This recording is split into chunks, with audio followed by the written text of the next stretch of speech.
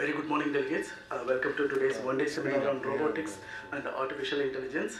The agenda for today, pre-lunch we have 2 technical sessions and post-lunch we have 2 technical sessions. The entire pre-lunch session will be handled by our renowned speaker, Dr. Paul Jaker, sir. We couldn't have a better speaker than Paul Jaker, sir. He is a tech-savvy person having more than 3 decades of experience in information technology and enabled services. I am proud to introduce sir. Dr. Paul Jaker is a fellow member of our institute since 1981. He is on the board of governors of IAA and current president Chennai chapter. His assignments include internet security, system design, system architecture and technology design, information system audits, forensic audits, data migration audits, CAD audit, enterprise risk assessments, fraud risk assessments, data analytics, data visualization, standards compliance, ERP architecture design, infrastructure management services, cyber law compliance, software remediation, and IT and information system related regulatory compliances, SOX, JSOX, and EuroSOX. He is also a guest faculty of the University of Madras, Commerce and Management Departments, Institute of Chartered Accountants of India, Institute of Financial Management and Research, IIT Madras, and various colleges in the city of Chennai. He has handled assignments in USA, Malaysia, and Sri Lanka. Currently, he is the Director, Information Technology and Risk Management Services in a leading LLP chartered accountants firm and also heads the data analytics verticals.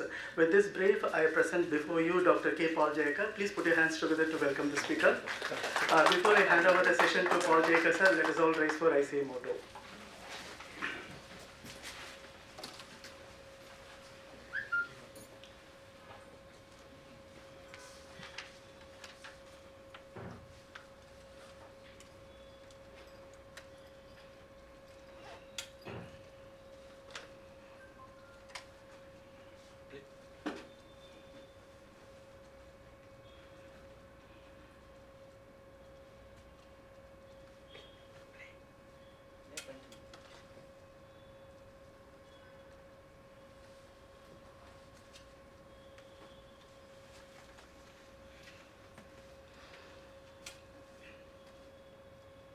There are some technical hiccups, it seems. Please bear with us.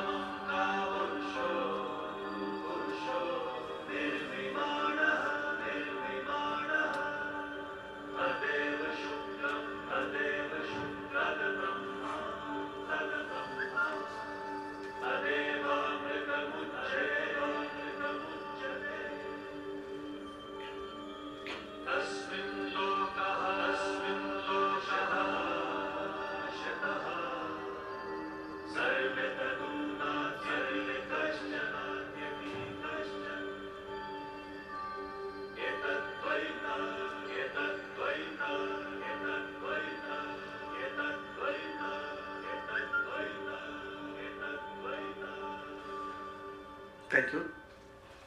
May I now request Madan Mogan sir to come forward and present a memento on behalf of SARCF SAA as a token of our love and affection to Dr. Paul Jaker sir.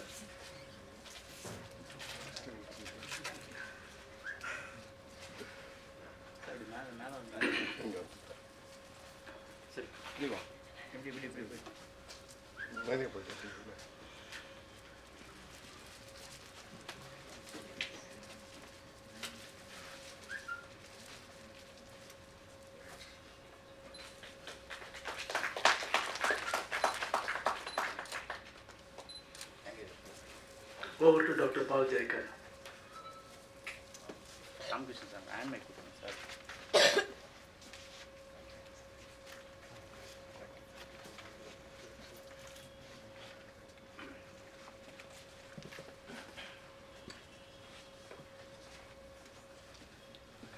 Good morning to all of you.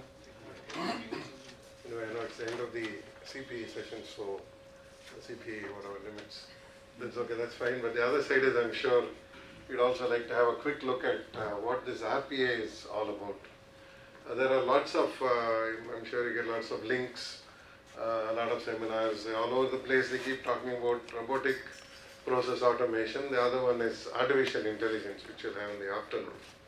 Now, what exactly does it mean? In fact, the topic chosen is how does it help in the assurance business? Now, we need to look at it in two different ways. Now, very large audit firms, the huge ones, they have a lot of tools which they have developed for the audit. And those tools can be automated. I mean, that makes sense to them because they are working with very large quantities of data. And today sampling is almost gone, so everywhere they do 100% of the data is being analyzed. So that makes sense to the very large firms who want to automate their audit process.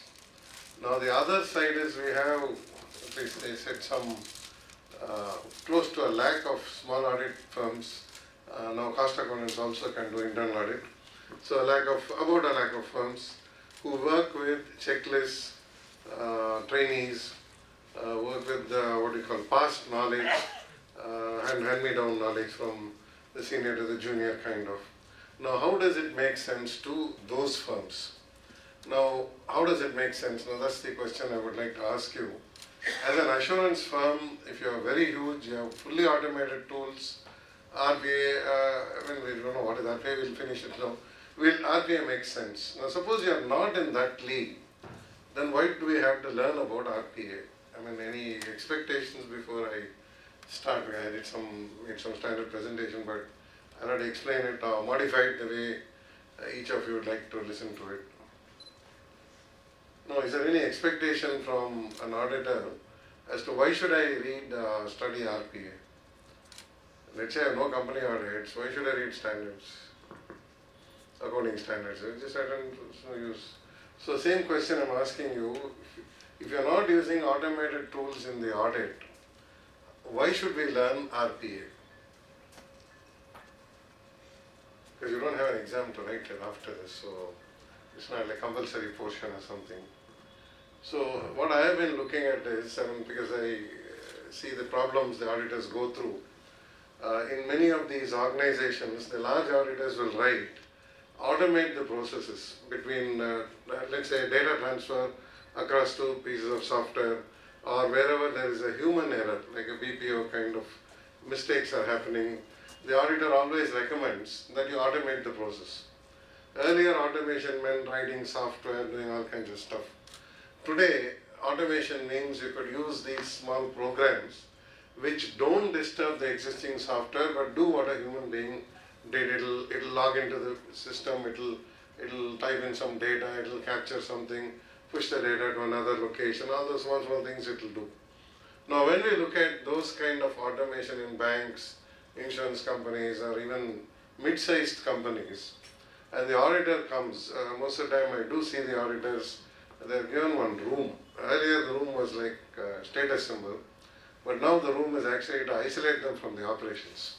So they just put them there and they put tons of paper out of all the files, and then all the little boys and girls sit and keep doing something there. So the whole issue now is once you finish something, whatever they have to do, and then you sign off, the client is happy, you are happy, everybody is happy. Now yesterday one of the council members remarked that the auditor pollution with the client is becoming very serious, and they said more than fraud, it is sympathy. And this is, NFRA, you know everything. So they're going through a very bad time now. So they said more than fraud because the fees is like peanuts. I mean, if you really see the balance sheet total and whatever the turnover and look at the fees, will it be 0.1%? It will be less than that. That's all you'll get. I mean, it's not even the commission you pay an RTO or a customs official. So it's much less than that. So the whole problem now is that they have come to the conclusion it's more of sympathy than fraud. Then I kind of explained it need not be sympathy or fraud. It could be incompetence also. What do you think? I don't have a CEO officer, so that's what I told them. But then I told them if you really research, And if it's incompetence, then the question is, as a regulator, what are we doing for the auditors? So that's the question we've got to ask ourselves. Students fail or copying the exam, you have to blame the principal and the teachers, you can't blame the students. So that's the way I'm looking at it. So maybe this word assurance will be there. It's the official topic given to us. I'll deal with both. I'll deal with what they do, companies do, and I'll deal with what auditors do. But most of the time I'm focusing on what the industry does. Now, is it expensive? No. Are people accepting it? Yes. Now the question is, will my clients last forever, particularly the small ones, the tax filing people, now with the assessments, and a whole lot of problems with GST, back-to-back checking, so many things keep happening. How long will these small clients be still small or available to the auditor? We have no idea. It's a gradual death, they are dying, so clients are not dying. The audit assignments are dying, okay, I'll put it that way. So we'll look at it that way. So given that scenario, let's try to understand what this RPA is all about. Now RPA is not new, we are making a lot of noise now. RPA is extremely old when search engines were introduced. Somewhere in the 70s when Unix wrote the first few search engines like Lynx or Mosaic, then we got the DOS thing like Netscape. And today of course we are all comfortable with Google and so many names. Now the question is, how does a search engine know what web pages are on the internet? Any wild guess is fine. And make it interactive. I know you're not sitting at the end, but you can make it interactive. We could all learn, and nothing works out. You can at least give a lecture or write an article. So that could be the end of the day. But anyway, let's learn now. So now, what does it actually do? I mean, what does the search engine do? Keeps scanning through various URLs. Yeah, it keeps scanning all the various URLs. It keeps lighting. So what they do is they write small programs. Those days they call it a spider program, like a spider web, it keeps going up and down.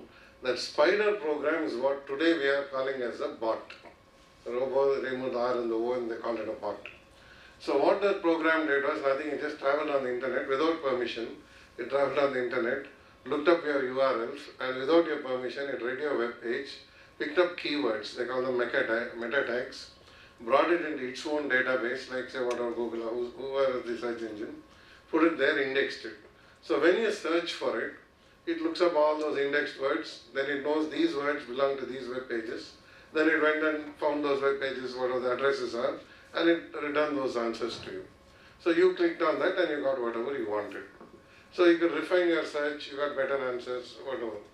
So as years went by, people started writing better and better spider programs. It's like a pickpocket.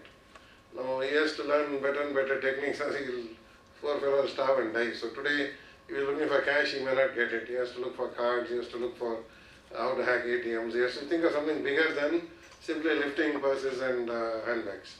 So that's how the spider programs improved over a period of time, long time, 40 years. And today, of course, we talk about the program trying to learn. Because there are a lot of useless web pages which contain nothing. How many of you have seen professional firm web pages? Illa partners photos, then services will all be the same for most of the companies. And that's it. So it's not really a good search. So what it does is it starts learning. Okay, CA firm, audit firm, doctor, useless web pages, so move them aside. Then what about the others, product developers? They bluff. Leading developer in India, India's largest supplier, some nonsense will be there. They also filter those out. So finally you say, good search engine, if it does a good job. If it picks up all the rubbish, it's a bad search engine. So what exactly did they do to make that search engine program work better? So they went back to statistics and maths. Now that's one of the problems. We have no maths. Most of you are here old, so you would have studied maths, statistics, computer science, whatever, ICDP, MSc or something. You'll have to go back and revisit all of them because that is current today. But if today's youngster in the CA doesn't study any of those subjects, so he's lost actually. But anyway, that's okay, we'll see them later. But right now you can go back and check up all those papers. They went back to mathematics and statistics and picked up all those algorithms which we did not use because it was so complicated. Who will learn the formula and remember how to use it? So today we don't need all that. Machines are there, starting from calculators to spreadsheets to all kinds of programs. All you need to do is select the right method, it knows the formula, it knows what to do, how to do it, picks it up, you give the data, it gives you the answer. Like all of us have, even the worst business calculator will have a square root button on it. But what's the use of finding the square root? Now we were taught how to find the square root, how to check it, some formula had some square root, so we did something and we got the square root. But why find a square root? I mean, what's special about a square root? That is a problem. We had to replace teachers also now, because now they taught you how to find it, but they never told you what it is for. So same thing is happening in statistics, no formula, nothing, nobody knows them also. All they have to do is choose the right method. So all we need is a tabular column, method, what will it do for me? And then using our own experience and common sense, we'll say, okay, this method should give me what I'm looking for, let's use it. So you can use whatever you want, analytical tools, your spreadsheets, your better calculators, whatever you can use. Now that is what we are calling as machine learning. They are called algorithms. And then we have something called, lots of things as addition trees and random forests and whole lot of things where all the data gets picked up, processed, something happens to it and it gives you an answer. It tries to predict. So how accurate will these predictions be? Would you trust a computer to do a medical, say long back a doctor had a stethoscope, something to the tongue, he had a thermometer. Today it puts you to a machine, he gets a picture. And then we say the picture is much better than his, I mean basically what we are saying is that doctor skills are useless. The machine diagnosis is better, and then the doctor, if he can understand something, he reads it out. The newer machines also print at the bottom what is your problem. They've got the software to tell you what is wrong with you also. So do you really need a doctor? Now same thing happens in mechanics. You just go to your, take a new vehicle's authorized center, they plug it into a diagnostic machine, and a printout comes, battery weak, some sort of replace something, the guy is done. I mean, most of the mechanics today are BE fellows who never learned anything in college, they're learning nothing in the workshop also. Because the machine is taking care of the diagnosis. So what is the person, human really contributing? Not much. So we have to now ask ourselves the question, if I was auditing the scanning machine, or if I was auditing the motor diagnostic machine, how will I go about it? Can I give an assurance saying that this machine is giving the output correctly or accurately, or whatever the words we are going to use? Can you trust the printout from that machine? Only if the program is right. Pardon? Only if the program is right. Yeah, that's what I mean. So know what we are going to, unfortunately all auditors have to become is, instead of auditing data, we have to audit the, and we started saying audit the controls, and then we said automated controls, and then we said now you audit the software itself, and at some very later point in time, maybe not immediately, but 10 years down the line, or 5 years down the line, I don't know how quickly this will happen, you will actually be risk rating algorithms. So that is what happens finally. So if you ask an auditor, when for instance bank reconciliation is a standard job everybody learns, but we don't have to do it today because they got this machine learning which reconciles the bank statements. Has anybody gone through machine reconcile statements? It does it about 99.9% accuracy, whereas a human will make adjustment entries. In any ERP there will be a control account. That's olden days they taught it as suspense account. It's not supposed to be there. So it's cancelled. I mean, but then every company has one, and some of them manipulate in such a way that that number never appears in the trial balance or whatever you're printing, and still the accounts tally. So what's the conclusion? The whole thing is fake news. So, I mean, think of it neutrally. Don't think of it as an auditor. Think of it as an investigating auditor. So then you look at this thing and then you find it didn't make any sense. So now we have to turn all this into sense now. So we have to work on it. So that's where we are trying to expose these things. But do you have to learn at least some logic, maths and statistics? The answer is yes. We had some days we have arguments also, because I forget to mention you have to learn accounting, so forget that. But yes, you need to know accounting, but accounting is not important anymore. It's not the first thing on the list. You want an accountant, today they say I want a tally operator. Nobody talks about an accountant. So, you know, accounts is good, but if you don't know, it's also good. But we need to know the rest of it. The rest of it is more important. So if we have the background set for the class, then I think it will make it a lot easier as to what we are trying to study. If you have any questions, observations, please let me know, because course correction, it ends at 1 o'clock. Before that I have to make all the changes to whatever I've explained. Don't worry about the slides, we can modify them or whatever it is. Do you have any questions? Sometimes I ask the question, why are you sitting in a robotic process automation class? No, it's not that we have a client today, it's not that. It's that you're going to have a client tomorrow. That's the problem we are all facing now. So we'll go ahead with this next slide.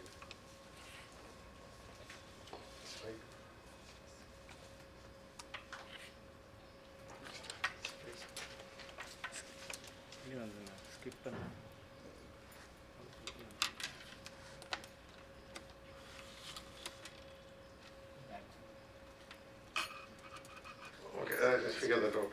Okay, and now the thing is, now we need to understand, in fact in big data that's what they tell you, you need not know why something happens, all you have to know is what happens.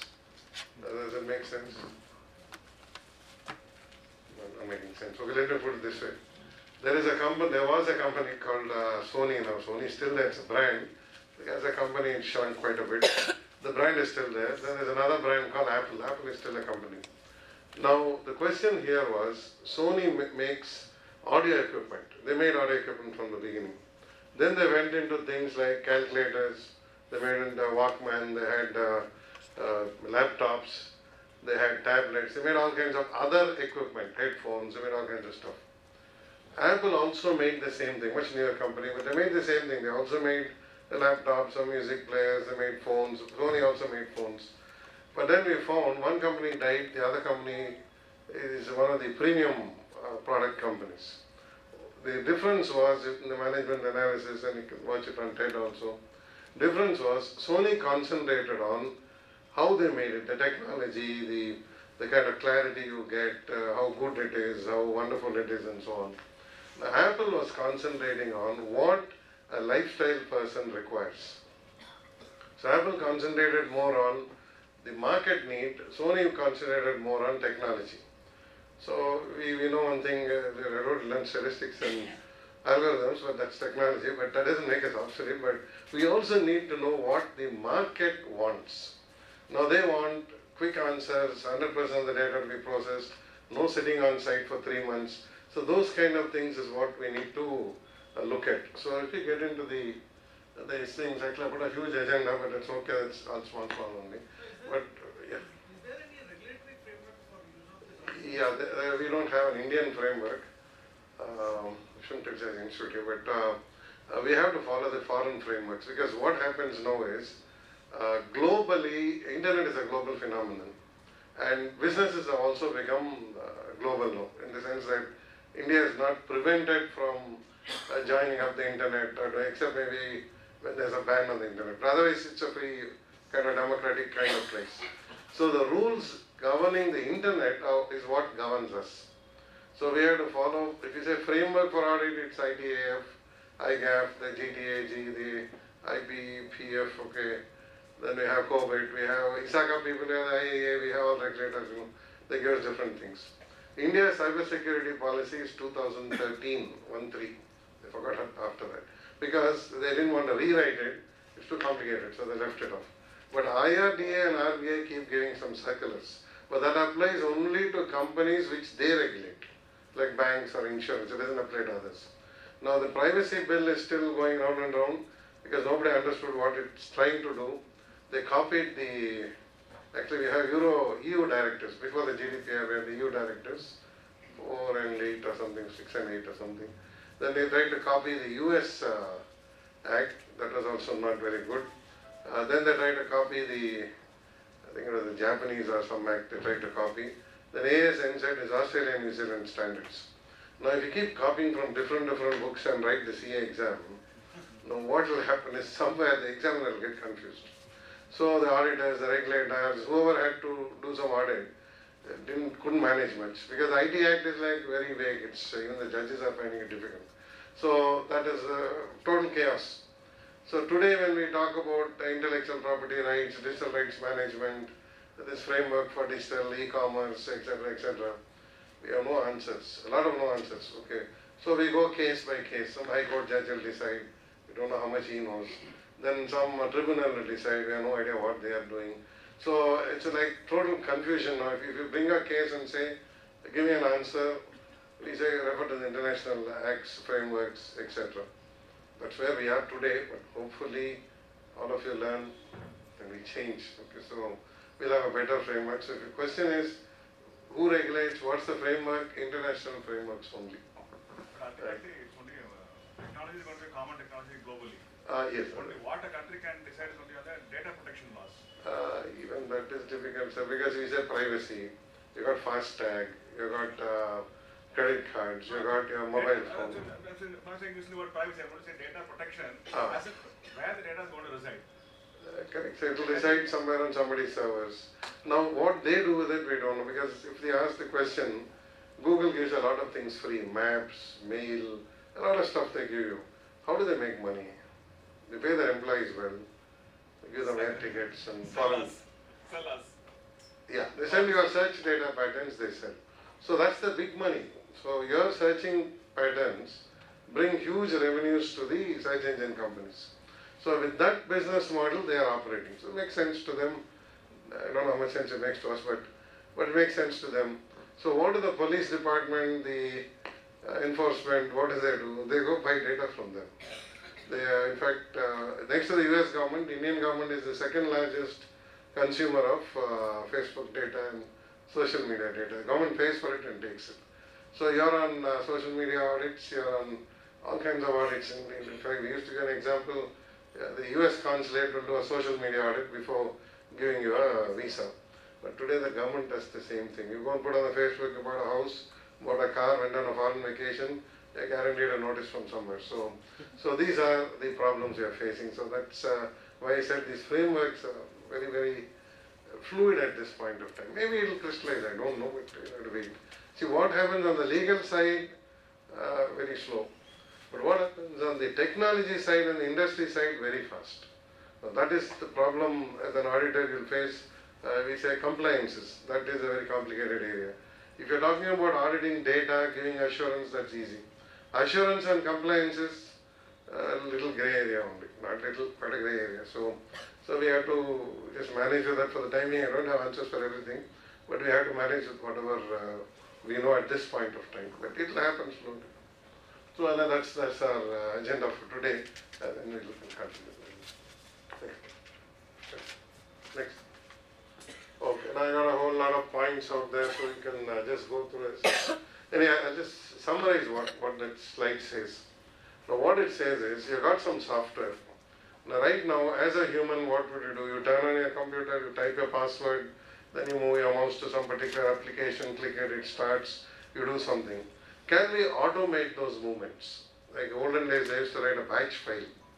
It does instructions one after the other, launches the application, does something, logs in. Then a little later, fellows understood the batch file nicely. They started writing computer virus programs. So virus program got into your machine without your permission. It did something. I mean, it could do a lot of things. Better than just logging in and typing something. It could steal data. It could ruin a program. It could do all sorts of stuff, corrupt your data, whatever it could do. So the virus writers actually did write very good bots. So if you really ask me, they travel down the network. They're able to identify machines. Anybody here had a ransomware attack last year? The next March is coming, so they wanted, and this was not major ransomware, this was small auditor ransomware. Some fellow in some European country was asking $200. So I said pay him off because, but then the only thing the auditor is worried is if I pay him, is he a genuine fellow or fake fellow? I said he locked your computer, he has to be genuine. So, I mean, if he just asked you money, I can understand. He put a lock on your data, so obviously he's genuine. So, anyway, the point is that fellow, I think he was making quick money out of some people. Most of the auditors who got into this problem did not have the antivirus running. That was the problem. You at least put a free antivirus on your system, so that at least it blocks something, and then it will ask you, do you want to allow? Then if you click it, that's your problem. But at least if you don't understand, say no. I mean, then we'll see later. So this software, what it does is, just like a batch file or a small or a virus, gets into your system and it does what you asked it to do. Unlike a virus where it did what the owner wanted it to do, the virus writer wanted it to do. Here is slightly different. It will do whatever you wanted it to do. So think of this, long back when you bought a TV, you tuned it manually. A little later they gave a remote and you had to scan it and something. So today when you buy a TV, how do you tune it? It tunes itself, so that's all. So one can't do it itself. Somebody puts something inside it, a small program which it knows. In fact, every time you start up, sometimes it scans because it's trying to find new channels, delete old ones. It does an auto scan every time. So that's fine, and that's all we wanted to do. Did it ask our permission? No, but did we give permission for it to work? Obviously yes, because you bought the TV. So you must have signed some warranty somewhere saying, whatever, you accept the TV with all its whatever technology. So that's what we are talking about here. Keep doing repetitive things, do it the way you want it to do it. So the question is, will it really turn on my machine? Will it turn on whatever it has to do? Will it log into my system? Answer is yes, because all the switches are all gone. Today they start by themselves. You've got auto stop, auto start, remote active, time based starting. Everything is software, so all that you can put in there now. Okay, next.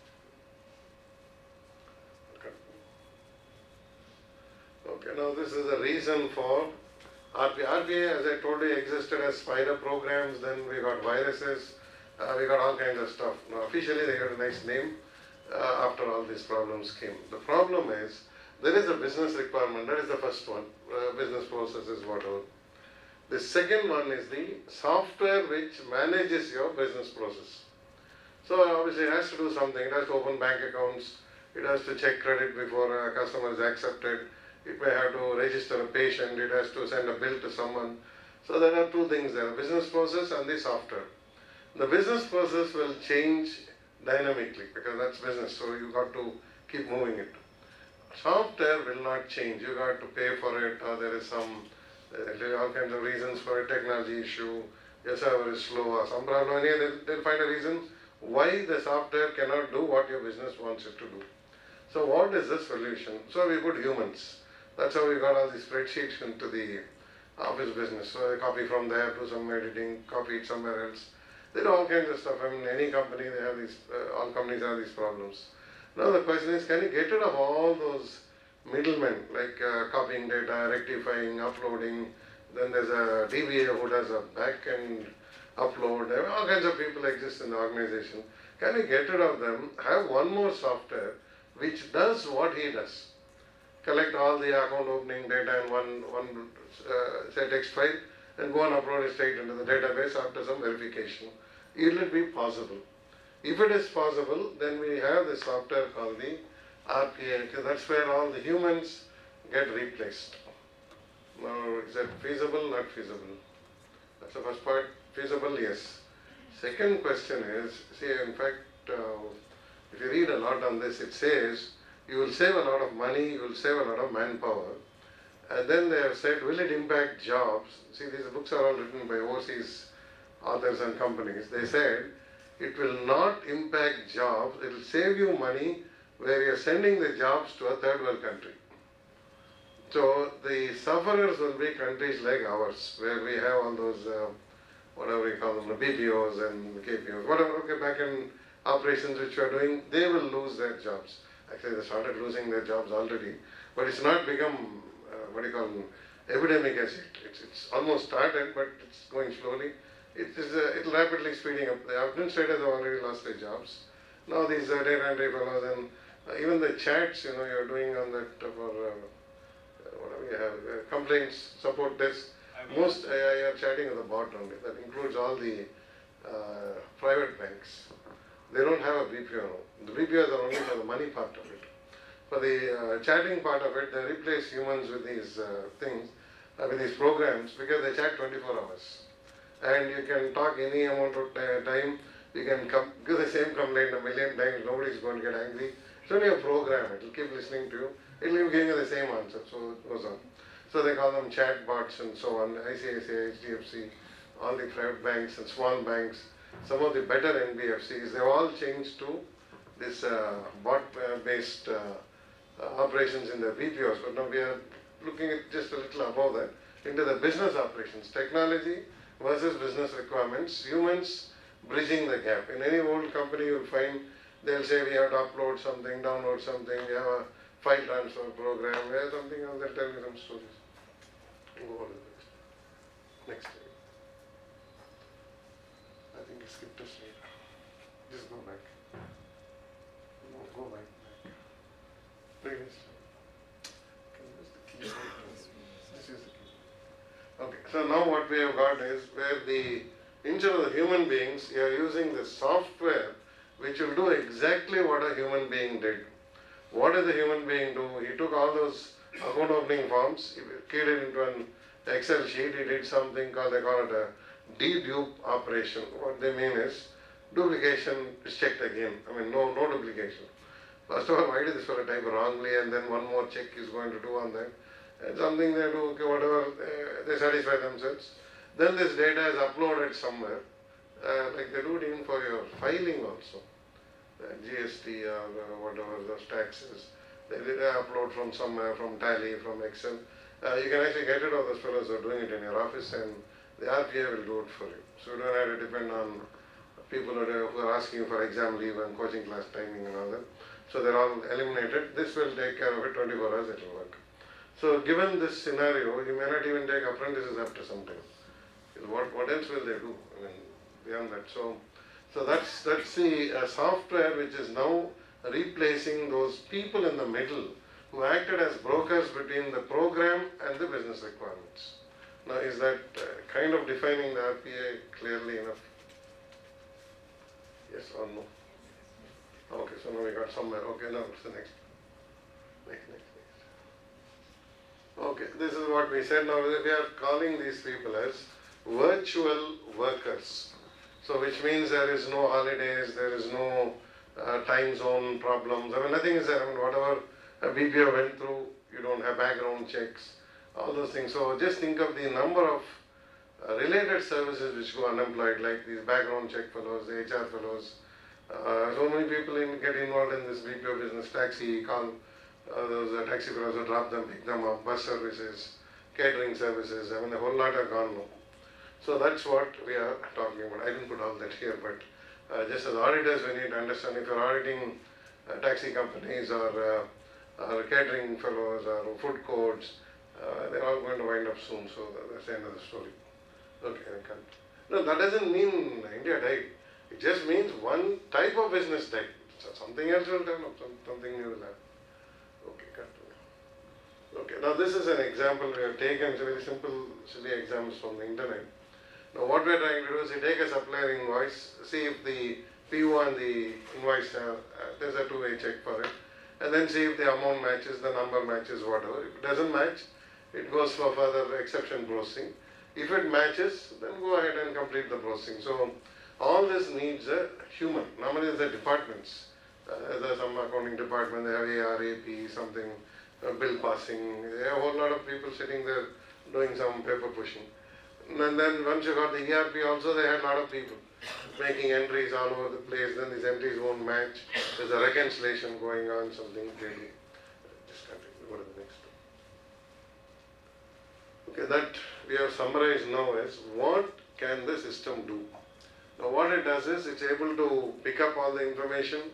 It's able to put it into various forms. So the first one is open the invoice email. Yes, but see the barcode scanning, we said is manual, but then the question is, why do we use barcodes?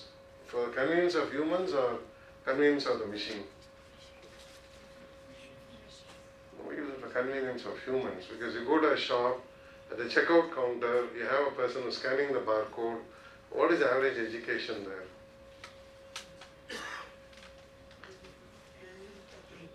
8th standard, right? They train them at Guild of Service, they give them a 3 months training and they put them there. If that person did not use a barcode, they are a type. You'll get all bills will be wrong, so there's no doubt about it. So the barcode is actually for the human being, it was not for the machine. The machine generated the barcode and rest of it was read by illiterate, not illiterate, but let's say not so educated kind of people. So they went through it. So if you see the only operation which says yes there, which is manual, which is the barcode, can be got rid of. Because that doesn't make any sense. Instead of that, you can use an RF tag, you can use any kind of alternate mechanism instead of the barcode, because barcode is we see, we scan.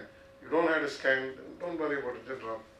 So the rest of it, like whatever you did, you create the work item, you put the PO, retrieve the PO, check the supplier is correct. All this happens, can be done by the system itself. That RPA it doesn't disturb your program.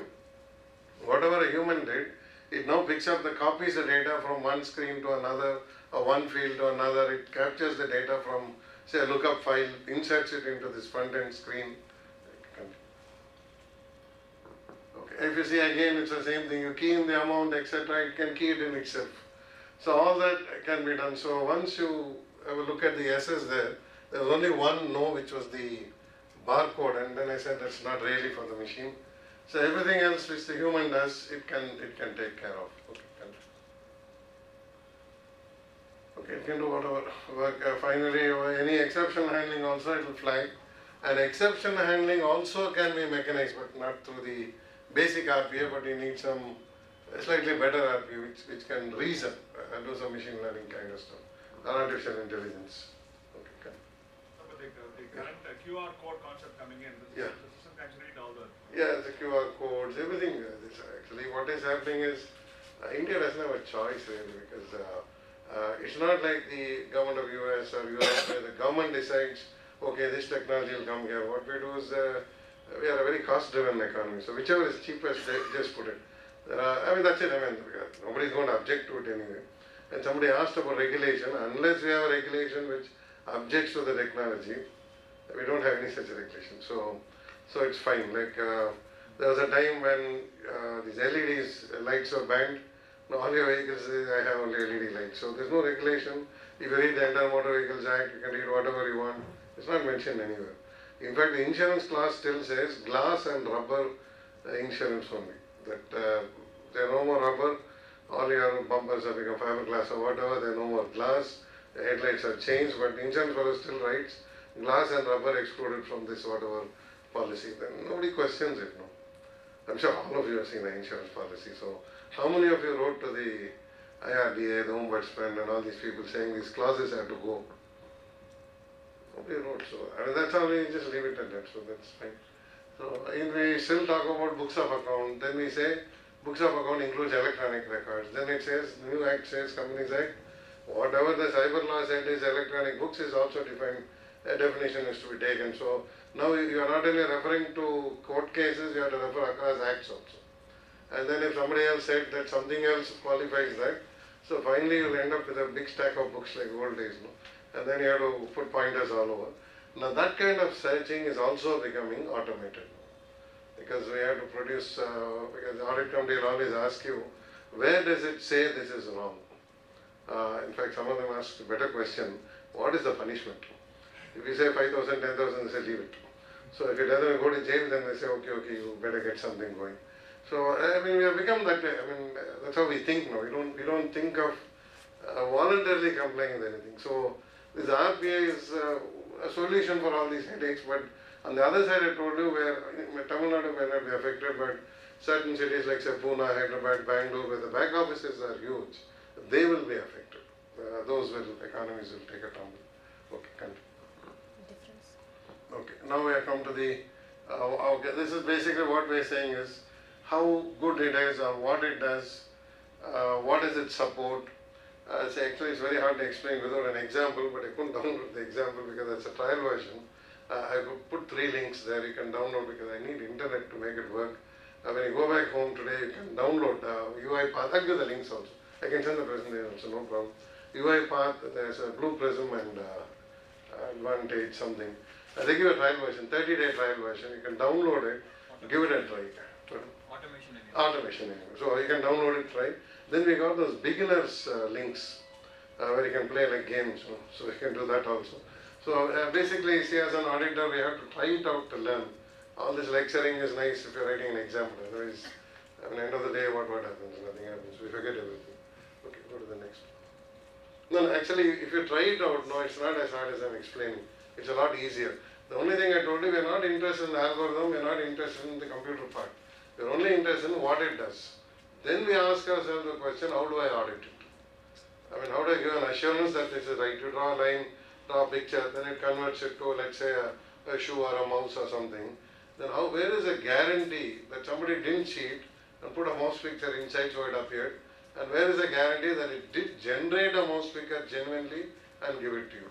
So that is the assurance the auditor has. That's why the client asks you to sign off somewhere.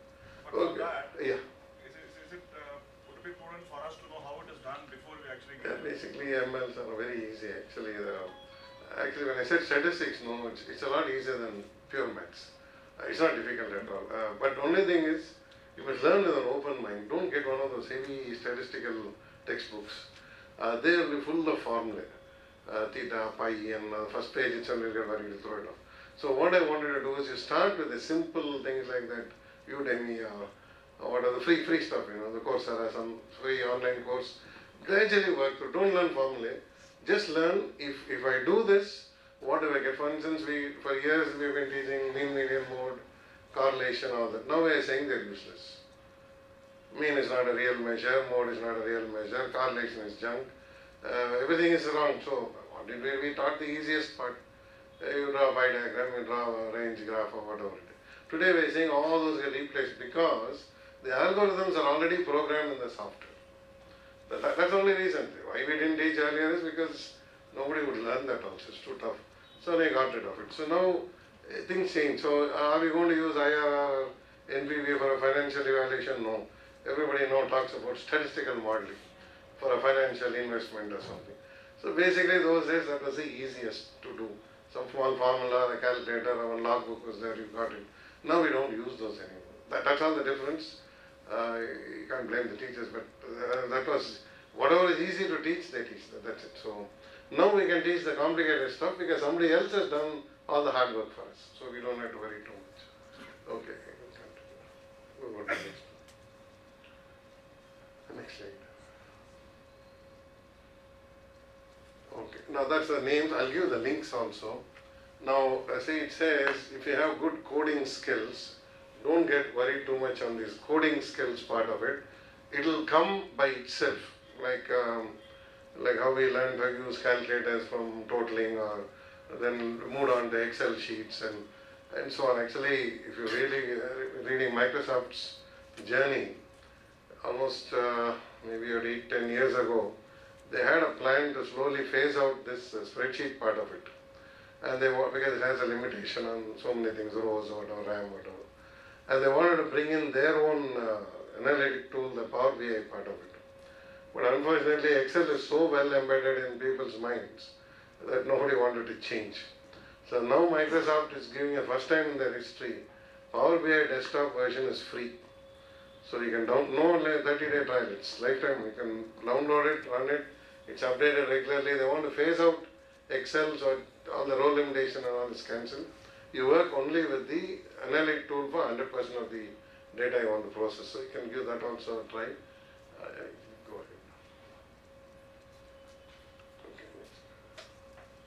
Okay, next. Okay. Now what we are saying is if you get a RPA tool, no, not if you get, you have to download. You have to get one of these downloads. Any old machine will do, any small desktop or laptop will do. Then you have to work out, first you play around with all the demos and whatever they're given, test data sets and all that. But later, next step is, why don't we open one Excel sheet, copy something from this Excel sheet to a Word file. And you set the RPA to do that, so you don't do anything. Next time you run the RPA, it opens the Excel sheet, copies something, puts it into the Word file, formats it, and probably issues the print command also. You got there, RPA is done, so much we have reached now. So this is what we are talking about. Okay, is it repetitive process? Those are all the textbook kind of things. If it's not repetitive, how will the machine do it? If it needs common sense, it can't do it. So obviously, doesn't make much sense there, but okay. Now when they say you set up this project team, finalize what is to be done and so on, we are talking about business teams, not the technical teams. The difference today is, maybe you have seen ERPs also, they say, they'll have some names for them, call it a consultant, some FICO consultant. The guy doesn't know accounts, he knows only some screens and some codes he knows, and he doesn't know much about how the inside of the SAP works also. Now what do you do with that chap? You replace him. So this is what is going to replace him. So this is the thing which is slowly pushing those high-paid resources out. They're fairly high-paid, so they're all getting pushed out. Okay, good or bad, but we have to decide later. Okay, continue. Okay, this is where the workflow. Another thing is I find in many organizations, nobody understands this workflow, but I guess there is a management overhead of controls, but I mean, if we ignore that part of it, the workflow is like somebody initiates, there's an approval, there are limits to it, it has to be done and so on. Now there are some questions asked, like we have what is called a access control matrix. I mean, in your software, who gets to see what software, I mean what program, what can he do, can he print, can he enter, can he edit, and those are called some access control rules. Then somewhere there is a board approved policy called delegation of power. Are these two to be interlinked? Because we have role-based, rule-based, all kinds of words we use. So final thing is, in many large organizations they say, in the warehouse we have only 2 fellows, or in the rural branch there's only manager and assistant. So we cannot implement this, whatever those sequence of steps or the rules. Now RPA can do that. Whatever head office is doing, the head office check it out, put it back. Everything happens over the internet. So there's nothing, in fact nobody knows what happens, it just happens. You turn it on, it does its job, it shuts down and goes off. Now for instance, if you're watching Netflix, Prime, Hotstar, whatever, and you stop somewhere, can you resume wherever you stopped? Yes. On a different device? And it's got millions of subscribers. Is it keeping track of each individual subscriber's preferences, where he stopped, which device he watches more on, and so on? And then we have a problem with the Privacy Act again. So this data again, earlier Nielsen ratings and all that, we took TRP ratings based on a sample of 100 for a locality. So if you have one big flat, 100 fellows, easily you can find. So 100 people, if you just go up and down the building, survey is over. And they said the prime time this one, non-prime this one. Now we know individually who is watching. Suppose you put the same channel on and it's on for a long time, it means nobody is watching. They just got the TV on and disappeared. So that kind of patterns and preferences are possible today. So an auditor doing media rating audit is not going to work with samples anymore, that to 100 samples. Now he's got millions of records and that's lakhs of records, whatever. So he has to sit and process it. That's why this workflow is extremely important, because in the excise department, now it's called GST, the question asked is Hotstar a product or a service? I don't have answer. I take classes, but I don't know the tax part of it. So anybody here, any guesses? No, it's got a brand name, it's called Hotstar. But then it's a product or a service? Customized Intangible products. product. Intangible. Intangible product, but then they say it's a service because you get it on demand. You can discontinue whenever you want. There's nothing to return anything. There's no warranties. And it's hard to define. That's why I said no. The laws, somebody has to put laws. It's very grey area. The government itself struggles with these questions sometimes. So we leave it to the lawmakers. I guess they know best. But anyway, best is before they write the laws, you make the best use of it. When the laws get tough, we'll have serious problems. Okay. Okay. And actually we don't have these issues in India, but in many overseas countries, you can join for a college course. After 1 or 2 lectures, if you don't like, you can drop out, they have to refund the fees. You can subscribe for a magazine. After 2 months, you can say, I'm not satisfied, they'll refund the balance.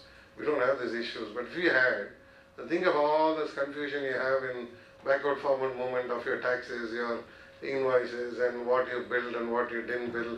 Anyway, you don't have that. But if you started doing it, then you will get a notice, then you will go to court or tribunal, then the entire GST council will wake up and they will break their heads on it for some time. And then everything gets so clumsy and complicated. So right now, will it happen, will it not happen, we don't know. But see, at this point of time, when Swiggy food is refused, what happens to the food? The restaurant doesn't take it back. The delivery boy eats it up. So we have got rid of the problem. But suppose it was returnable and you got a credit for it, all confusion, then you'll have enough to break our heads on RPA, because the RPA has to reverse the transaction also. It's not just forward moving, you have to come the other direction also. So right now we don't have those issues. Okay. Then we run all these testing cycles. Actually, now we are, I don't subscribe to the idea, but some of these authors and product companies say you can use the RPA for software testing also. But software testing does only logic testing, it doesn't do business process testing. Only the user is supposed to do that. Some user acceptance test or something. So basically, if a company can guarantee that this will fit your business process, then the RPA is okay. Otherwise, don't use it. Use a regular testing tool itself. Okay, continue. Okay, next. Okay, now this is the support part of it is, do business processes change? That's a question we all have, because companies change their policies all of a sudden. Maybe they want to, they return defectives. After some time now, you find these overseas shippers, like that AliExpress and some Chinese sites we're having, they don't take back the return goods. They say, you keep it, we are shipping the replacement. Then what happens? Let's say you already paid duty on the product which was damaged, and when it reached you, you opened it, you have to pay the duty before you get the parcel. So you paid the duty and the postman collected the money and disappeared. Then you opened it, it's broken, you raised the ticket, whatever, and they said we'll replace it. Is the second product also dutiable? In those days, imports and all, we had, you can send this back and get lots of paperwork done, and then the new product will come back without tax, and whole mess we had.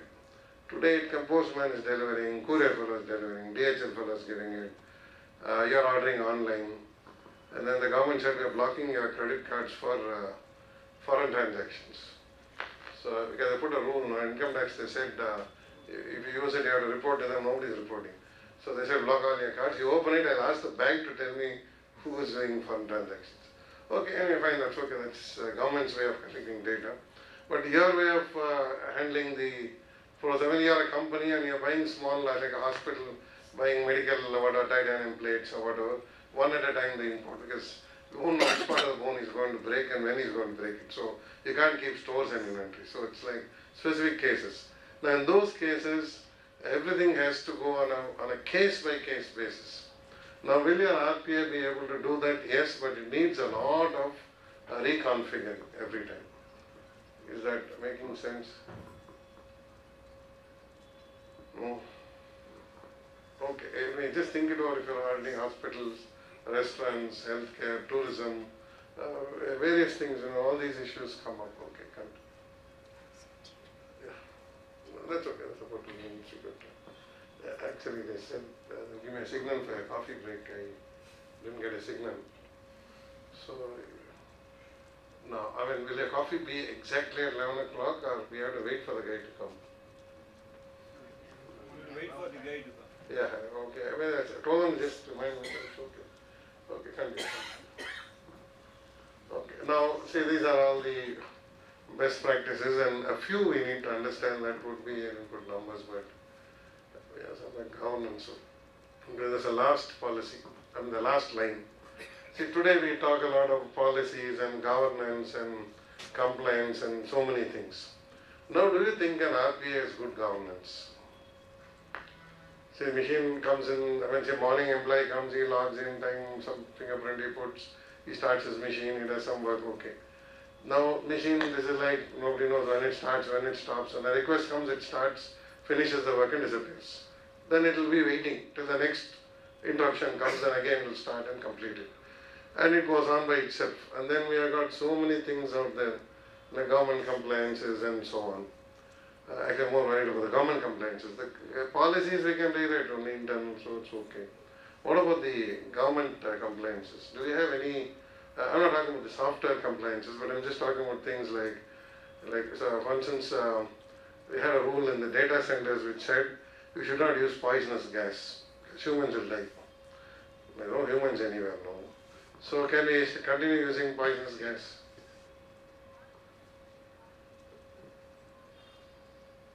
Because a lot of you maybe CSAs, DSAs, you'll be signing off from system audits also.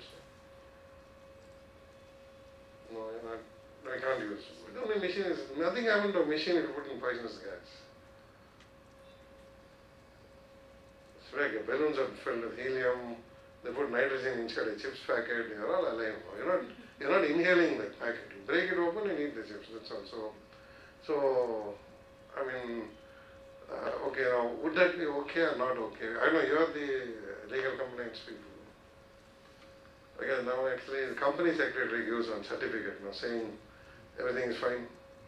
So he dumped it on his side. But some of you may be company secretaries also. So anyway, something you have to think over, because I am still not very clear on a lot of these issues, because the machine opens a bank account. The machine does a credit scrub. It does the fintech companies, RegTech, InsurTech, a lot of things it's doing. Now when it does all that, and if you challenge it in a court of law, like why my insurance was invalid, or why my medical claim didn't happen, or something like that. Now what are we going to examine? Who is going to be called as witness? Now we say examine the log, find the audit trail, find out who entered the data, what he did, who modified, some stories we have. Here what will we do? No, because traditionally we have been still talking about audit logs, access control, I mean whatever we teach, so all that is obsolete actually. So what do we do now? See, if you have a key for your car, then they hang it somewhere, the watchman hands it over one way.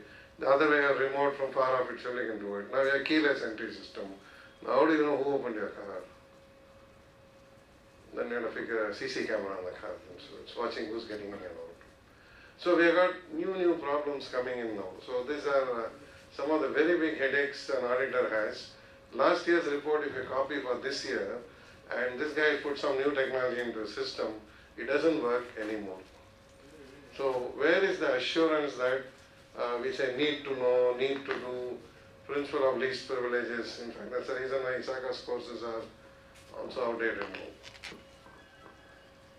So we are finding this a very big problem. How do we, suppose you're all here on a, let's say not in person here, you can do this online also. I've been telling you no reasons, but you can do it from Zoom or something where you can sit and, like tuition class, you can all sit and you can ask questions, you can get your work done.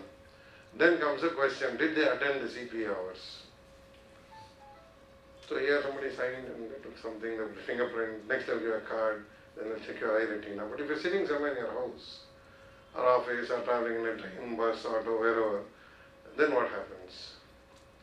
See, in the recent riots in the UP, they said police are using face recognition for the rioters. And then they said Big Four are helping them to identify this. So your face will get recognized now. So these are the new things. So when you go to a court and then say this person did something, and the judge is going to ask you, where's the proof? Where's the attendance record, or his audit trail, or login record or something? Then you're going to say, I recognize his face. Is he going to believe you? Which act in India says you can use face recognition as evidence? The police can do what they want. That is a different story. They have no act at all. They can beat you up and then the story is over. But how do you get this through to other places? Now, did you read in the papers that they were using face recognition for protesters? Why only protesters? Why not AGM meetings? Why not classes? Why not so many places? I mean, what's special about protests? What is anti-establishment? Why only anti-establishment? Let's take the positive people also attendance. Instead of making each of you sign. Profiling. Yeah, you can come sit here, they take pictures of you, then they find 3-4 times same people sitting together, then they know their friends from the same office or whatever, their colleagues, then they check the social media, then they try to figure out which one of them is a terrorist and then how he gets connected. So that's what happens. Data gathering. So those are all the problems. Now if you have to get assurance that no, this is not happening in the organization, and you're the auditor and you have to sign off, what do we sign? I thought it was when we asked to sign, I don't know how many of you audit banks, but most of the newer banks, the private and the newer banks, the account opening is done by a machine. Earlier they used to scan and one fellow will check and something, they had account opening procedure. They used to outsource it. Now the outsource company is a fintech. When a loan goes for a credit rating, it's a fintech again. When your ATM reconciliations are done, it's a fintech again. NPCI data is uploaded, downloaded, everything is done, it's gone. The so-called BPOs are not BPOs, they are machines. Simply names are given, they're called BPOs. But there are really no humans there. But then it comes because about 10 years back or 5 years back, 2 years back, they were humans. Now they are not. They just data flows up and down. Swift also same problem. And Swift will get replaced with a BIM or something. So that takes care of the OC transactions also. And that is 100% tracked. So given all these, whatever confusion we are going through, that governance part, the policies, corporate governance, government compliances, the acts don't change. We are stuck with understanding, misunderstanding the act. So these are some of the issues when we have visitors like a president and all that, you can ask them. So what do we do with all these problems? Okay, next. Okay, continue. I don't know if the coffee man. Yeah, okay. The coffee is okay, so what we do is we'll have a break. For 15 minutes we'll come back. We'll continue.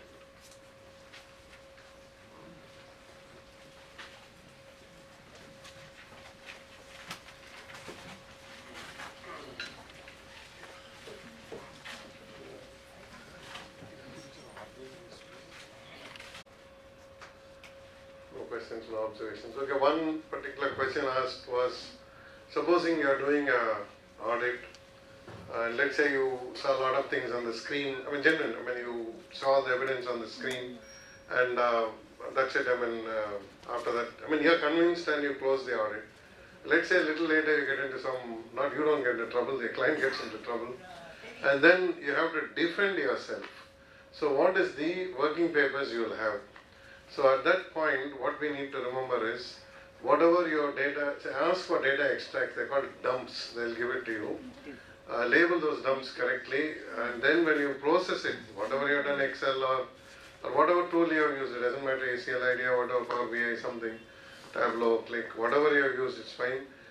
So retain those working which you have done, those dashboards, those formulae, the data you have processed.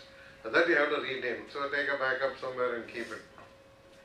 And once you have that, then it is, let's say, that's your working papers. That's your defense. There are two problems you can face. One, the media becomes outdated.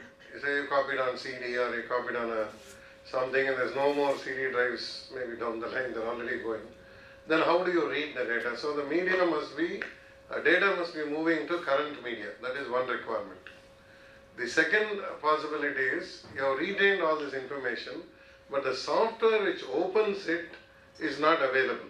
Like I had this on Word, some old stuff, WordStar or something, and that's not available in the market.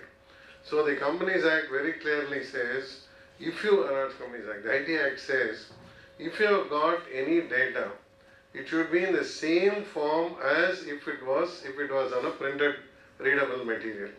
So what we now tell people is to make it a text file or a PDF file and then retain it. So that's what the law says. So if you have got it in a readable form, text form, PDF form, whatever form, it will open it. So otherwise if you have got it in Excel or not even Excel is okay, but let's say some older software or some rare software which is not available, then we cannot open it. So then we'll have evidence which is not, nobody can see it, so that's the problem.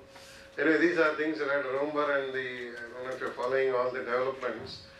First we had this Aadhaar-based, Aadhaar-linked KYC for anything, NBFC, banks, etc. Then Supreme Court struck it down. Then on January 9th, there was a sudden circular from RBI, e-KYC is reintroduced. So when it's reintroduced, what happens is anybody can open an account. They use these, they call it a tab, it's like a big phone. They take it to the client's place, take a photograph, take his fingerprint on the machine itself, and the account gets opened.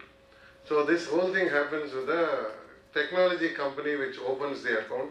They pay the money to the Aadhaar chaps, the 40 rupees for the validation, and they bill the bank, whatever, back to back. So everything, a photograph, whatever, the whole data has got collected and done. We have some audits called KYC audits, where I see some boys taking filed papers, that's something. So after the PMC fraud, they opened a number of accounts based on Xerox copies of PAN cards and Aadhaar cards. The RBI and the government have decided that is no longer necessary. Now if you want to still do it manually, you can do it, but then you must suspect the bank or the NBFC or whoever it is. That means he's opening fraud accounts. If he's not willing to do an online Aadhaar or NDS or that PAN verification, NSDL verification, the client is suspect. If he is doing something manually and he's fabricating records. Okay, that may be a sweeping statement, but check suppose it's a genuine client but totally backward, useless client who refuses to take any technology, then okay, then that's why we say in the risk assessment SQC1, you assess the risk, audit as risk. If you think the client is genuine but useless, that's fine. Think the client is like smart but still doing manual things, suspect. Okay, that's the only question I had. Anything else which you need to know? Actually, we need a session on how to protect yourself in the case of an inquiry. Because most chartered accountants don't like high courts and don't like being cross-questioned. That is a big problem now. So most of them, not most of them, a few of them are really scared now because in one meeting, it's a private meeting, it's a different forum, the MD of the company said that internal auditors have got a lot of recognition and they are on a very high pedestal now because they are also liable for arrest.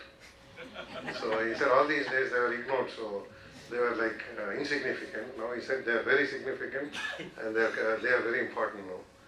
I don't know whether you agree or disagree, but that's okay. And even in the PMC bank, internal auditor, concurrent auditor, statutory auditor, all of them are sitting behind bars only. That's okay. Anyway, that's fine. Okay. So these are some of the advantages, and I'll just wind up with this RPA because we have to go to the next one. Now these are all the advantages. Anyway, I've been repeating the same thing, so we can go to the next slide. Okay, now the fourth point is important because there's a circular which says wherever there is a manual intervention between two applications where data is flowing, the auditor has to highlight it in the report. There is the two parts in the report. One is the auditor's report. The other is there's a risk report given by the risk committee of the board. All this is for the big companies. In the small companies, what happens? It's more the owner's comfort. That is like, for instance, you are taking something out from one part, from Excel, or not from Excel, Tally, and then you are uploading into the GST portal or something, and then they find something is wrong. Now, when there are auditors who do the filing work also, I mean, small auditors do that. So in those cases, when you have some accidental errors or whatever, something, not fraud, but mistakes, the RPA will prevent it. Either the whole thing is wrong or the whole thing is right. You can't have one version in Tally and one version in the upload. So that's the advantage we get. So that's why this virtual system integration is something you have to look at, because the liability on the person who, they say you did not check whether it was modified. But again, the question is, how do you check it's modified? Simply we can tell you, take a hash total, do this, do that. Generally, no auditor does that. He just accepts. Sometimes they mail the stuff also. The auditor receives some information, they mail, he downloads it and he uploads it. So it's not safe if you ask me. So that we'll think. And other thing, you can find the usual things. Okay, now what we call by the technical, there are a lot of new words people bring up. This technical debt is the gap between the technology the company is having and the business process it is doing. Now, as the business processes change, they make a lot of changes to the business process, mainly because of demands or competition or various reasons. Now, when you make a difference, when you keep changing your process, obviously you can't change as after every day. So that gap becomes riskier. First of all, bigger is fine, but if it gets riskier, then you have to start working with the RPA as much as possible. I don't know if you've seen used car loan companies where they sanction the loan in 1 day for a person with no rating, no scoring. No company rating, no individual scoring. The second-hand vehicles, they go to these poorer taxi drivers who want to buy their own vehicle and drive it. The loan is sanctioned in 1 day. Sanctioned. You can drive with the car, money is released. So in those cases, the speed at which they are cycling that entire process is so fast that the question we have to ask is the person credit worthy? So if you don't have a scoring is also done by some formula only, and no rating, which is also a formula, and the rating agencies also got a blow shouting from the government. So now, how do you rate a person? How do you rate a person? The company has to rate, but how does the auditor certify that the credit scrubbing was done correctly? It's a reperformance. but he must have attended some class somewhere. So they say do it again. That itself is struggling, so how will we do it? So what we need to do is understand the formula, take all the data, 100%, run it through a tool. Manual ML, we won't be able to do it. So run it through a tool, and every performance is one thing. The other is, we can check the algorithm itself. Those days we said put test data. So how do you do it now? And I have a lot of questions because we said RPA in assurance practice or whatever. See, first of all, the auditory fee is fully automated. See, it is to share some stuff. There's a company called EY. They spend $750,000 a day on this entire development. This US-based tool, which does the entire statutory audit in 12 days. I mean, they didn't spend $750 for the entire tool. That was per day. They spent almost 60 days. So that's why the man said every day we are selling off a Ferrari or whatever. So they did it for 60 days. They got the tool ready. They run large enterprises through them like Xerox and Coke and all that. In 12 days they do the statutory audit. It does the risk rating, the risk resource mapping, everything it does, and it gives them the exceptions. Now in a company like that, I can understand an RPA being used in the audit office. Definitely no problem. It's not going to cost them any big money. Now we don't audit Coke and Pepsi and American President lines and all that. So what are we going to do? We are going to look at the RPA which the client is using. So the client says, I put in this whatever RPA. Let's take a typical example where say you are downloading a statement from the NPCI, then you are working out all your NEFT and RTGS charges, you are reconciling with your bank account, and then they are uploading it and say reconciliation complete. There is a new rule which says T plus 5 days you have to reverse everything, whether the customer complains or not. You cannot have an ATM reconciliation pending. That came in October something. So all of us have bank audits, concurrent audits, some audits, bank branch audit. Okay, so many audits are there. Okay, some audits everybody does some bank audit. Because I know there are bank seminars here, so bank audit seminars. So when you go for these audits, and then we are looking at T plus 5, we are looking at 100% reversal, no ATM reconciliation item outstanding. How do you know the bank is doing it right? Banks are big. I mean, compared to the auditor, banks are big. Okay, compared to big auditors, banks may be small. So, see, PwC has a turnover of $28 billion. No Indian bank has that turnover, so that's fine. But how does a small auditor manage? Now, these are the questions which sometimes we ask them when you are appointing these people, and then they reverse the question. Do you think we should appoint them? How will I know? Or how will anybody know that? The bank has to check the competence, insurance has to check the competence, and insurance claim frauds were large. Now, insurance policy frauds are very huge. There are fellows issuing their own policies. You will find that out only when you make a claim. Till such time you are paying premium happily, that's why the agent also is happy, all are happy. Only when the claim comes, the company finds it's a fake policy. So now they have again started removing that. They are doing online policy selling now. So you're asked to go online, you want to buy genuine policy, buy online, fake policy, go to an agent. That's how it has become now in the market. So given all these risks and so many issues we are struggling with, we need to look at that gap between the technology somebody is having and the business process the same person is using, and then what are you certifying, the technology or the business process? So business process, you're actually certifying something which we think the machine was doing, and then some human intervention in between. Okay, continue. Okay, one more thing, I'm not fighting anyone here, it's okay. So, see, India is a nice country, it goes on, there are so many vehicles, they say more than 50% of two-wheelers are not insured. They say 75% of two-wheeler riders have no license. How they got the statistics, we don't know, but that's what they say.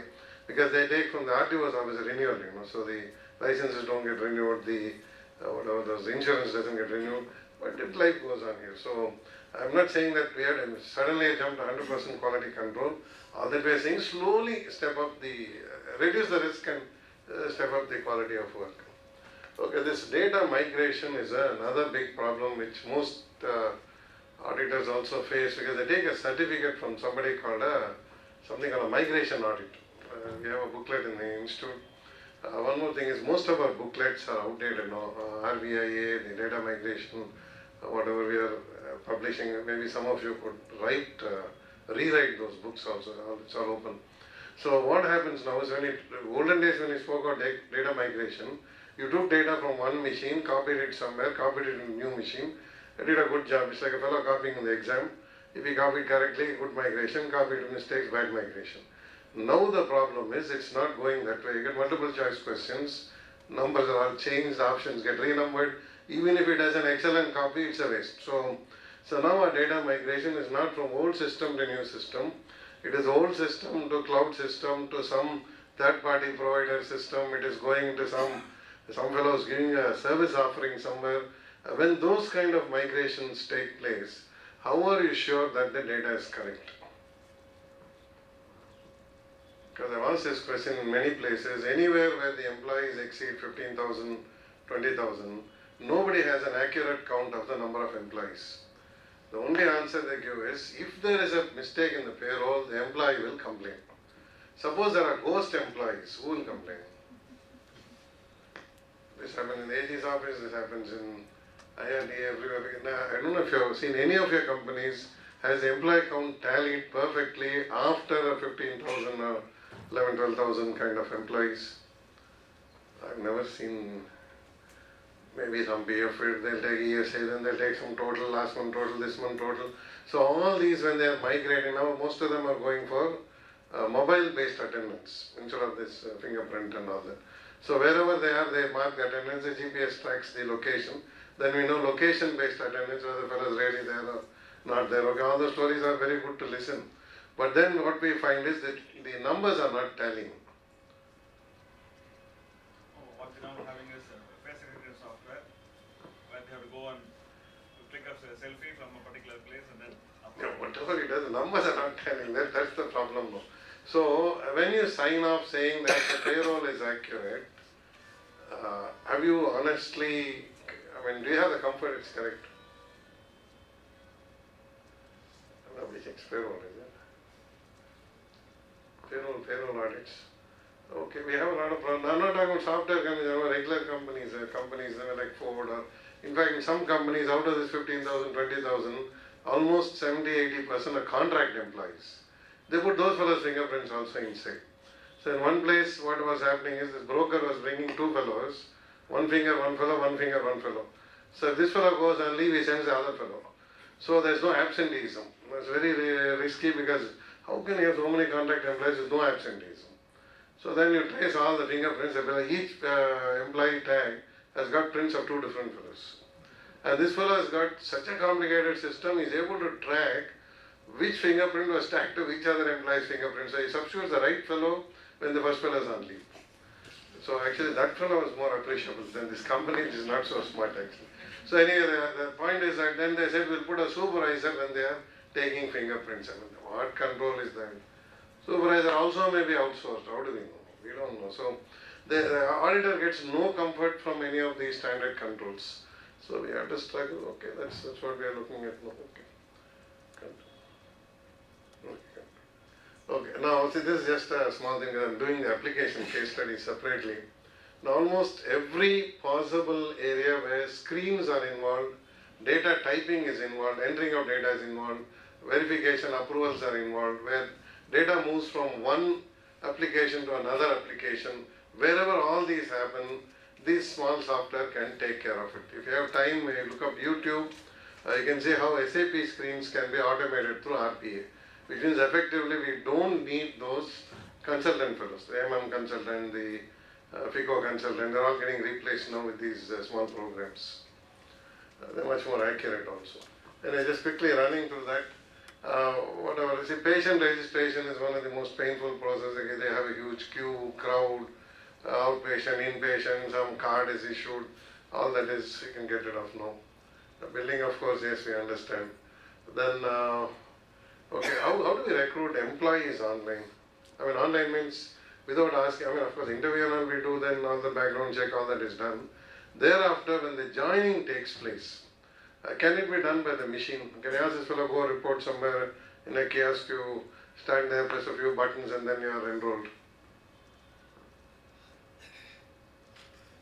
We have student enrollments online, so yes, it's possible, sir. So it's so one of the problems with this HR is actually there are two parts. Payroll is all mixed up here, but if you think payroll is more of financial, but HR is more of administration and honesty and integrity and those kind of things. So in the HR part, what happens is the fellows getting kicked out, or suppose you kick them out in Chennai, they're joining back in Bangalore. So that broker is making sure he's telling you, okay, you got checked out here, now go to Bangalore. He's got good rapport to the HR, so he's enrolling the same fellow there. Kick him out in Bangalore, now he's enrolled in some Cochin or somewhere. Within the 4 states, he's going round and round. Now, how does the auditor match whether this kicked out fellow is now, after a period of 1 month, back in some other location of the same organization? Is it the duty of the auditor to see all these things? Fraud. Fraud happens and auditor is in trouble. No, finally somebody steals money. So that all this crime only of 2 types. One is vandalism. Some fellow breaks the chair here, he's angry, that's vandalism. Lost to the company, no problem. Another fellow takes the chairs out and sells it off, still lost to the company, but there is a monetary benefit. Today we find most of the frauds are money based only. I mean, okay, you don't like someone, you break his server, that's different, but maybe once in a way. Mostly it will be terrorism or something like cyber terrorism, cyber warfare, but most of it is cyber fraud. Because there's big money to be made here. So, actually, most of the frauds don't get reported. Whatever gets reported is seen in the papers. Those are the slightly bigger frauds, 30 crores, 50 crores, 100 crores. Small ones, they just leave off. Nobody bothers about it. I mean, nobody bothers means they're all aware, but they don't report it. That's okay, that's fine. I mean, that's all the company takes. Anyway, this HR also, because of this automatic recruiting, there are a lot of issues, particularly where they are using contract labor. Okay, and insurance, of course, I already told you, the whole thing has become a scam now. Insurance companies are, in fact, suggesting you buy insurance online, but there was one silly fraud, you might have read it was reported in the newspaper also. Royal Sundaram had a problem where the same accident they claimed 3 times. 3 different agents, 3 different locations, same vehicle number, same fellow. Without collision of the agents, it can never happen. How they found out is, the Royal Sundaram, they had the same fellow representing the cases. Again, they didn't have contract lawyers. I think they employed their own lawyer. Then he found something fishy because he seemed to have remembered, I represented the same thing some time ago. Then he did some searching and then he found out. Now the problem is, none of the other companies want to check the data because all of them would have gone through the same problem. So that's why now they're saying go online and buy your policy. Okay, continue. Okay, that retail part we can understand. Now telecom is another major area because in a few years from now, we won't have cables anymore. 5G will make the whole thing wireless. Now once it's fully wireless, even the switches, whatever we are talking about, other routers and switches, they all change. At that point, we have got many issues. One, revenue assurance for the telecom company, that is okay, that's their headache. So big auditors will be appointed. But what about the people using these services? Like we say, network security, there's a big class going on and something has to be protected, all those things. Now, where is the network to protect?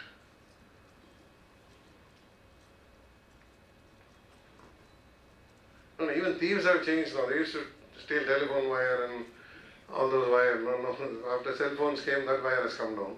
So now they steal cable TV wire and electrical wire. So that also goes up wireless, and TV is also going internet. So TV will also become 5G based. Everything gone. So we have some problems. So the telecom part, I think we need to, at least as auditors, we need to at least just keep in touch with the TRA's regulation on revenue assurance and revenue leakage. That we need to just look at. That's the area which is changing very fast. Travel and logistics also, I have to separate them actually, it's in one piece.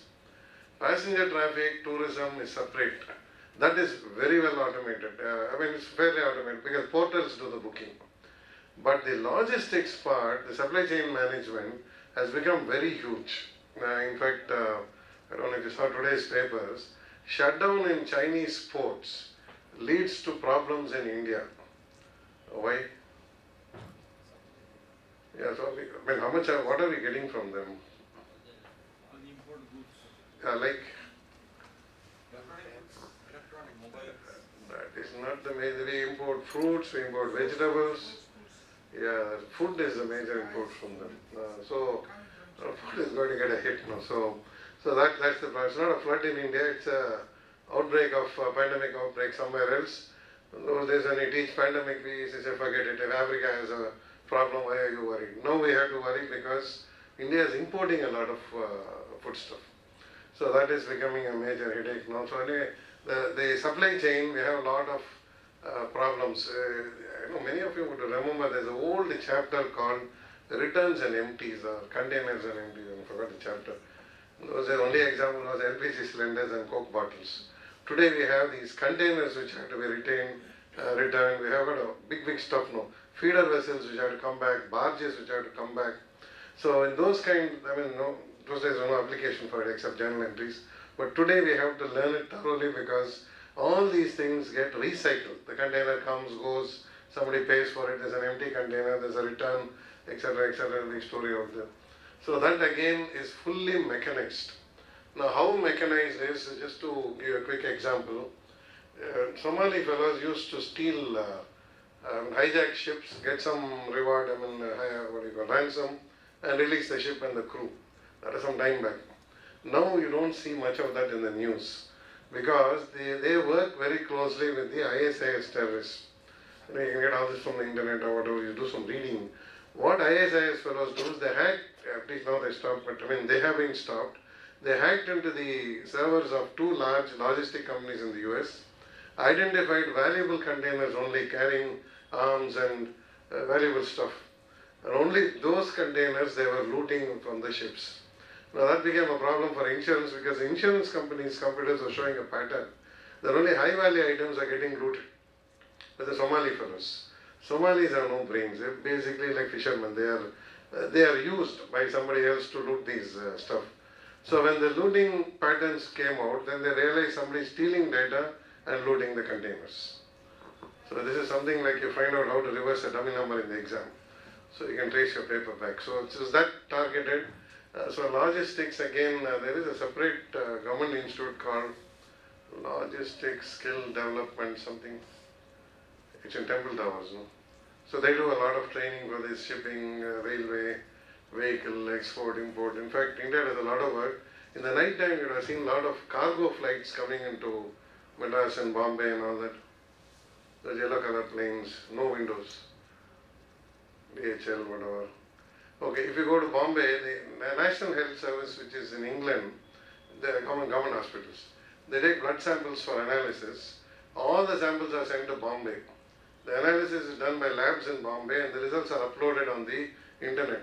Fortunately, you don't have to return the sample, so there's no return logistics issue. Only the results have to be uploaded. So that's the kind of logistics which India now coordinates and handles. Okay, then of course the banking we are all comfortable with, so that's okay. Government is also fine. Government actually, if you see Aadhaar, if you see the PAN, passport, they've all speeded up now. They're fully computerized at this point in time. Passport renewal takes how long? Yeah, it's speeded up now. If one day, so TCS does most of the work, it's okay. Anyway.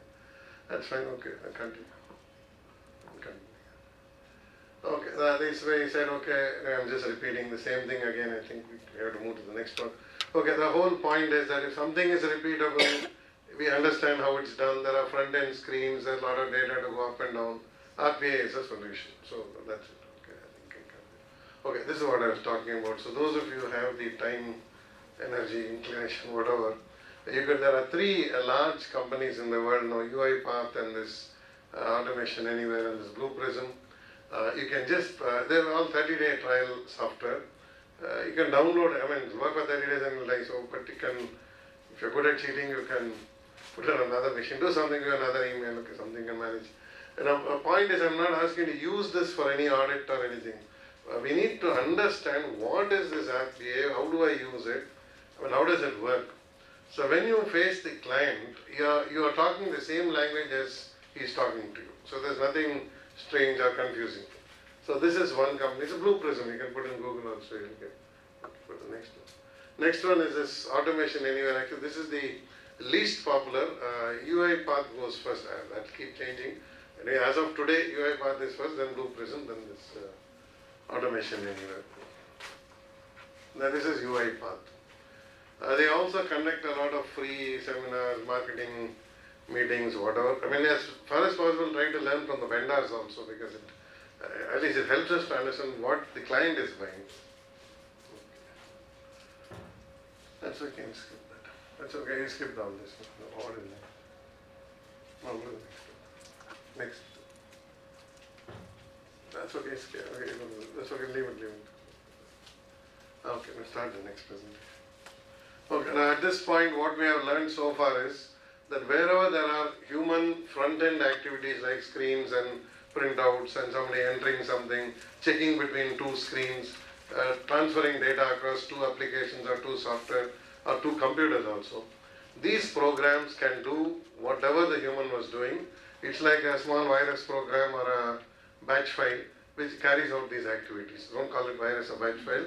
And just comparing, it's called a bot. So it takes care of that job. So if you are looking for a human being, he won't be there.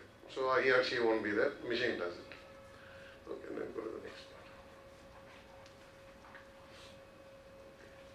Now these case studies are all taken from the internet. See, basically today's case studies, any internet you are looking at, they're all based on these front-end applications.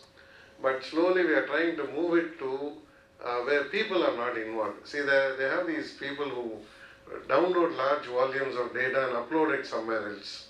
I don't know how many of you have downloaded a JSON file for that income tax TDS, no, then analyzed it.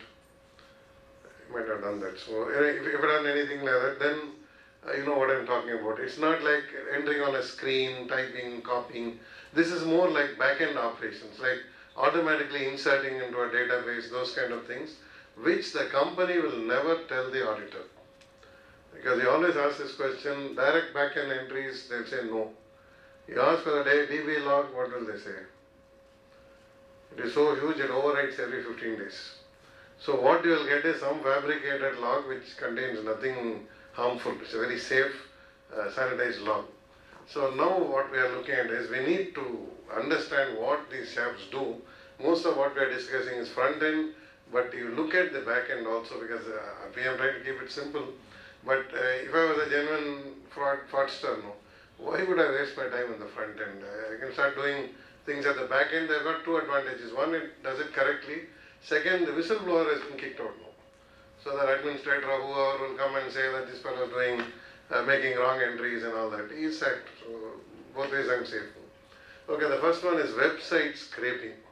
So what do we mean by website scraping? I told you about spider programs, but this is not a spider. You're doing some research.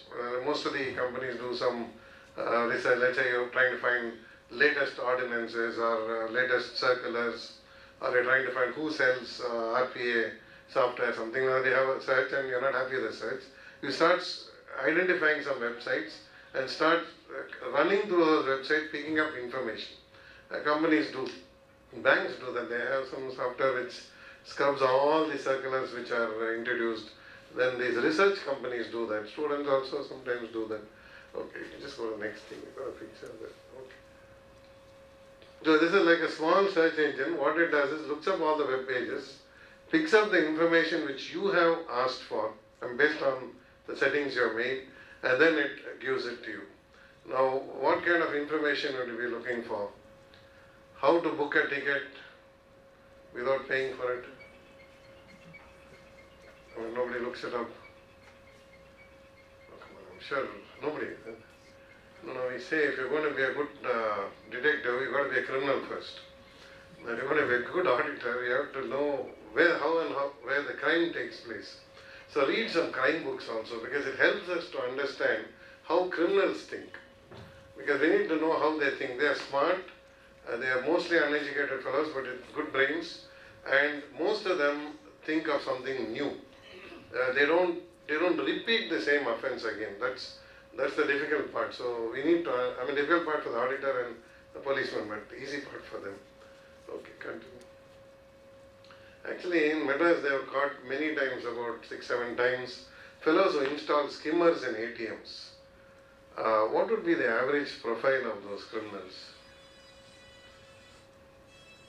No, skimmers are the ones that take pictures of your keystrokes and card. Most of them are these migrant workers with no qualification, coolies and construction laborers and those kind of people. but they have brains, they're smart, they can't speak English or Tamil, they can read Hindi or whatever. Those are the fellows who have always been arrested, and then we get these Nigerian fellows. Nigerians, some Ugandan, most they can't even study in college, they fail everything, but those are the fellows who have been installing skimmers in Tamil Nadu's most of the ATMs here. I've not read that, seen the profile of these thieves. Nothing educated, no BE, computer science, big leading college, nothing, zero. All these thieves are brainless. We think brainless fellows, useless fellows, but no educated person. So anyway, this is the advantage, that's okay. Continue. Okay, now we come to the customer order. Also, I wanted to profile. See, in India, we think thieves are like, highly educated, brain smart fellows. But if you take the profiling, most of them are brainless fellows. According to us, they are not auditors or lawyers or anything great. They are like normal people, average people who commit these crimes. Because see, even for many years, we also must have thought it over. See, there are two large companies in the world, one called Chubb, C-H-U-B-B, they make locks. We have Godrej also makes locks. They supply to all the best places, whatever you see, Harikota, the banks, wherever. They have a mechanic, if you lose the key or break the lock, he'll come with a bag and he'll get it open 1 or 2 hours. Now, if that fellow becomes a thief, what's going to stop him? Unbreakable, computer-generated number lock key and all that stuff. He doesn't have any computer, he has a bag of tools, that's all he has. And I don't know if you've got keys made on the roadside where you can make a key without looking at the lock. Okay, now that's the kind of auditors we should be now. Okay, so you see something, you know there's a fraud here, so that's it. So now in customer order processing, we need to understand a few cases, just a few. One was in Flipkart where they were offering a return of merchandise. Myntra had the same problem, or Japan, I forgot, but and Flipkart also. What these fellows will do is order some clothes, wear it for a party or a weekend, and then return it saying, I don't want it. So they got this, wherefore they do data analytics, so they got a huge return pattern. And then they found out something is definitely wrong, nothing wrong with the garments, there's something wrong with the pattern. So now they have changed their policies. Now it's only a cashback and no return. Some the returns have to be done in good condition, something else they put no. So if you see this customer order processing, particularly if it goes online, then it becomes very complicated. Suppose you ordered ice cream and you're not in the house, what happens? I'm not talking about Swiggy, I'm talking about Big Basket and so on. Swiggy, the guy gets to eat it, so that's fine, but what about the Big Basket kind of stuff? See, there's something called warranties and provisions, and the auditor makes a big fuss end of the year. You didn't provide enough and this and that. How does he arrive at that number? See, ice cream shop, we can understand current goes up, everything melts. But now it's got delivery process now. And these are many times perishables. You're not facing such issues as yet. Okay, what they say last year's provision plus 1%, something they'll be discussing, right? So job gets done, but we need to work on it. We need to seriously work on the data. So that is one problem we have with all this online stuff. Now we have another problem with this customer order processing. See, sometimes you got to stock well in advance, like just in time, like Hyundai or all these automotive factories all over Chennai. Now they give you 45 minutes to 4 hours is the minimum maximum slot for delivery. So what kind of items would you keep spares for? I told you in a hospital you can't stock bone joint plates and all because we don't know first which bone will break, how it will break, where it will break. So they can't stock anything. So in these automotive factories, there's standard stuff, tires, batteries, all that stuff standard. What will be non-standard? See, can you go online and customize the color of your vehicle? You can customize the vehicle, your seats, this, that's only things you can do. Which means it's no longer like the ancient Hindustan motors and all where one batch painted black, one batch painted red and so on. Now this has to be customized and then the right dealer should receive it. Otherwise you'll have transport cost again. In those kind of places, the customer order processing can be very complex and frauds can take place. So this is a whole audit headache today is, if I missed out something, I'm in deep trouble. So that's the biggest headache we have now. So that is why this entire supply chain, customer order processing and returns also have to be, because we say if, let's say goods came for, this is orders, but let's say you bought something, inspection time is 3 days. In a particular cases, suppliers alone, 3-4 suppliers, it's taking 10 days. What is the assumption? No, normally we say 2 or 3 days. 3 days, let's say we have to clear the inspection, and 4 or 5 suppliers, it's taking more than 10 days.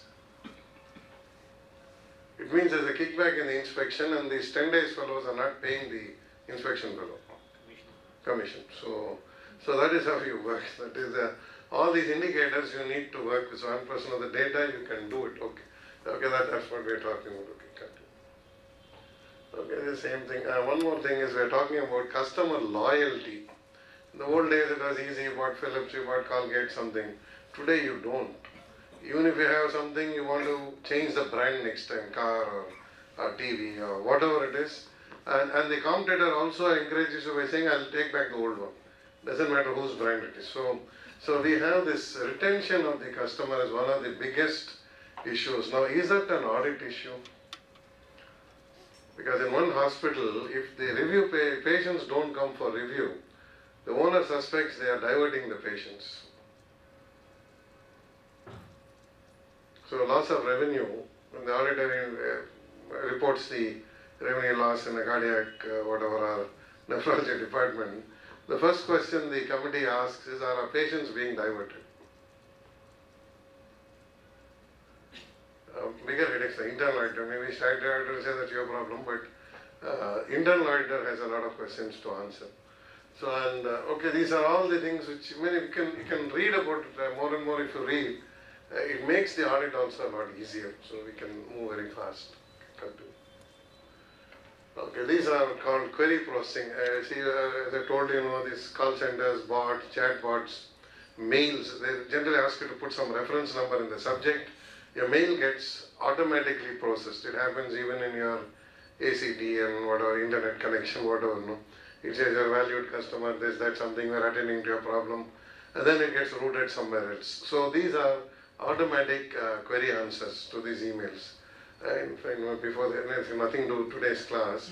But if you issue an appointment order for an employee by email, is it legal? Like you are selected, please report somewhere.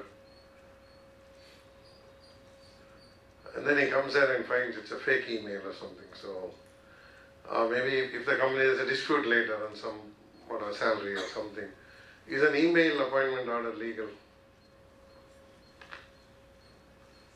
I'm asking an auditor the question. Client is asking the auditor.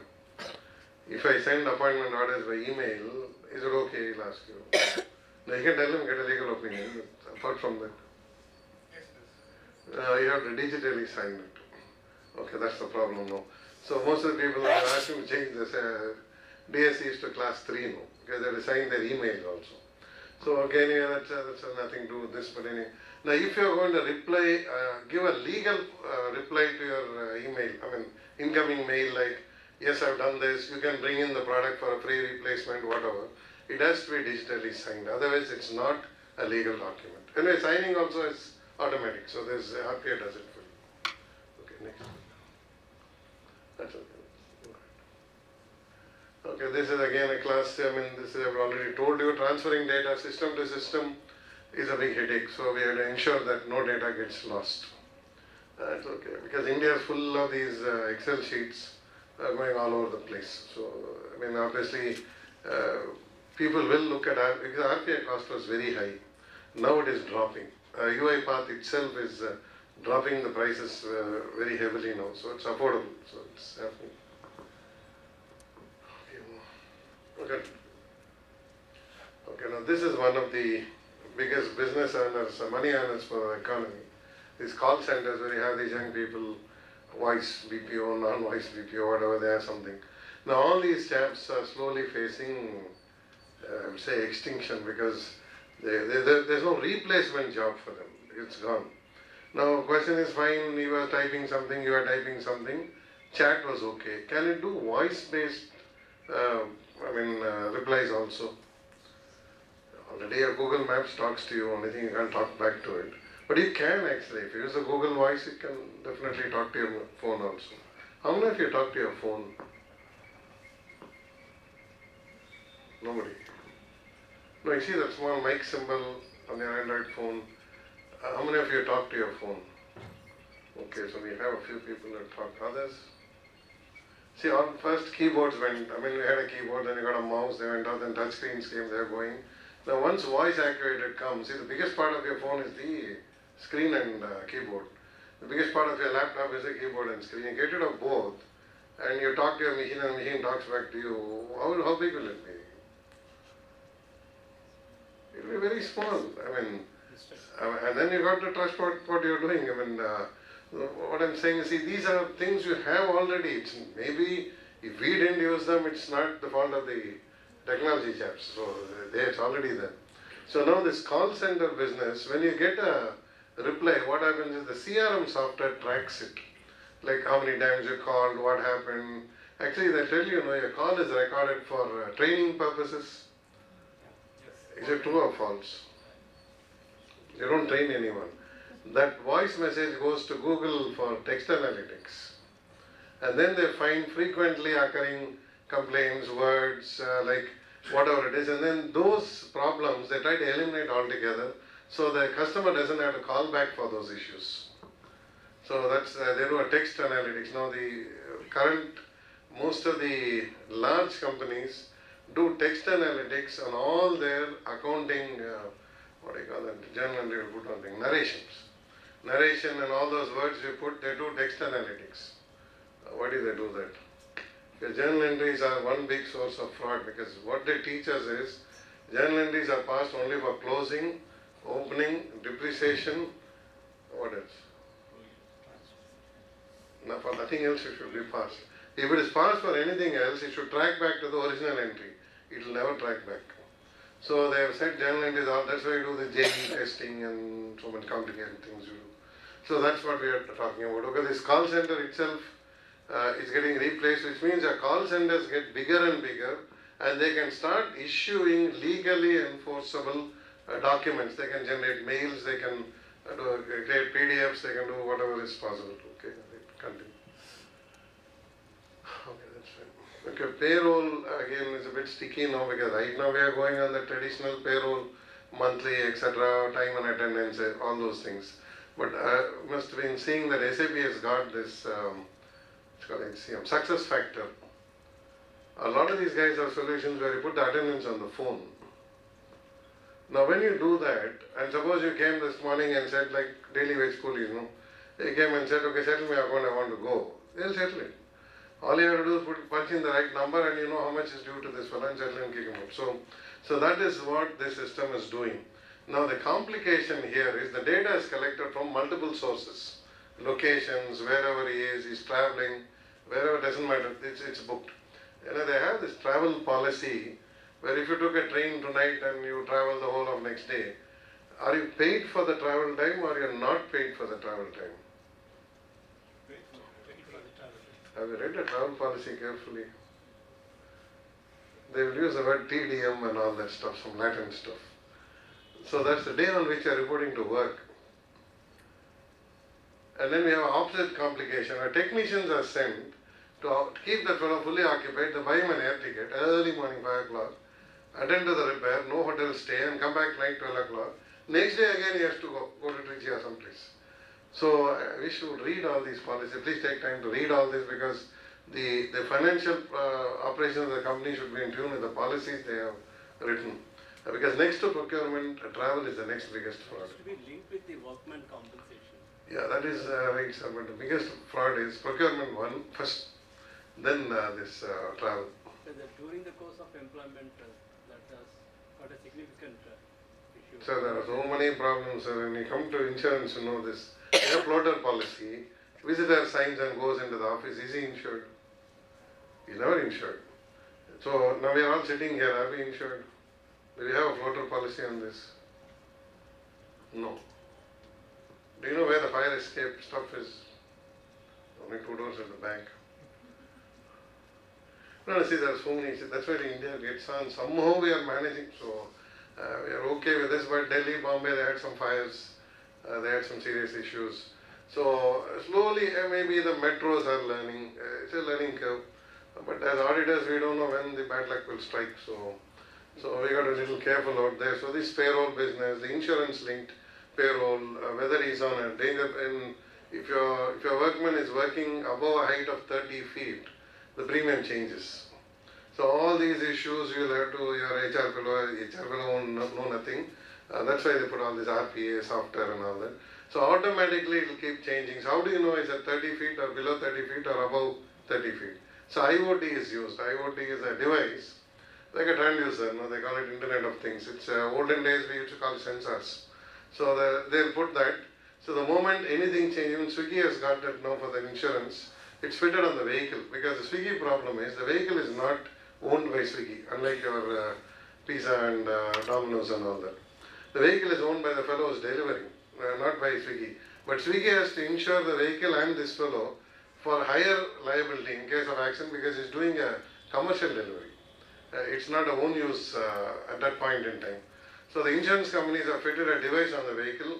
Once the route map is fixed and he starts the vehicle, the insurance starts, stays on the same route. If it deviates from the route, the insurance cancels, and it also informs the Swiggy fellow.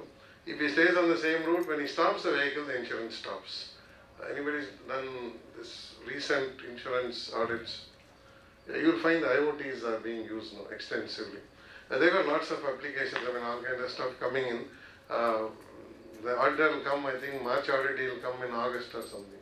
And then you'll find out the whole thing changed in the previous year. So that's the problem. Okay, anyway, that's the payroll part of it. Okay, continue. Another thing is we say money goes to the bank. Now bank also, they have this peculiar system where if you're on deputation, some amount here, some amount there. If you're overseas, something there, something here.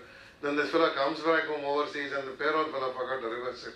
And unclaimed salaries, they have to go through some government fund or something. There are a whole lot of stuff there. Okay, that's fine. Now they come to this forms processing. India is full of forms. Now say exam forms, you got also all kinds of forms everywhere. There's a form. Now forms processing, usually they put those check boxes. We used to do the OCR or the OMR kind of processing. Now this form processing, we are told barcodes are only for us.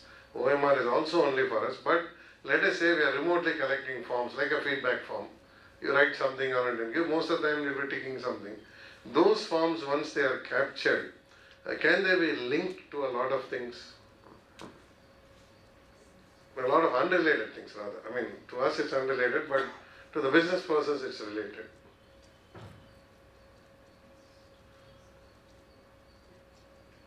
Okay, I don't know if you've seen the sale of luxury vehicles. Are they sold mostly in metros or small towns?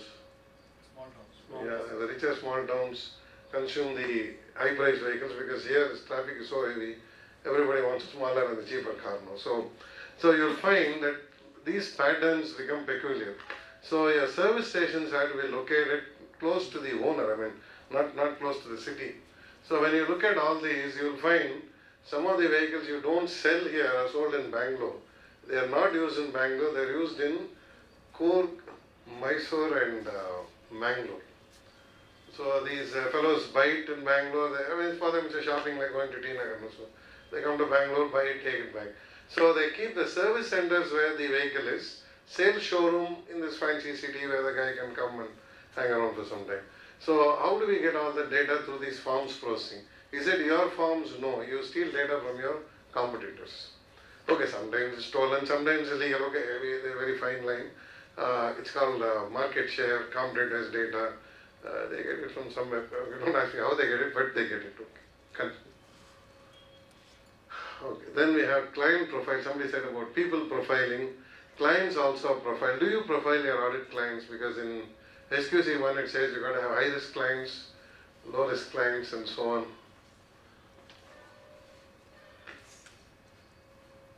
Now whether you got an honest client, dishonest. See, it doesn't say anywhere refuse a dishonest client. It only says increase your level of work and risk management and diligence and all that.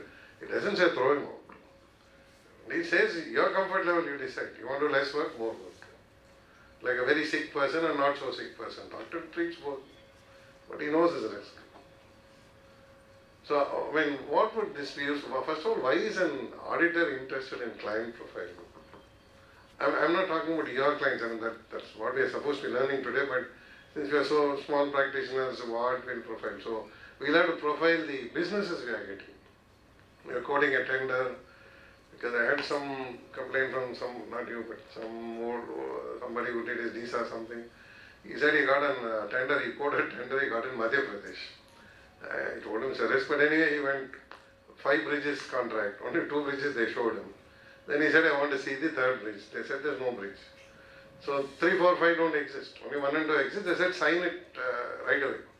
This guy ran off actually. That night itself he absconded and he reached Madras somehow. He came back. And if you see the Chhattisgarh, Jharkhand, I forgot, that tender says 25% to be paid to the chief engineer in the contract itself. So generally I tell people don't quote for tenders, but still our members quote. That is okay. They risk. So anyway, now you have to look at your client's profile. I mean, you are an auditor. But suppose the client, your audit client asked you, can you audit this data of my clients? I mean, my client's profiling data. And tell me, am I constant, for instance, a media content audit? See, originally, the media houses decided how the advertisement pattern would go, like a newspaper or a magazine. They told you, it can reach this group, it can reach those people. Now, who controls the media budgets? I mean, or who influences the media budgets? So regular advertisements, not the newspapers and the TV chaps. Who influences it? Political. No, the content guys influence it. So if you have a award-winning program or if you have something good, that drives the content. So instead of going and asking the newspaper fellow, now you'll go and ask who's the popular actor, when is his movie getting released. Along with that, you'll put your ad. Now we are completely dealing content from the media houses. It's like, for example, the Google ads also, they keep changing the algorithm. Yeah. So they keep on changing the... So whatever you look for will turn up there. Come. So the content manager is now handling influencing the media budgets. See, those are all the things which happen with these profile updates. Is that making sense? No, see, when we go for an audit, we can still take something and come back. I mean, honestly, we can. But then the risk we take is so high. And first of all, you must check how much automation is using. Now, the biggest problem is they may not be having any automation in their organization. They have outsourced everything. Because it's cheaper or whatever, some fellow influenced them and they dumped everything out. That is a bigger headache because we have no idea what the other fellow is doing. Then we talk about a 3402 SOC, so many certificates we talk about. So you have to go through that. Okay, continue. Okay, see, actually there was a time when people wouldn't polish their shoes, they'll get it polished on the roadside. Now everywhere you go, there's a polishing machine. So if you find, generally shoes sales has increased, but sale of polish and brushes has decreased. Now the question we can ask is, do people wear dirty shoes, they don't polish? No, they're all in good condition. Maybe the shoe doesn't need polishing, it's rubber or whatever, or you're getting it polish free in some polishing machine. So we need to know those patterns. Now that is the most important part in our thing now. Okay, this is fine. This premium renewals, all that. Old insurance certificates are midnight to midnight. As I told you in Swiggy, it can be point of time of starting vehicle to point of time of stopping vehicle. So it doesn't have to be midnight to midnight and whatever. Actually, we also have route-based insurances. Okay, I think still have time. Okay, and so when you take route-based insurance, particularly for this Ola outstation, there's a specific route which the map gives. If it deviates, the insurance is invalid. If he's on the route, the insurance is valid. Whom are they insuring? The vehicle, the driver, or the passengers? The vehicle and driver are normally insured already. It's the passengers who are to be insured. The same thing applies to these buses. They already collect the premium based on the seat. But in the car, they don't collect for passenger insurance. Now they have to pay for that also. So those kind of things which they do. Why insurance is using more of IoT is because there are more frauds there. Companies are trying to consolidate and reduce the frauds. Maybe others also it will come slowly. And actually those involved in the fraud are, unlike our skimmer fraud, these are educated fellows, doctors, TPAs, those kind of people get involved in the medical claim frauds. Again, not the vehicle, but medical claim. Okay, continue. Okay, this again, today claims are processed online. What kind of claims? Not just those fixed assessable claims. You have claims for loss of profits. What other claims do we have? No, it's easy if you just have a fixed amount, something crashed, appraiser did something done. Now this appraiser is also reducing now because the photos are taken by third party outsourced people and that gets uploaded immediately, instantly. So that gets uploaded immediately and the machine starts processing the claim. There's no human element in that. Okay, good. Okay, this, I'm not talking bank reconciliation, debtors, creditors, inventory, whatever we are reconciling, it doesn't matter. If a machine posts the entries, okay, let's say we omitted something, it will be clean omitted. If you put something, it will be clean recorded. There can't be a mistake between one chap stores entering and some other fellow forgetting, and those kind of things don't come. So the advantage here is again, reconciliations can be automated, and if the process is running in RPA, there will be no need for a reconciliation. Is that also very clear? Now see, what I'm saying is the traditional accounting processes are reducing because they are getting automated. Now we have to go to the next level of risk identification, controls, fraud risk, those kind of things we are asked to do now. Next. Okay, now this is the next one I told you about credit scrubbing and all that. If you have time, you can just look up on the internet for early warning systems for credit appraisal. I mean this, what do you call, non-performing assets. It's called early warning indicators, they're called red flags. So if you, some of you may be familiar with this IFRS 9, we call it 109, where you make provisions. At least somebody must have heard of that number, no? It's an accounting standard where we make some calculation and say this is the amount of money which I won't receive or whatever, so I make a provision. Those provisions, the first part is arithmetic, basically it's algebra or arithmetic. There's one last part which no auditor uses, they are called macroeconomic factors. Has anybody used that standard? IFRS 9? No, okay. But I see every balance sheet has a provision for something. Okay, I think they are like random numbers, I think. So, okay, doesn't matter. We'll do some scientific calculation on that. If you find some time, please go through it because these are the ones where big so-called, advisory guys take a lot of money saying, I'm doing a provision calculation. Now some RPA will do it for us. We don't have to bother about these chaps. But anyway, let's not worry about them. Now what we are saying is that if you want to go into the macroeconomic parameters, they will not be the same, particularly in Indian context, they will not be the same throughout the country.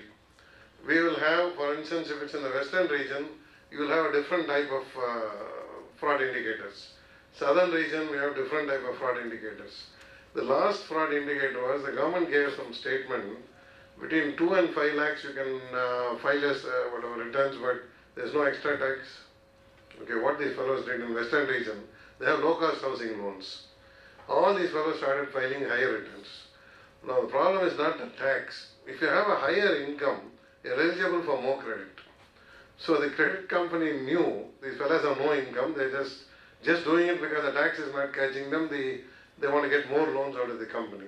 Now how do we know, how do we link these patterns? Because if one fellow was collecting some form that the agent somewhere, he stamped it, he sent it to the head office, they won't be able to trace it. It's only because all these applications are auto-entered by the RPA, it starts generating statistics. It did not happen in the south, it happened only in the west. That's an all India housing company. So they got specific location patterns. In Karnataka, there are some red flag alerts which come from MFI companies. We normally say communities, we say whatever, some caste, something. There are some communities which won't pay. I mean, if one guy defaults, all the other guys also disappear, it seems. So they said that they have blacklisted them. So they got various parameters coming in. Now all this is happening only because of these are bigger NBFCs. So they are able to use all this RPA and all this stuff. So they're able to get these patterns, and apart from automating the entries, they're, let's say like a byproduct, they're also getting data analytics out of it from the same product. Because it's seeing a pattern as it enters. When a human enters, we split the forms. The 10 people or 100 people are typing, there's no pattern. If one software is entering all the 100 forms, then it will find a pattern. So that's the advantage you have here. Okay, that's on. Anyway, credit card of course now it's totally different because it's again a fintech company handles it. Most of the cards go through a company called Atos. Anybody's heard of this? No. Very peculiar know this. We all live in this country only. So I think for the citizenship, all we need to ask is one Indian company's name. I think we'll all fail. So no, say just take that little extra effort, because it's not that. It's not for the audit purpose. It's we just upskill ourselves. I mean, nothing wrong. So, anyway, coming back to that credit card business, when this Atos or whatever handles it, the standard question I always ask in every class is: if you swipe your credit card in a shop or a petrol bunk or somewhere, where will the data go to? Those who are sold at POS. No, sir, no. Don't go there. Payment gateway. So where is the payment gateway? Not that payment gateway. This will go to a neutral payment gateway. No, not Visa. So because at that point, then Visa has to put payment gateways in every place. It goes to a third party provider. For us, there are two companies. One is called FSS. And then there's one more company there. So it goes to that payment gateway. What does that gateway do? It's a machine. A software and machine, no people. Big company, but no people.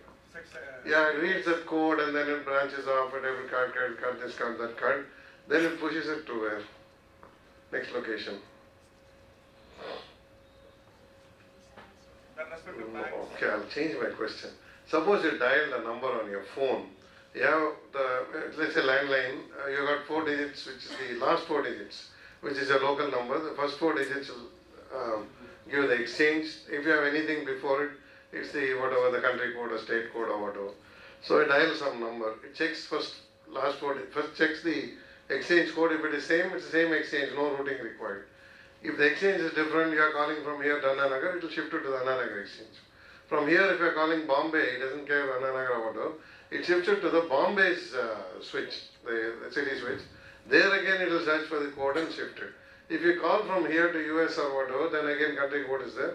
Again country code, it will go to state code to your local code, exchange code to the phone number. Question is, you get a bill in rupees here. How do they share the money? Same thing goes to post office. You buy an aerogram in the post office for rupees, you write a letter to your friend in South Africa and post it.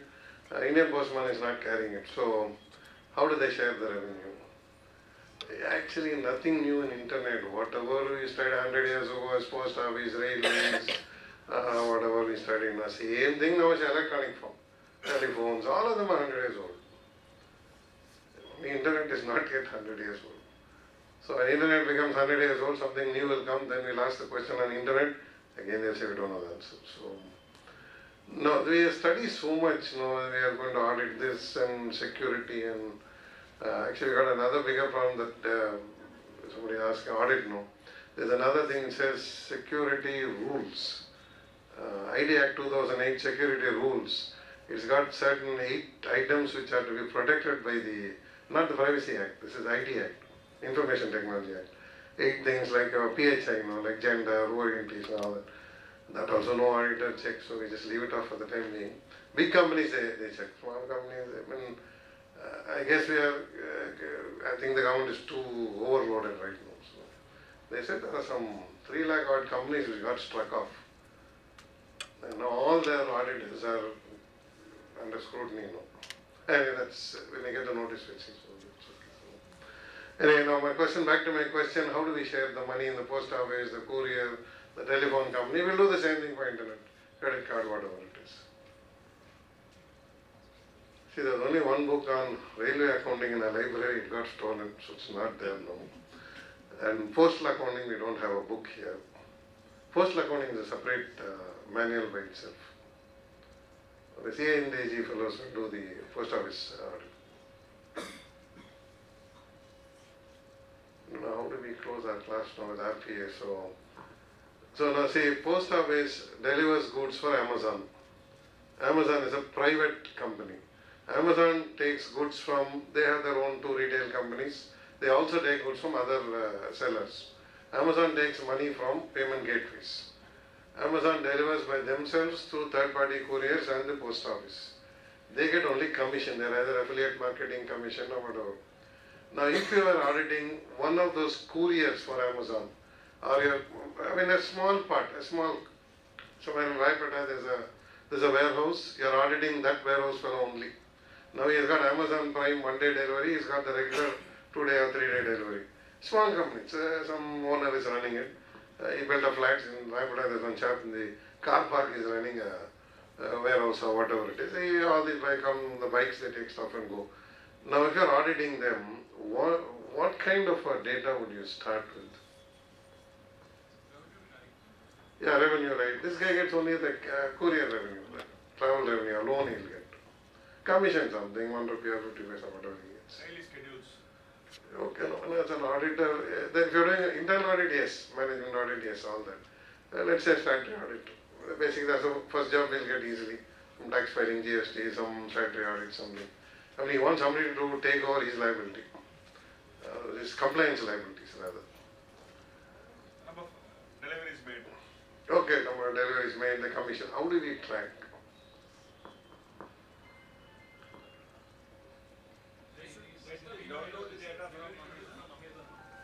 They have a seller portal where you can actually download all the stuff they are distributing. So once you get that, now that is what he is supposed to have delivered. Then we have the actual deliveries which have to be made. There are wrong deliveries, there are returns, there are damages, various problems arise. Now all the reconciliation plus the payment gateway, suppose the payment gateway failed, the transaction fails. In which case he is not eligible for the getting the goods. And you have to get that information before you deliver the goods, even if it's the same day delivery. So all that linking has to go at very high speed. We can't prepare a statement, not paid, good, delivered, something, there's no data concept there. So, or whatever, it's all gone. I mean, once you're delivered, it's gone, that's it. So we have all those issues in the credit card, right from the time you applied, processed, points based. You got cashback, points based, so many things are there. So all those things are automated. If you have time, ATOS is the name of the company. Just look up their website, you get an idea. You can also look up websites of VSoft, letter VSOFT. They do the, I think the check system they do or something. Then there's a lot of fintech. Just put fintech companies and see. In India you put, you'll get worldwide. Just put in India, you'll get a long list. You can go through them. Okay, that's okay. Now this patient registration, we understand. This also is very complicated. If you go to this Apollo pharmacy or these chain hospitals, your card is valid throughout the, it's like an automobile service. No? Once you enter your vehicle number, your service, you're eligible in any authorized service center, same facility you have here. They also have the case history, and they also have telemedicine. Right? I didn't put so much there, but it's okay. Telemedicine is you're x-rayed in Assam, the doctor has viewed it here, and then he decides you need surgery or no surgery. That's the easy part. But what we have to believe is, most of the American radio that scan reports come to Bangalore or to Gujarat, because we have a lot of registered doctors, Gujaratis, and I don't know why Bangalore, but they come back to India, they live here, they draw American salaries, they give the radiology report from here in real time. That's it's called DICOM protocols. Okay, that's the telemedicine. Ramchandra Hospital also has it. Okay, continue. Is it very costly, this? No, sir. Actually, the software, the big software is very expensive, sir. But this RPA we are talking about is not that expensive, unless it's a huge RPA. Like they want to install this RPA in, let us say, Citibank's billing section or whatever. It's a scope. There it will cost a lot because they'll charge you a license per user and so on. But normally the smaller ones, not expensive. Who are the main vendors? That's what's the AI path, the UI path, and but actually there are a lot of smaller vendors, and we are encouraged to learn. I'll show you some links also. We'll go through that. Yeah. Okay. this shipping notifications, you get OTPs, you get delivery schedules, you get notes, and once you confirm the delivery, again it is picked up. Can you do online banking with one of those old phones, the dumb ones? No, I'm talking to auditors today, so. No, it is possible. Out of the 10 electronic payment schemes the government has got, one of them works with a normal phone. It's called SMS banking, but that's not the correct word. They have a long name for it. It works. So the initiative of the government is to bring internet and no internet locations into the digital, cashless, whatever banking or whatever they call it, cashless economy or something. You can go through the cashless payments in India. There are 10 payments, AEPS, that what have been, so many of those, anyway, I forgot most of them, but you can also do it through a dumb phone. So these are all available. Now the problem here is the dumb phone, there's no app on it. The SMS server will contain the data. From there the text string moves out. In fact, I have a lot of questions about how we do concurrent audits in banks. Doesn't matter, maybe some other seminar you can ask the teacher all the questions. Okay, right, okay. Now we have another one. See, there is a big business from India where we do administration of servers, setting up users, setting up new accounts, copying databases. If you've seen any of these boys working in Google, Amazon, they'll say we are taking care of the servers, we are something that are backing up something. Now all that business goes up because under the HIPAA Act, the GLB Act, all those fancy acts we have got, users have to be given rights for a specific time. That is, if a nurse is absent, another nurse is allotted that particular operation theatre, only that specific time period is allowed, then it's disabled. All that happens through your RPA itself. Once the HR fellow is given the shift thing, actually it's peculiar, in one private seaport, you get subsidized food. So most of the village fellows living near the seaport, they have the ID card, so they come into the seaport, have lunch in the canteen and go off. So then the auditor, as usual, wrote a big complaint on this. So then they said, if you swipe your card in the canteen, your shift also should be containing your name. If you are not on the shift, no subsidy for the food. So, so what we find is even in India, we sometimes have to do this access control very strictly because of subsidized food, subsidized whatever rations. If you are not in that area or if you are not in the shift, you are not eligible. So that's it, it's out. Okay, they keep scolding the auditor for all that. But anyway, that's okay, that's part of the auditor's job. So the system accesses, admin rights, new databases, in backup has become automatic. If you see products like Tivoli, that EMC, whatever, so many products are there. When the network load is low, it starts backing up the data. Network load is high, it stops. So there's no backup administrator. Everything is done in real time. Only thing is the RBI put one slash, they said real time or near real time they put, but India, most of the companies follow on real time only. They back it up on real time. So we're getting a fairly good idea that without changing the core software, whatever operations a human could do can now be done by the machine itself. There's another set of software which is simple to configure, just does what the human was doing. Is that making sense? So, end of the road, if somebody asks you to define RPA, what will you say?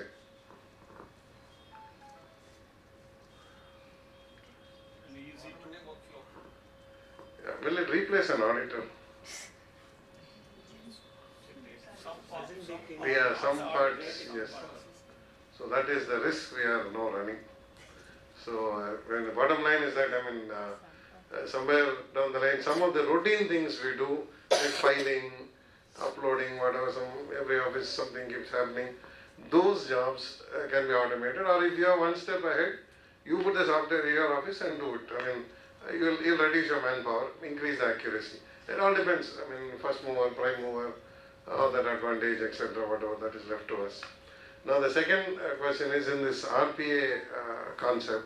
I told you screens are disappearing because these are all older concepts, screens, printouts, whatever. Now we're saying voice activated, fingerprint activated, those kind of things. Like open a bank account, the only thing you need is stick your face in the tab and put a fingerprint somewhere. It's taken care of, your account is open. Do you think it's reliable enough? Follows all the KYC, whatever, Conventions Act, etc. Now, if a bank with such stringent rules can open an account, this can be done for a student enrollment or whatever, which is lot less complicated. So all the guy has to do is come stick his face before a tab or a screen and put his fingerprint. Aadhaar verifies it, some picture is captured, everything is done, it's over. So is that making sense? I don't know, I need your answers because because I was told very clearly RPA in assurance business. Not RPA is RPA, it's RPA for the auditors. Assurance is auditors. The assurance is internal audit, external audit, no value for money also, and performance audits also. I say if you take the railways, they have ticket checking fellows. Team is there, they get paid. I mean, if you go to the metro, they don't have ticket checkers. There's no squad also, there's nothing that you buy a ticket, you go, that's it. I got some watchmen and some CC cameras. So the point is, if somebody is starting with a new idea, new technology, they will implement these things. If you're going to inherit the Indian Railways, then you'll inherit the ticket checker, the FAD, whatever, the FAD squad or whatever. All these fellows will come along with the railway. That's slowly they have to read them out. But the point is, any new industry will not be looking at excessive manpower. Is that manpower includes auditors, audit assistants, legal advisors, everybody. So they will try to work as fast as possible, and if you feel you would like to set up an advice portal also, where your clients talk to you, but you bill them for it, because now everything is built. Online, you have to pay first and then get the advice. So he has to use his card and pay you. You can also do that. I mean, give it a try. I mean, it's not illegal. I don't think the institute said anything. They only said don't advertise.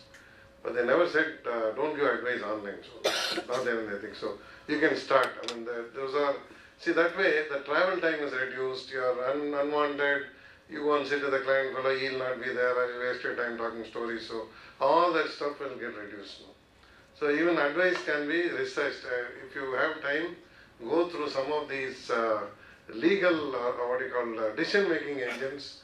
You can look at Watson from IBM, WATSON. It will give you legal advice. You can look at any of those, like put it together like a whole lot of URLs. Spend at least 3-4 hours. You spend a whole day here. Another 3-4 hours you invest. It will definitely pay off. At least you will come to some conclusion. You like it or you don't like it. Okay, something will decide for one decision. All theory stuff. Now we need some practical. No, only thing is now to open the URLs. Okay, sorry, I just put in 3 slides at the end, though it was not part of the stuff. One was on the InsurTech and FinTech and the RegTech. So that I think first one we got is the FinTech, okay. Now this FinTech is, I don't know if you have been watching India's progress. Since more and more accounts have to go through the bank because of government subsidies, whatever, so many reasons we are forcing them to open bank accounts. The banks are not geared up with manpower. In fact, in the peculiar thing we have, insurance companies insure your deposits up to 1 lakh in the bank. Which is bigger, insurance companies or banks? Insurance. Oh no, it's the other way around. Banks are much bigger.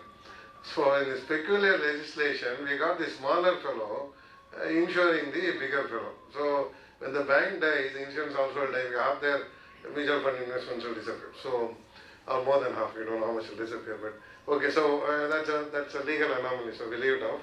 But as of now, the banking sector under the heavy strain, they have moved more and more to technology.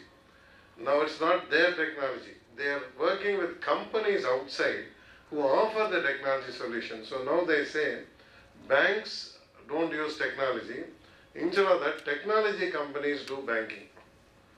So that is how it is slowly redefining itself. Like credit card companies originally were technology companies doing card business. That is more of transaction banking, no? Pardon, sir? That is more of transaction banking. Not only transactions, sir.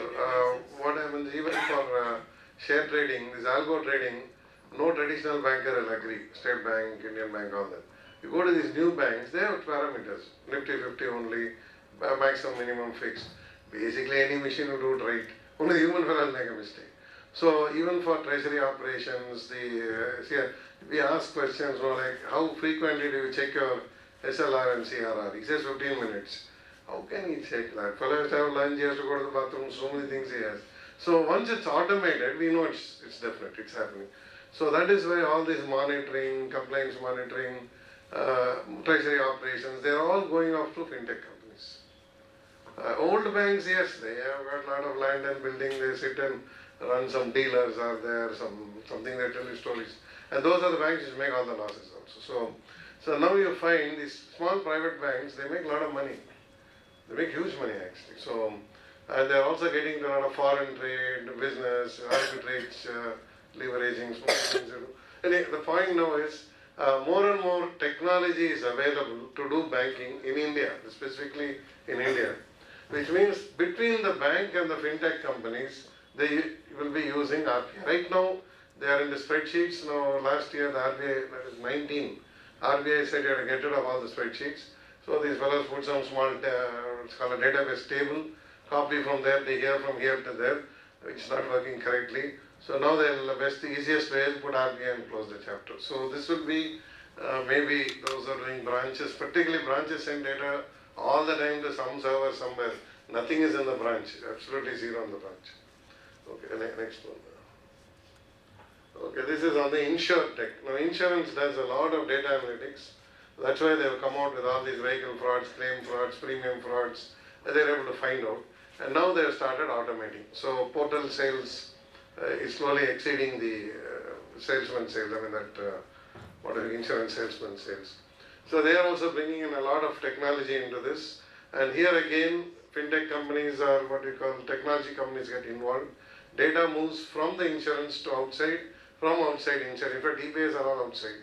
Pharmacies are outside, hospitals are outside, even ambulances are outside, so all that gets integrated. Okay, then we have the regulation and the compliance technology where of course right now not many regulators are online except maybe a few like GST and whatever ROC and a handful of them income tax. But more and more regulators, because see there's a big problem here, the more you bring technology into regulation, the less bribes they'll get. So they are fighting tooth and nail to prevent this. But if it really happens, there's nothing to bribe anyone. It all happens automatically. So that is the real problem as far as regulation and compliance is concerned. It is the corruption factor which is not allowing this to move forward. Otherwise the technology is there. There's no problem. Because even in some African countries, when you raise an invoice, the GST is auto-remitted from the shopkeeper's system straight to the government. They don't wait till the end of the month to prepare some balance sheets or spreadsheets and update it. Only in India we're doing all complicated stuff. We got the commissioners, chief commissioners, we got South Block, North Block. So you can get it the whole lot. So, but it won't happen immediately. So anyway, just go through this because that's where now the person put you to run it on that. Okay, I've got a pen drive. If you can put it there. Pen drive.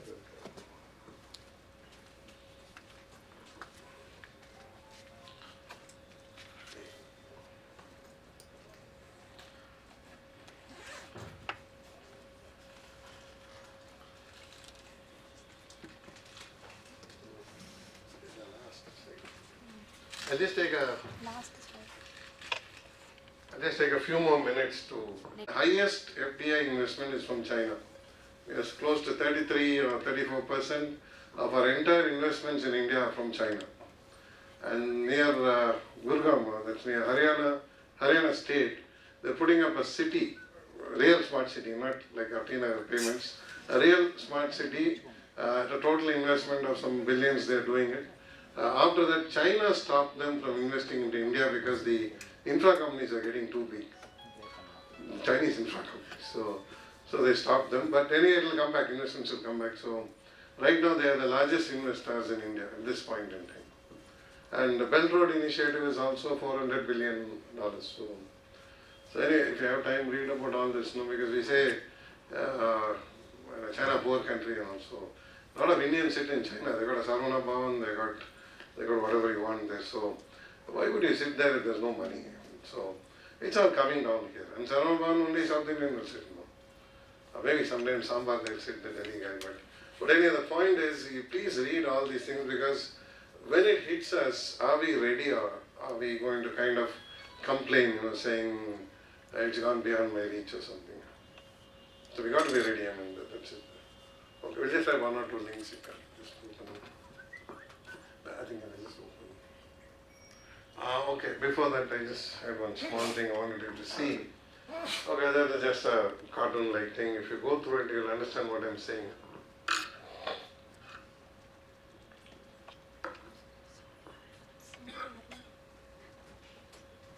No, just let it run. Let it run its own.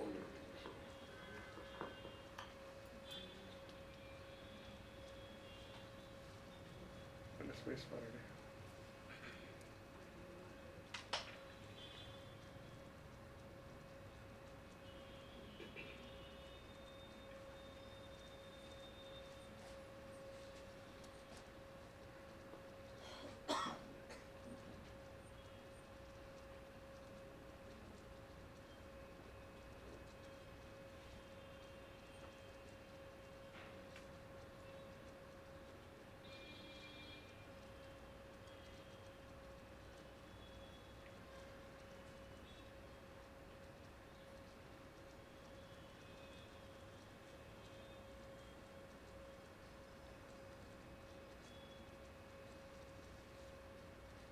Press the space.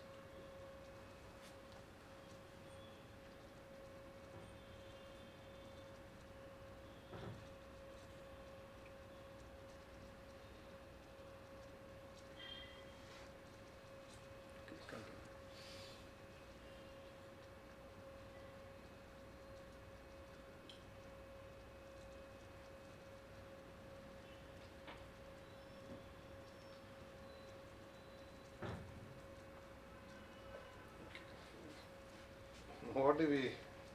What do we learn from this?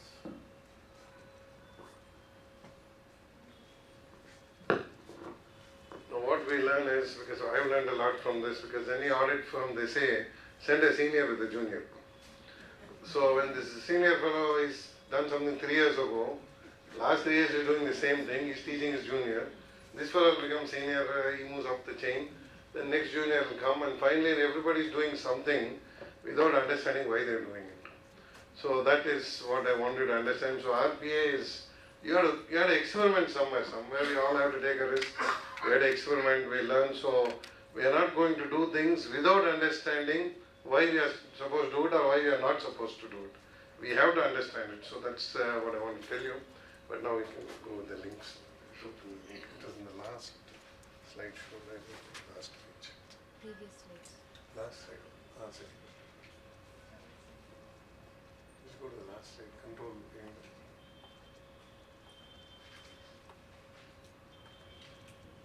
Control. Yes.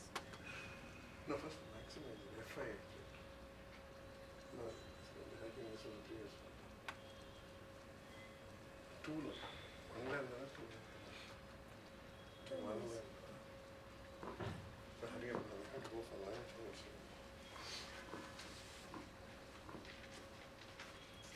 No, this time, I think you have to go to the Second slide. second PowerPoint. Second PowerPoint. Then come to the end of it. Case study power. Yeah, come fast.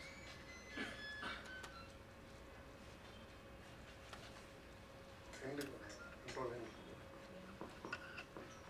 Over the page, click on these links. Maximize it. F5. Then click on the link. See, I've put together, most of these are like learner stuff. It's beginners, training, those kind of links. Just to get a feel of what it is. The data sets are also available there itself. Start with the easiest one first, then slowly progress. So you get a feel of it. Actually, they're all linked together. RPA, AI, machine learning, data analytics. They're all like one big subject. We took one part out. It's like clause by clause analysis. So we got the RPA today. Okay, scroll down. Scroll down. Let's Shuffle further no. Till you come to the first page. Just scroll. Scroll. Scroll down. Scroll on the next one. Okay, stop. Each of them has got a link. Link. This one is. Is it opening? No, I think hyperlink. Headline Same. hyperlink. Open up. ಇಲ್ಲ அதுதான் இங்கே Okay, go to the next. Go back to the slide. No, this is a little more complicated because TensorFlow is a library add-on to Python. TensorFlow is used mostly for machine learning for financial operations. If you are doing predictive models, cleansing of data, if you're doing mostly predictive models, so then you can use this. It's a slightly larger thing, but it's okay to work. You click on it. It's not downloading. It's not opening. And then okay, go to the next slide. I've got 2 more links there. You can open them. Did you record? Okay, see basically the whole thing is after every session, the more we try it out, the more useful it becomes. Is what is called return on investment on the classes you are attending. Because anyway, they told me for CAG empanelment or something, we must finish the hours by December 31st. So obviously that return is gone now. So we have to still find a better return on investment. So we'll have to work on this. Okay, you can just come down. Scroll down, scroll down. Okay, okay, just come down. Okay. This will tell you all the top projects in RPA, the trial versions. Trial version, the problem is it will expire. If you download this game kind of stuff, it won't expire. It runs forever. Okay, go to the next link. Actually, this is a full example of an RPA. If you have patience, try it out. It's copying data from one spreadsheet to a different spreadsheet. Because if you've seen what Big Four come and show you that they developed the tool, now you can also say you developed the tool. So you don't have to show the link. So you just have to do it. Okay, now this is like, you can click on it. Click on it. See what it does is, okay, go to the next one. Okay, click. Okay, then go to the next one. It expires. See what it says is you draw a picture and it tries to guess what the picture is.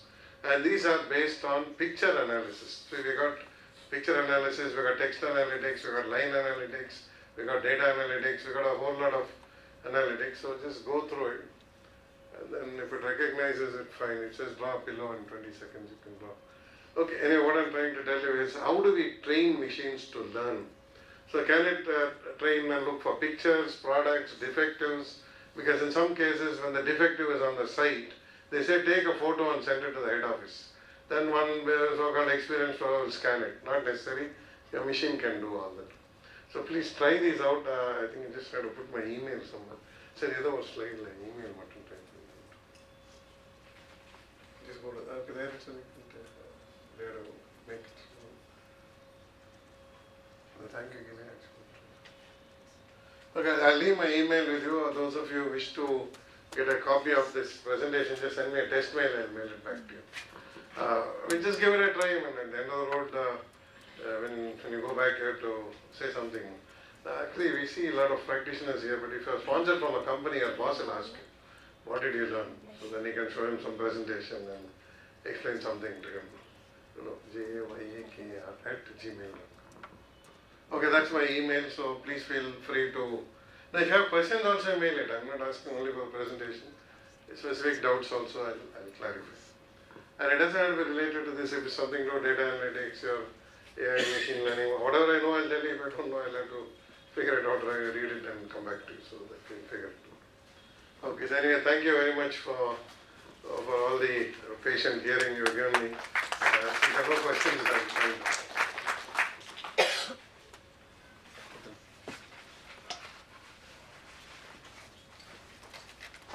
Maybe have lunch, sir.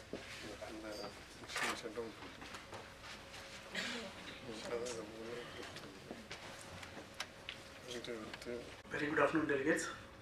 Welcome back to the post-lunch session. We have with us CAS Srinivasan sir. He will take us through artificial intelligence and chartered accountants, an interesting topic. Srinivasan sir is a fellow member of our institute. He is an associate member of the Institute of Cost Accountants of India, All India rank holder. He is a certified information system auditor, certified forensic auditor as well. He is a founder partner in a leading chartered accountant firm with presence in Chennai, Bengaluru, Cochin and Hyderabad. He has more than 33 years of professional experience in working with small, medium and large scale enterprises cutting across several industries. He specializes in management consulting and management assurance services including business restructuring, cost management, information systems and business process re-engineering. Helped large enterprises in architecting complex software applications, ERP lifecycle consulting. He has speaker in many conferences and seminars in India and abroad. He widely travelled across the globe on professional assignments, including several due diligence reviews.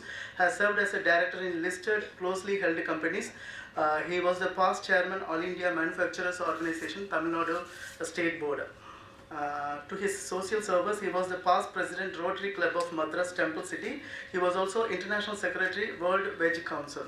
With this brief, I present before you Srinivasan sir. Please put your hands together to welcome the speaker. Over to Srinivasan sir.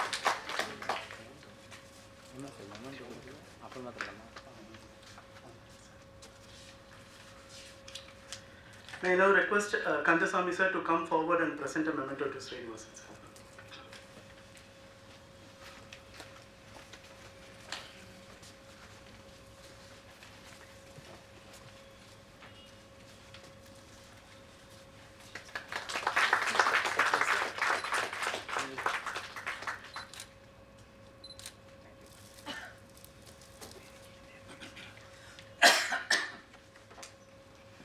Good afternoon. See, normally mementos used to be given at the end. So no mementos are given in the beginning. Only now I realized that the deadline for CPE has been extended to 31st January. I didn't realize it before I came here. I mean, no harm. I mean, I was told that registrations are 106, but probably using artificial intelligence, many of them have been watching, could be watching from outside various technologies. That's excellent. That would be great. So I'm quite thankful to all of you who have still managed to sit here after your lunch. Of course, definitely the topic is interesting, but I think many of you would also be keeping yourself updated on what's happening in this front. So anyway, I'll just share my thoughts and probably my little knowledge about artificial intelligence, because like any information technology advancement, artificial intelligence is the new wave, the newer terminology. Everybody have started using it, be it medical professional or back office services, or be it any profession, any complex things.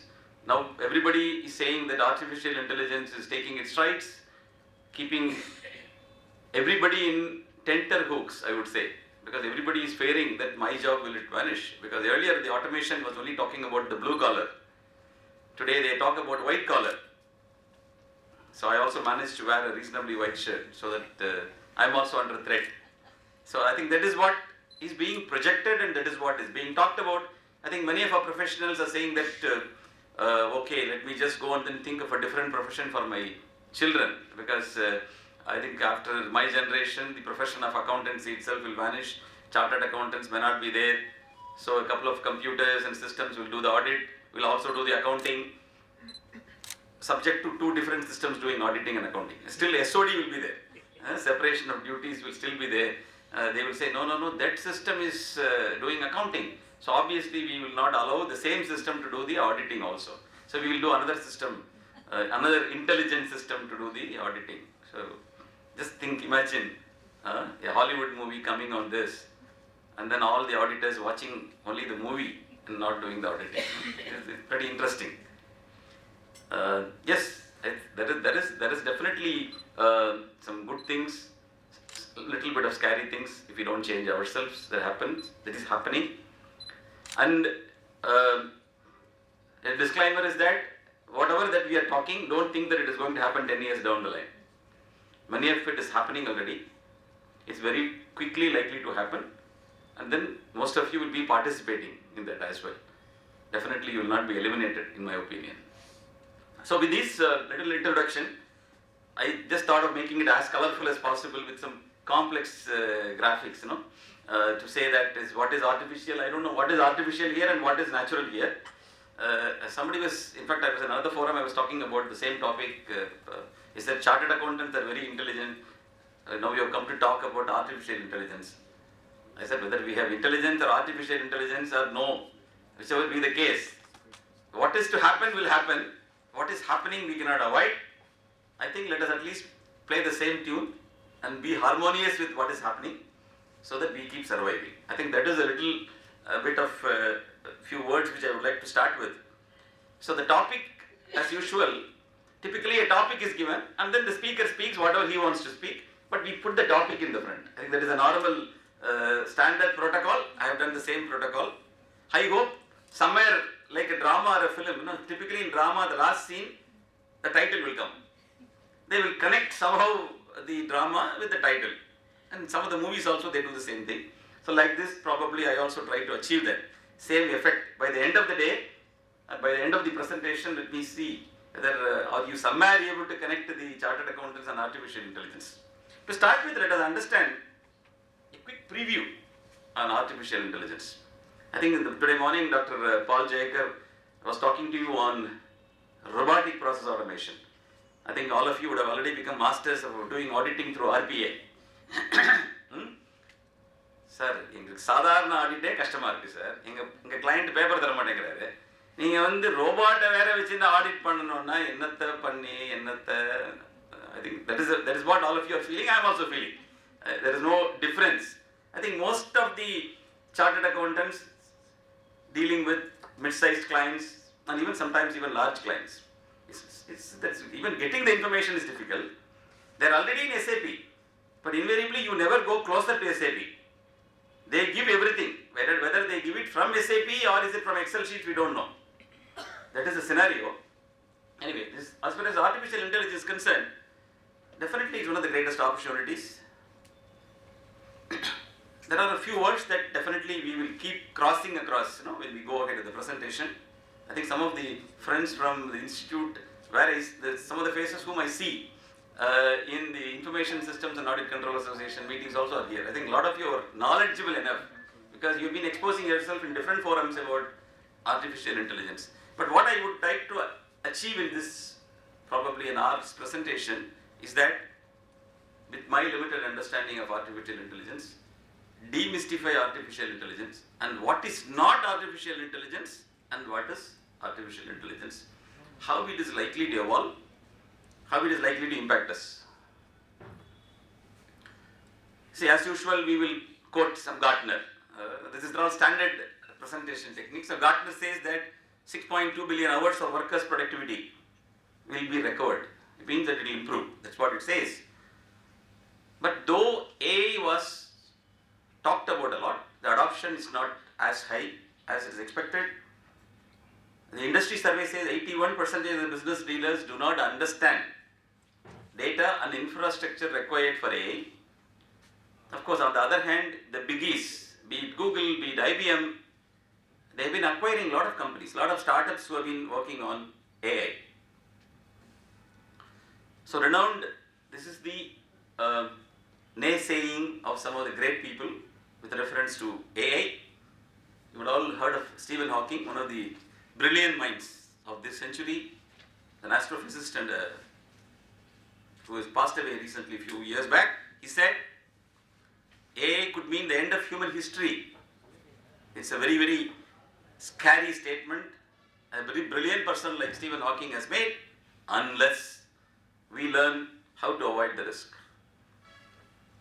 So, of course, he has really looked at far beyond what is happening in today's technology. And with these things, what is intelligence? First, I think before we go into the artificial part of the intelligence, let us understand what is intelligence, because that is what they are trying to mimic as an artificial intelligence. So, typically, intelligence is these three characteristics: ability to interact with the world, speech, vision, motion, thinking, manipulation, ability to model the world and to reason about it. Reasoning, it's an important thing. Logical reasoning.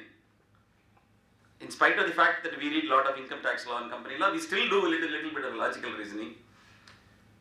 And then ability to learn and to adapt, which is the very most important characteristics of intelligence.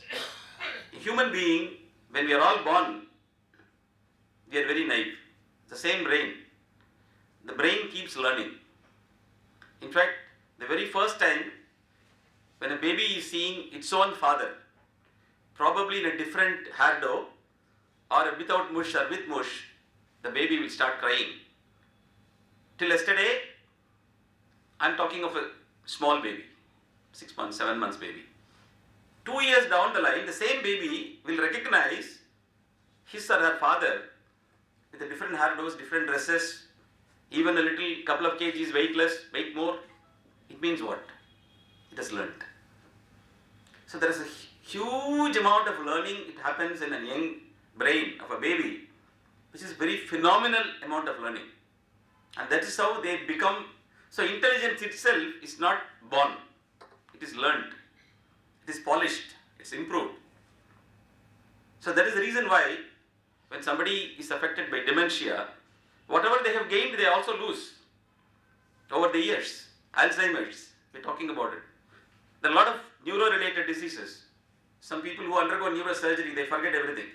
Though not in the filmic way, suddenly for 10 days they will forget everything. After the end of the movie, they will remember everything. It's not like that, but it's a very scary thing. I've seen patients, I've discussed this with neurophysicians as well.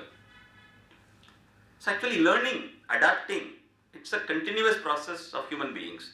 But the way in which human beings learn, retain, use it is completely different.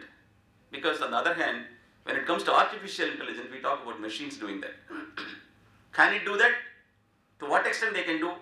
How they can do is all about artificial intelligence. So this being the intelligence part of it, what is artificial intelligence? Artificial intelligence, one of the simplest definition I have seen at least, is the theory and development of computer systems able to perform tasks that normally require human intelligence. So we understood what is human intelligence. When you are trying to look at a computer system trying to do what a human being can do, it's what is artificial intelligence. So it's not automation. There is a lot of difference between automation is only one part of the intelligence. But artificial intelligence is of a larger canvas. So that's why the next one says that it is an umbrella term. Artificial intelligence is a very broader term for a family of techniques that allow machines to learn from data, to act on what they have learned rather than simply following the instructions created by the programmer. That's a singular difference. To learn, building a capability to a system to learn something is where the artificial intelligence differentiator lies. Artificial intelligence is behind advances in speech recognition, image recognition. Today we talk about driverless vehicles. It has enabled the creation of voice-activated assistants for your phone. So how many of you have used Google Assistant? Most of you would have used it. Google Assistant. Have you noticed what all the Google Assistant is doing intelligently? Probably you should tell different things to achieve the same thing. I don't know whether you have noticed in Google Assistant or be it some other device like Siri in the other one or Echo Dot or whatever it is. You try to speak, for example, to the your Google Assistant, you try to tell, hi Google, I think that's where you start, and then you tell, please tell me a joke. And typically it's hardly goes, I think not more than a dozen joke it has got. To date I've been seeing the same jokes. But still, it will nicely start with, oh, you will really love it, have this joke. Then it will tell the joke. Then immediately you say that, a joke please. It again tell you a joke. Then you tell, can you tell me one more? It will again tell a joke. Have you understood this difference between the three statements? The first time you said, can you tell me a joke? Next time you said, tell me a joke. Third time you said, can you tell one more? This can you tell one more is the way in which human being can understand the context. That's the difference. Human being, if you are saying one more means it is relative to what you have told just in the previous sentence. Many a time we miss to notice this when we are dealing with machines. We assume that some lady or a gentleman is talking behind. It's not. Including the speech is only artificially created. Only a voice signature is there. There is nobody. It is not a recorded voice where it will assemble the words like the railway station announcement. Have you noticed the railway station announcement? Train number 5151 will leave the. Actually, they assemble it. Each of these words are assembled and then put forth. It's a very simple methodology of automated announcement. But here, it talks as if the human being is talking. There is a tremendous amount of intelligence that has gone behind. I think that is what we need to understand. So it is not far off for your client to understand one of your bots to give the information for them to file their tax return. Probably you people will be there in multiple places. So your assistants, so the bots might be talking on your behalf to collect the information, which already you are all doing. For most of the help desk today, you are chatting, are not human beings behind. Are you aware of that? Whether it's banking sites or insurance sites, or you go to any website, immediately one thing will pop up. Do you want help? Then you type out something, then it starts typing out something. But at least it is text. So there is a whole lot of technologies that are behind this. What I am trying to impress upon here is that we are not far off. Already the technology is there. It's how do we use it is the question. For businesses, artificial intelligence can be defined as a way of radically improving three important things. One is automation, definitely, which is what we have been trying to achieve using computers in the past. Then predictions. For all we know, it could be doing a lot of predictions based on past data and patterns. Optimization. Optimization logics could be used. So these are some of the areas where very quickly artificial intelligence can do things and then earn good fruits. Artificial intelligence is a tool for improving human decision making. At speed and scale, it has got the potential to augment the work of every employee. Today, 100 CT scans can be gone through by an artificial intelligence engine and then point out potential spots of tumors and then even the likely kind of tumors and then give it in the front of a radiologist or an oncologist. Then what happens? Instead of spending probably 10 minutes for every picture, in about 60 minutes time, they could be doing probably 60 pictures. That is what we are talking about. It can actually improve human decision making, will help human decision making. All of us have been totaling up. I think at least I could see some of you who have written your CA exam without calculators. Manual totaling. I think after a point of time, calculators came into the picture, and today calculators are allowed, right? Today I think for the exam, calculators are allowed, and probably the days are not far off for people to use computers as well. Already we talked about open book system where we give books and all that has happened. So does that mean that our work has come down? Actually it's increased. It has actually done in a different way. We are doing more qualitative work instead of totaling up. In fact, trial balance tallying was the biggest task any of us as an article clerk would have done it. And if it is 32 paisa difference, your night sleep is gone. Because your boss will say, why 32 paisa difference? It could be 1 crore 32 paisa and 1 crore on the other side. So you please go back and then tally. But we have managed to tally. But today, we don't even, if you go and then tell your article clerk, is trial balance tallying? Sir, what are you asking? Trial balance tallying? But actually there is a different question. Whether trial balance tallying, in SAP trial balance will not tally. I think many of us, because sometimes one side of the entry would get passed, the other side of the entry will not get passed. It will be residing in some other module. It happens now for a different reason. But in spite of that, we have been doing audit. Enough of work is there. Still, we are fighting them. We are still thinking 9C. The deadline will it be extended or not? We are still talking. Enough work is there. So that kind of work has changed. But still, we have been doing a lot of work. So these kind of artificial intelligence tools will definitely help professionals like us to do our work much better, sharper,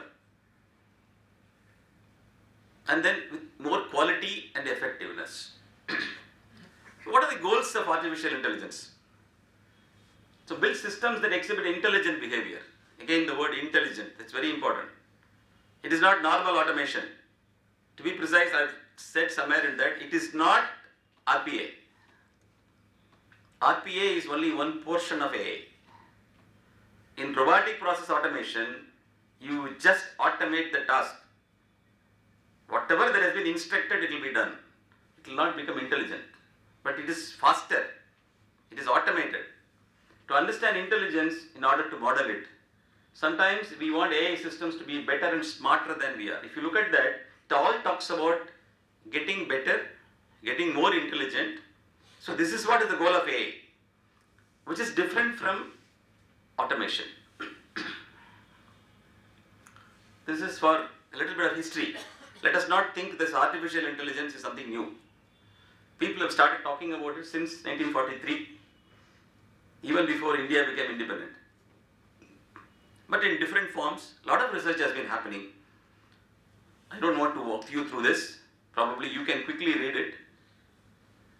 1990 onwards, techniques such as neural networks, genetic algorithms received fresh attention. I think recently some of you would have read in a newspaper, they are trying to take a tissue from a frog and then try to use it as part of a computing machine. Those kind of researches have been happening. Trying to make biological chips. Today what all we all have is that silicon chips, or there are gallium arsenide chips. There are various metal related or compounds related only chips are there, but they are even talking about cells they could be using. Whether it is going to be ethical, is going to be allowed, a lot of questions will come, but even those things are likely to happen.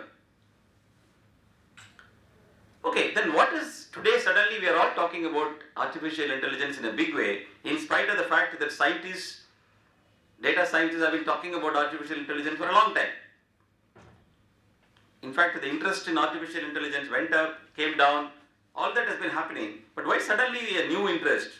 These are the reasons why artificial intelligence is really picking up pace now, and it is becoming an affordable, really useful tool thanks to these factors. First is increase in processing power at affordable cost. I think most of you would have seen the first computer of yours today versus what your mobile phone is. Today most of your mobile phones are having 8 GB RAM, and some of you might be even having 16 GB RAM. The very first time a GB drive came, I think it's somewhere in early 90s, 1 GB hard disk. I was asking people in US, what are you going to do with 1 GB? There's so much of data space. Today we are all having our hard disk space of 20 MB. That was my first machine. 20 MB of a PC 80. So before PC, there was 256 kilobytes of RAM. Today we have 8 GB of RAM. You know, 1000 MB is 1 GB. We are talking about 8000 MB. We had 256 kilobytes of RAM and 20 MB of hard disk. Look at the power today we have. In terms of processing power, just one of the estimations says it's 4 million times performance as in 1971. At least 1971 I have seen mainframe computers which will be occupying almost this size of the room, which is IBM 1130, one of the machine. In fact, I was not from Madras. I was brought from Madras to Chennai from my college is an excursion to see a computer in Madras University. The computer was occupying one big punching machine, sorting machine, card. It's all card punching those days. And then the main machine was sitting somewhere. They will put the deck of the cards and then sleep next to that, because air conditioned room. Nobody else will have air conditioned outside. So it was a nice thing. So that was a scenario. From within that, how many years? Hardly 40 years. 35 years, I would say. It's the pace has picked up so much. So the processing power, what you have in your hand, is thousands and thousands of times more than what you had even 20 years back, even 10 years back. That is the first differentiator. Big data. Today we all talk about big data. Whether we know it or not, we talk about big data. See, today, how good the quality of data is different, but we have big data. Because everything is computerized. Internet, accounting standard 38. We only Google. Invariably, institute sites won't come there. Probably somewhere in the 4th page or 5th page it might come. I don't know why. We have not optimized search engines. You have to pay, sir. It's not free. Institute has got a lot of money, sir. Nobody is there. Okay. They can pay. Search engine optimization is not an expensive thing. You and me can do it. And for them, they have so many things being done. So search engine optimization is not a problem. But having come to the site, whether you will be in a position to see the accounting standard is a different issue. It is so complex there. Our website is one of the most populated website in the world. Anyway, so big data. So there is enormous amount of data. You talk about Wikipedia, you name it. There are millions of sources with data, because every one of your computer or every one of your data source which is connected to the net has become the source of data for the whole globe. So there is enormous amount of data that is there. And then enterprises probably were automating only accounting in the beginning or only inventory management in the beginning. I remember one of the earliest computers, I wouldn't say it's computer, it is a calculating machine, I would say. Life Insurance Corporation was running their notices for the premium and then the maturities and things like that, use a machine. It will be this big and they will be actually connecting wires. I've seen that kind of a machine in LIC. It's not called a computer, it is kind of a calculating machine doing some repeated task. Today, we have doing everything in an enterprise through computers. So what's happening? We are going on accumulating data. So when we are talking about big data, there is one is the big data in the public domain, other one is the big data with reference to enterprise itself. Because each enterprise today, I think most of the companies which have got automated has got at least 15 years of data inside. Even in Tally, different versions, we have data.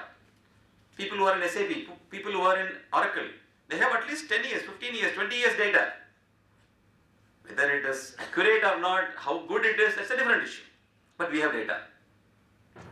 So there is enormous amount of enterprise data is available. There is enormous amount of public data in the public domain. So much of research scholars. In fact, the moment you Google, the Google Scholar, it's giving you so much of research articles. Some of them are paid. You will not be able to take it unless you pay for it. But the enormous amount of data is available. And internet and cloud.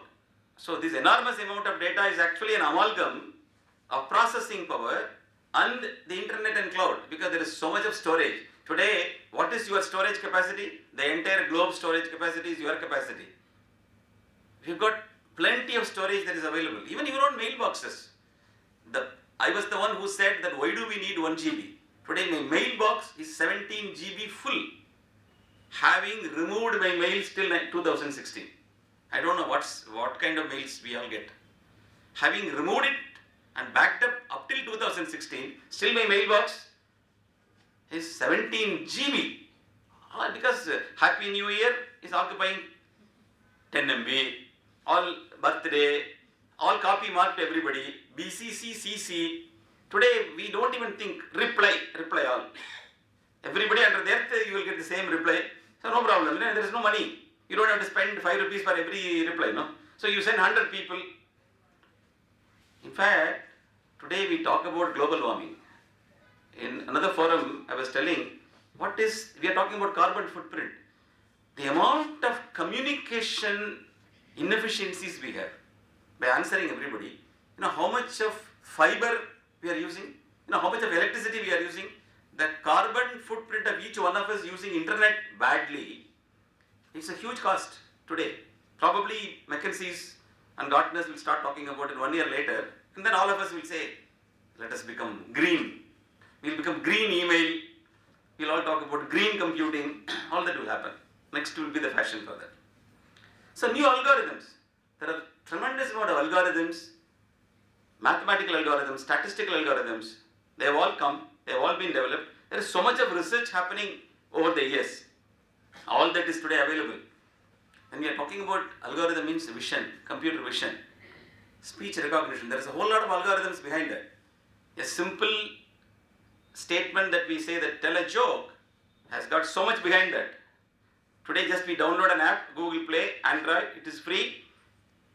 So we take it for granted. But so much has been happening behind that. Now I would like to just show you.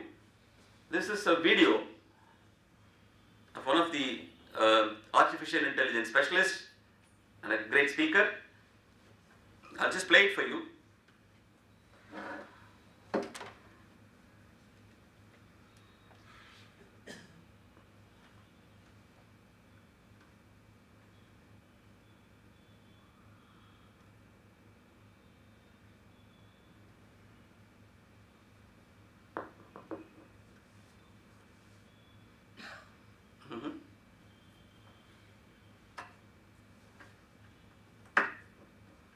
AI is a broad branch of computer science. The goal of AI is to create systems that can function intelligently and independently. Humans can speak and listen.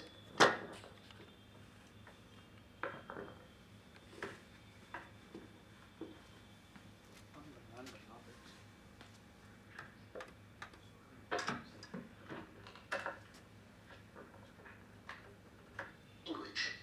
This is a field of NLP, or natural language I'll processing. just play it for you at the beginning. Humans can see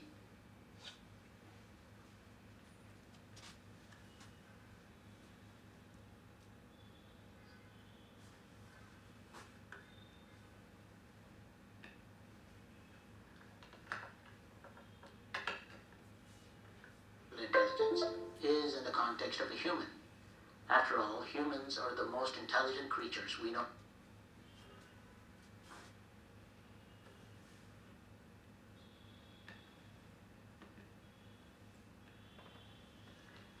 Having a problem with the intelligence. To communicate through language. This is a field of speech recognition. So The once I goal of connect to AI this is to HDMI, create systems that can function intelligently and independently. 1 second, just a minute.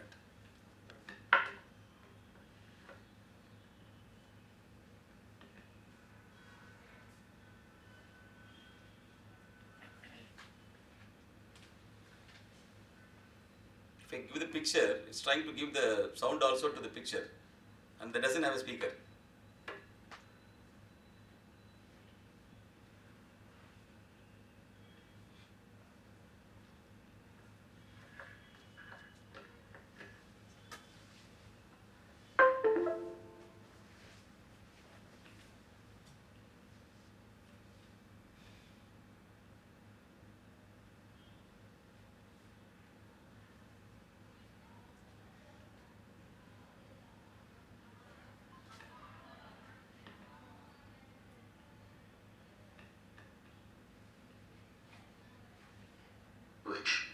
This is a field of NLP, or natural language processing. Humans can see with their eyes and process what they see are the most intelligent creatures we know of. AI is a broad branch of computer science. The goal of AI This is what is umbrella she's systems talking about. that can function intelligently and independently. Is audible there? Humans can speak and listen to communicate through language. This is the field of speech recognition. Much of speech recognition is statistically based. Hence, it's called statistical learning. Humans can write and read text in a language. This is the field of NLP, or natural language processing. Humans can see with their eyes and process what they see. This is the field of computer vision. Computer vision falls under the symbolic way for computers to process information. Recently, there's been another way, which I'll come to later. Humans recognize the scene around them through their eyes, which create images of that world. This field of image processing, which even though is not directly related to AI, is required for computer vision. Humans can understand their environment and move around fluidly.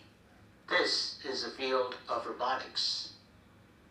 Humans have the ability to see patterns, such as grouping of like objects. This is the field of pattern recognition. Machines are even better at pattern recognition because they can use more data and dimensions of data. This is the field of machine learning. Now let's talk about the human brain. The human brain is a network of neurons, and we use these to learn things. If we can replicate the structure and the function of the human brain, we might be able to get cognitive capabilities in machines.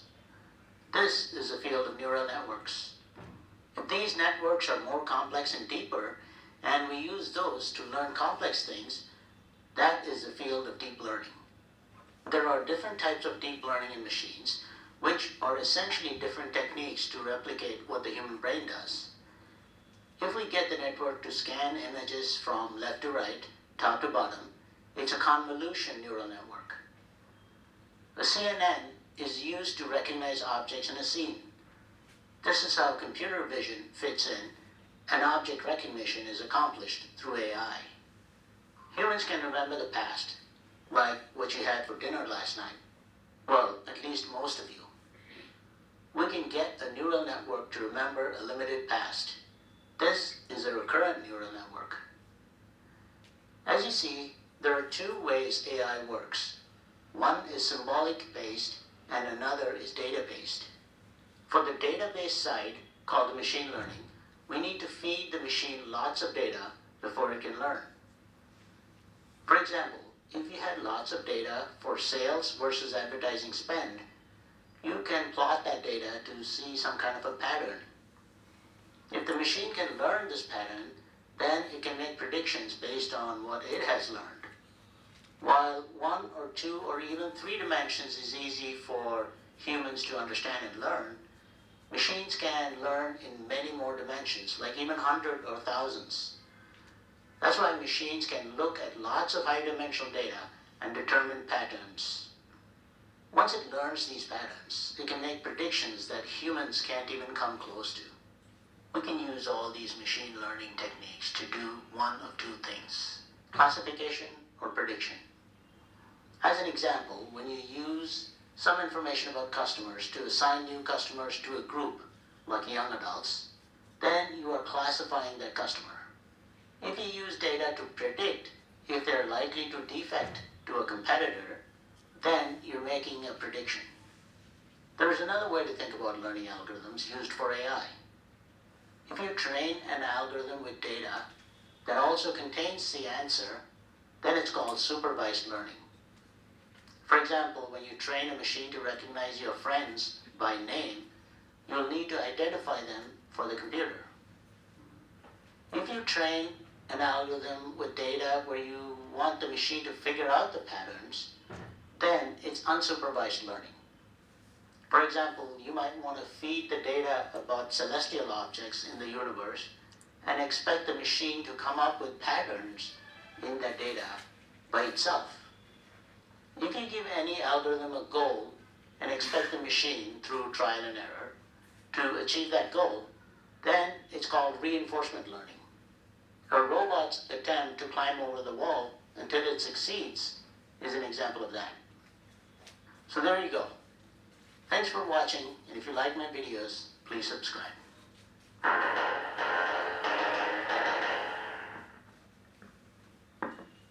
Thanks to Raj Ramesh. It was a nice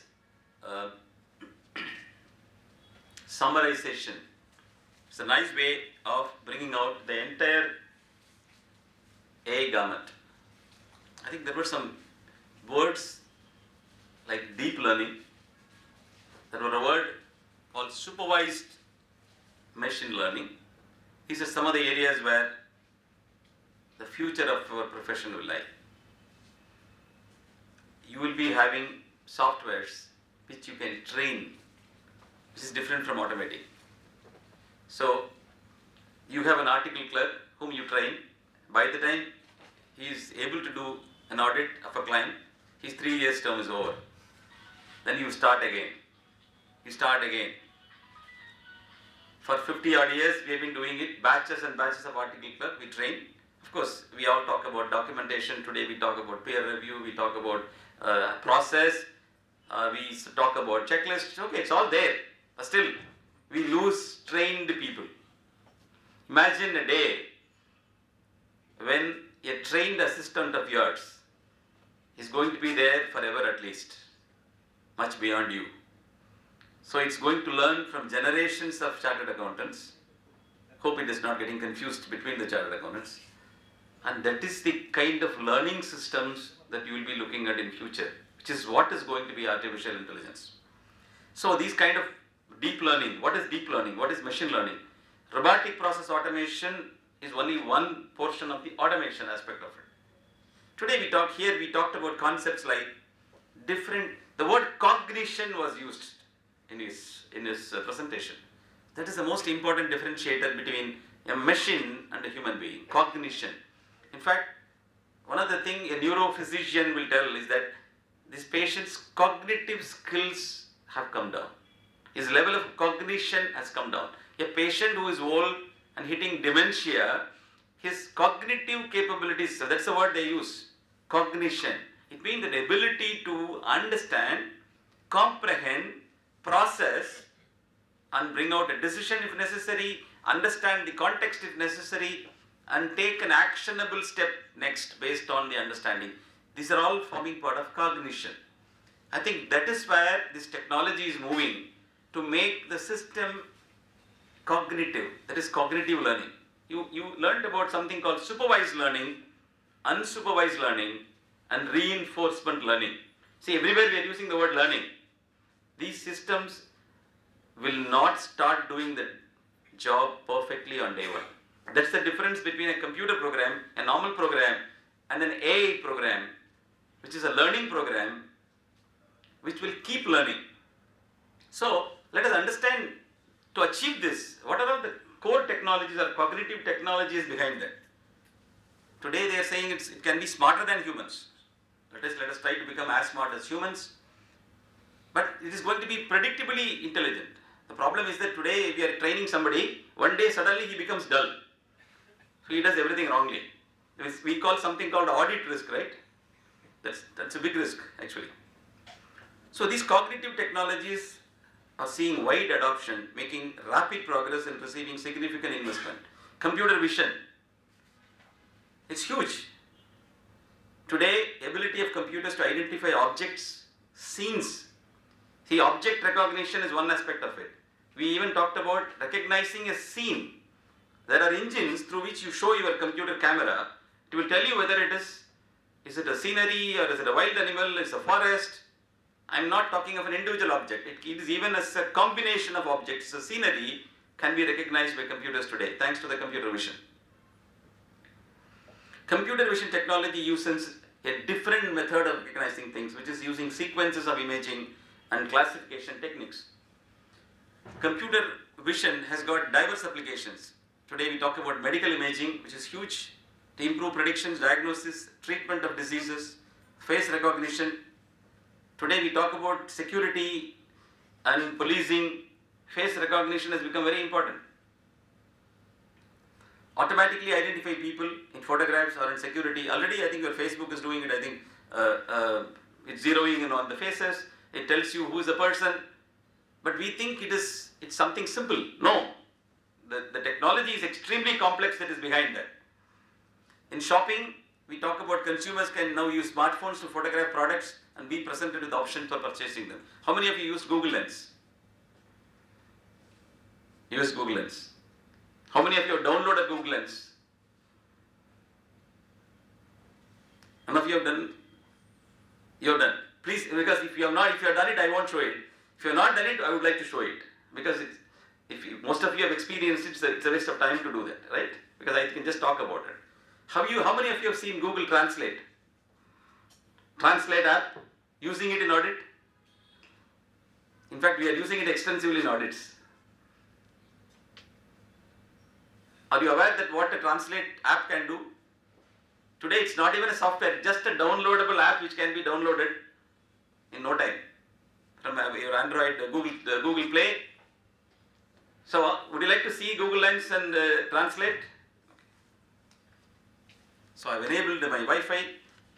Let me see. Before that, I would like to see these technologies, because what you'll be seeing is a combination of these technologies working in those simple apps. For us, it is simple. There is a huge amount of research and data that is behind that. See, computer vision is one thing. Machine learning, ability of computer systems to improve their performance by exposure of data without the need to follow explicitly programmed instruction. See, there is a difference between machine learning. Today, the machine learning languages like R is used. Today, for most of these programming of AI, Python is used. R is the programming language, a newer generation language. So, the way in which here we are talking about the machine learning, it also starts recursive learning. It will keep learning. So, you don't have to do a hard coding or hard programming based on data. It will start learning. Like the way in which a child learns over a period of time and becomes an adult and get tainted. We all get tainted, no? When a child, smile, laugh. The moment we become adults, we think twice whether to laugh. If I laugh, then what he will think? Will he think I am a fool? So all these things before we process, and then only a child doesn't know. They just simply laugh. She's so smiling, so happy always. So like that, these systems keep learning. Machine learning is the process of automatically discovering patterns in data. Once discovered, the pattern can be used to make predictions. Credit card security. Today, many of you could have experienced, at least I have experienced it. My card is used in some part of Liechtenstein, closer to Germany.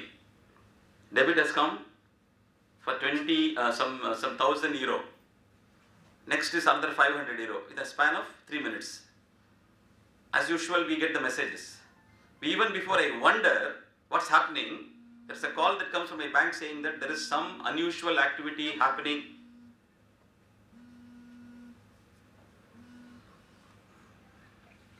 Unusual activity happening in your credit card, so we have already blocked it. So it's a pattern recognition. Their systems, risk management systems of these banks, they keep recognizing the patterns in which your credit card is being used in the past, and then suddenly probably a debit has come from Chennai, and next minute it's happening from Hong Kong, then they can start recognizing there is something wrong. A lot of patterns can be seen. For example, if somebody's pattern of spending is always in the average of 10,000, suddenly one fine day 100,000, 150, 1,50,000 a debit is coming. Then they may immediately ask whether it is a genuine transaction.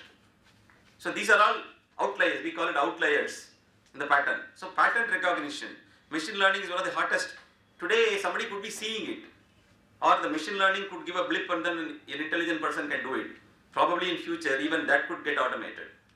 Machine learning is one of the hottest areas in cognitive technologies. Obviously DeepMind is one company where Google has invested more than 400 million to acquire that startup company. The natural language processing, which is again a phenomenal amount of advancement that has happened. Earlier, I don't know, some of you could have used something called drag and dictate.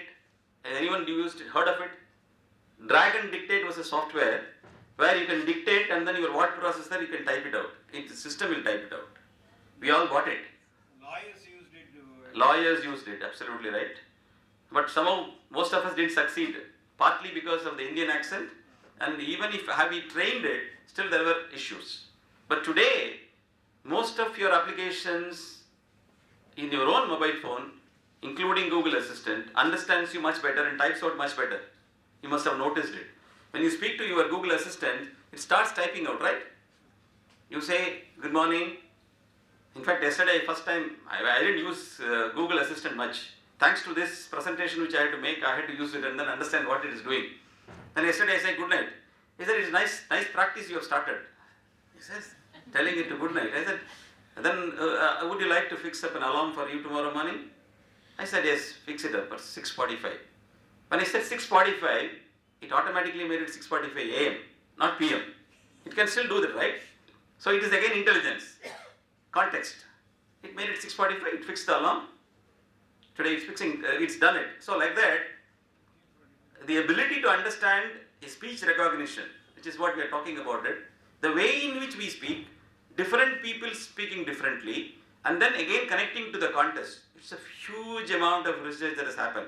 For us it may look pretty simple, but that is the kind of advancement that has happened in the last 10 years, phenomenal. And I will just show you some examples after this. So again, natural language processing. Today have you heard of something called sentiment analysis? There are softwares which can actually do sentiment analysis across social networks, Facebook, there are so many places, internet, and then tell what people are thinking about your product which is newly launched. A product which has already been doing very well, will there be a slippage in that project, in the product, against the competition? These are all called sentiment analysis.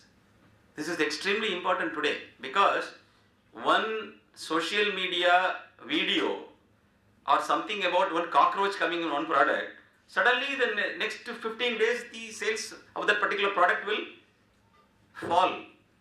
If the product manager of the company and marketing manager of the company is not even aware that what is happening in the world, then he has to leave the company. The board will call him, give him a good handshake and then say please leave. So the first question boardroom is asking today is that what is your social media strategy? Social media is to promote things, but first of all you have to protect yourself. There is so much that's happening, so there are now tools, there are softwares, applications which uses artificial intelligence, which uses natural language processing, because somebody could be using a very sarcastic expression in a discussion forum to criticize a product. We know, sir, the சாப்பாடு சூப்பரா இருக்குது sir இன்னைக்கு கண்டிப்பா விட்டுறாதீங்க சாப்பிடுங்க அப்படின்னா this fellow is criticizing அர்த்தம். See, that is also happening. No? Sometimes you will say, sir, பிரமாதம் சார், இதை விட பிரமாதம் சாப்பிட முடியாது, பாத்துங்க. So the expression, context, all that matters whether he is putting a positive connotation or a negative connotation. நம்மளுக்கு சாதாரணமா பேச மாட்டாங்கல்ல, it will be complex. But to understand that expression by a computer and to tell that this fellow is criticizing the product, it has to do a lot more. That is where NLP is coming in. Today there are engines to do that. People have already developed softwares. And there are companies who are using this software, using these products on a continuous basis. Again, all these softwares keep learning at expressions. The way in which an Indian express in English is different from the way in which an American expressing in English, or a German or a non-native speaker is expressing it in English. So with these technologies, even before we go to deep learning, let me just show that.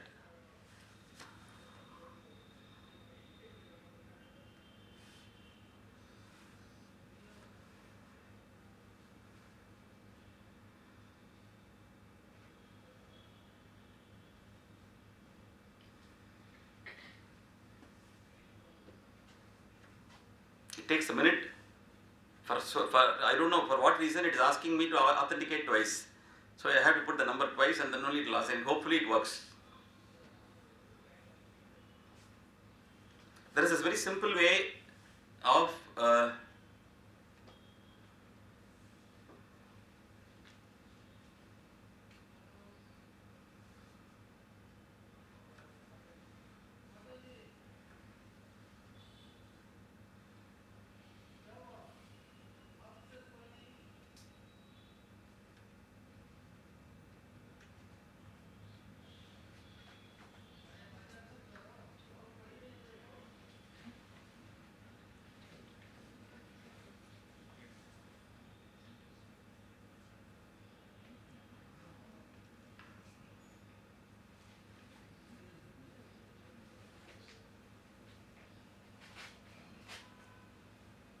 still these machines don't, with all the artificial intelligence, these machines don't talk so easily. This is Android, this is Windows operating system.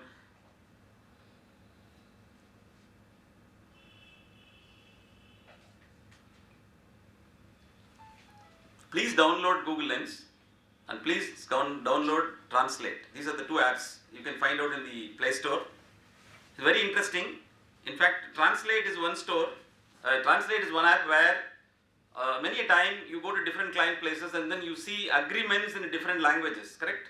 And many of you would have seen languages in Kannada, not Kannadam or Telugu or some of those languages, especially land documents will be there, and your client would have been giving this, sir, we have got 100 crore asset, this is what is the document. So we all know 100 crore book balance is there, whether it is belonging to them or not, we should know, no? You can use this app. It does a wonderful job. And many languages of Indian languages are supported in that.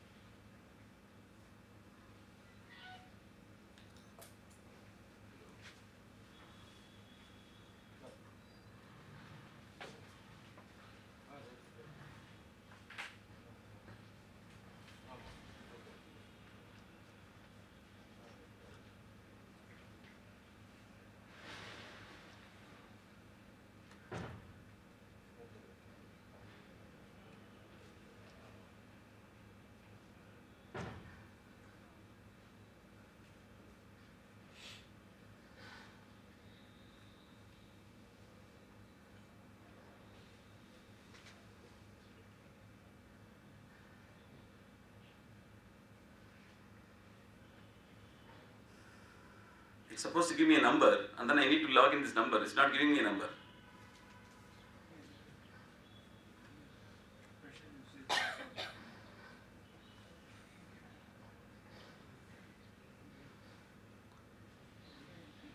I wish that it doesn't take much time.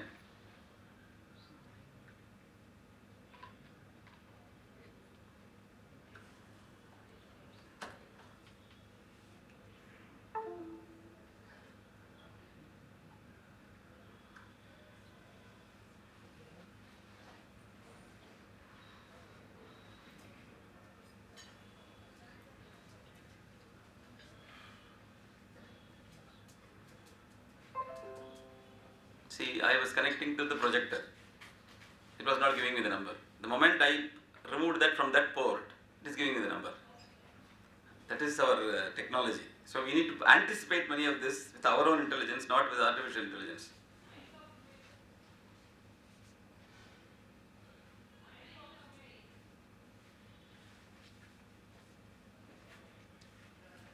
And invariably in many meetings you go and then connect your computer, it won't come in the projector.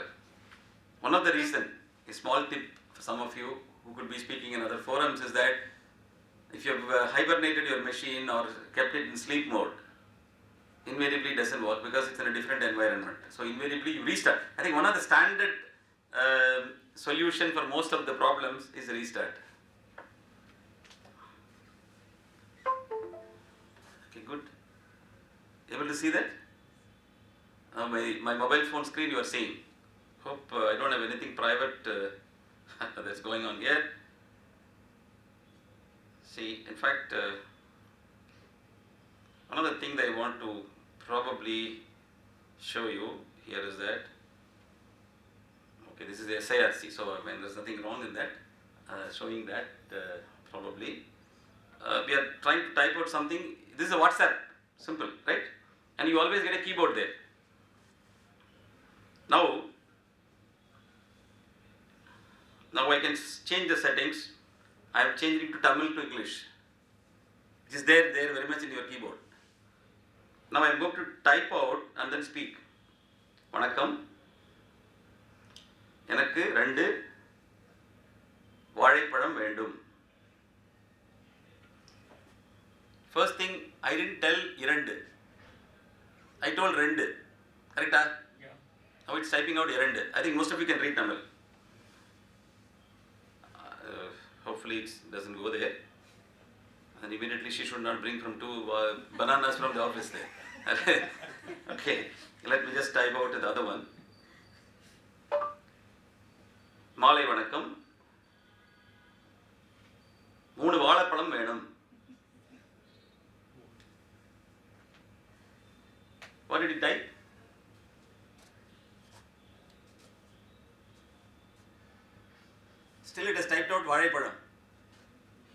What did I say? Moonu, Valai Palam, the way in which typically many people speak in Tamil here. That's how I told. Correct? Now this could be something extremely simple for us. But for the machine to understand and change Valai Palam to Valai Palam is a phenomenal amount of learning that has gone behind that algorithm. I think that is what you need to see, and this is not even a full-fledged app. This is nothing but a Google keyboard that all of us are using for SMS and WhatsApp. Whatever is the default keyboard is being used. And in the keyboard there is a mic symbol. I just press the button. In fact, I didn't realize this until I started preparing for this presentation. So thanks to all of you, I have learned this. So it's correcting and then typing. Now let us see this app. This is Google Translate for you. This is a symbol. This is the Google Translate for you. So now I am going to use, now you can choose the language from what to what. Now English is there. I am just going to use Tamil. It's automatically changing to English. Now this is a Tamil newspaper, right? It's Tamil newspaper. Let's see what it does to this. I am just pressing the camera. I am taking it like this. Sala your SIM card. Could you see what has happened? Okay. First you see the Tamil, no?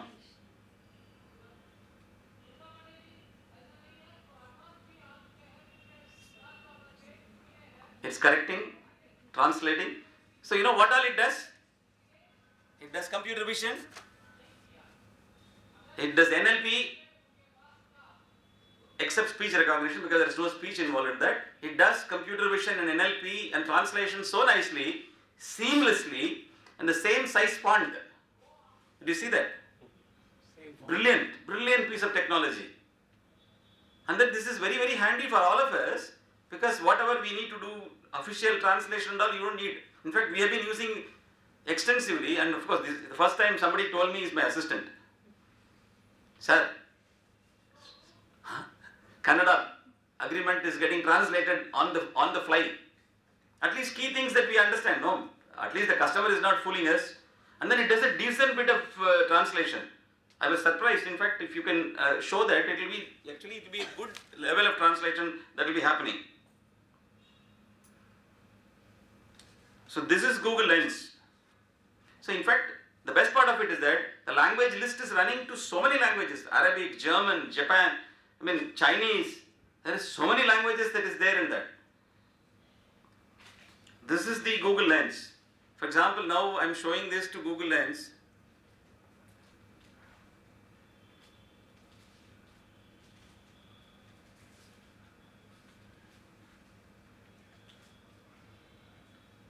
Actually, it's recognizing in a different language. It's because I think probably I said the language differently.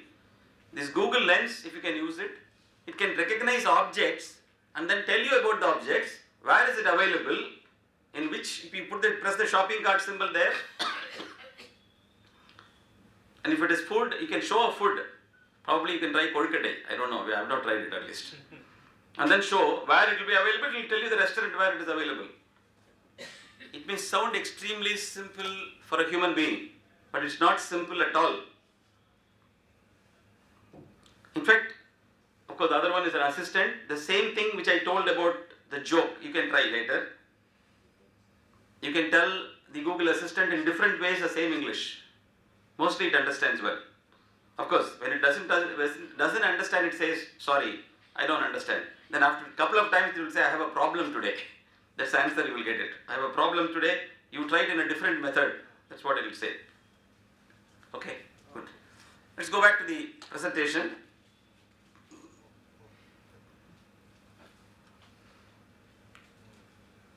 We said deep learning. In fact, many of these algorithms have got deep learning algorithms built in. They will keep learning. In fact, a Google Assistant with you can start learning more and more about you. Of course, it also gives a lot of information about you. You can feed a lot of information. In fact, if you go and then try to ask, who's my wife? It says, I don't know, you have not told me. That's the answer it will give. Then you tell that. Do you want to create a contact? In fact, all kind of politics it will play. And finally it will tell, next time when you say, who is my wife? He said, you told, it will tell the name and then say, you told me so. Very, I think very, very diplomatically it will tell, you told me so. It is not that my statement. No, we said, as said by the auditee. That is the way in which it will also answer. So this is one of the most important technologies that artificial intelligence to be used in our profession. People will use deep learning. Deep learning is where it starts learning.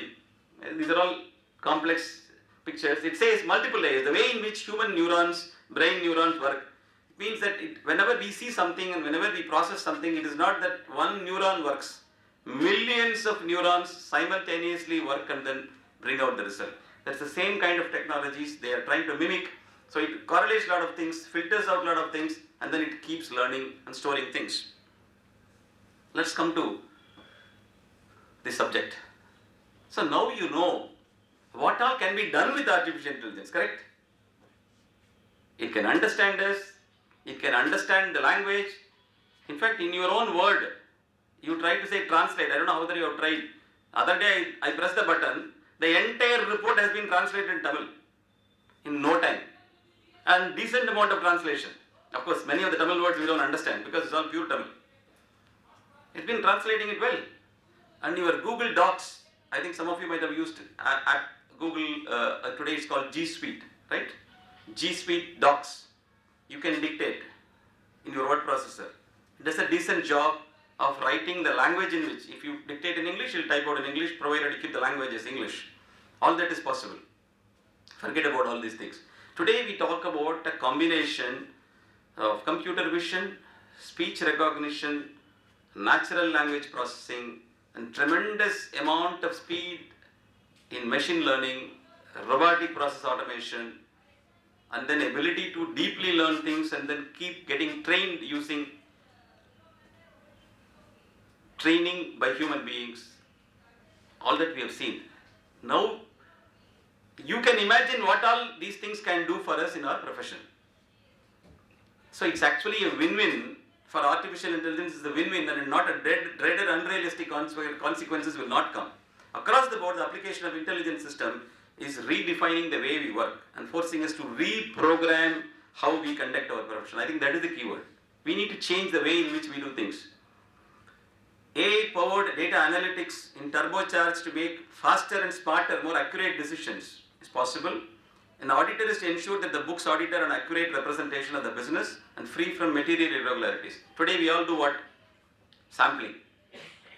In fact, the sampling is so small, I don't want to name firms or something like that. There are even 10 samples, they say that because we have checked the process, 10 samples will represent the population.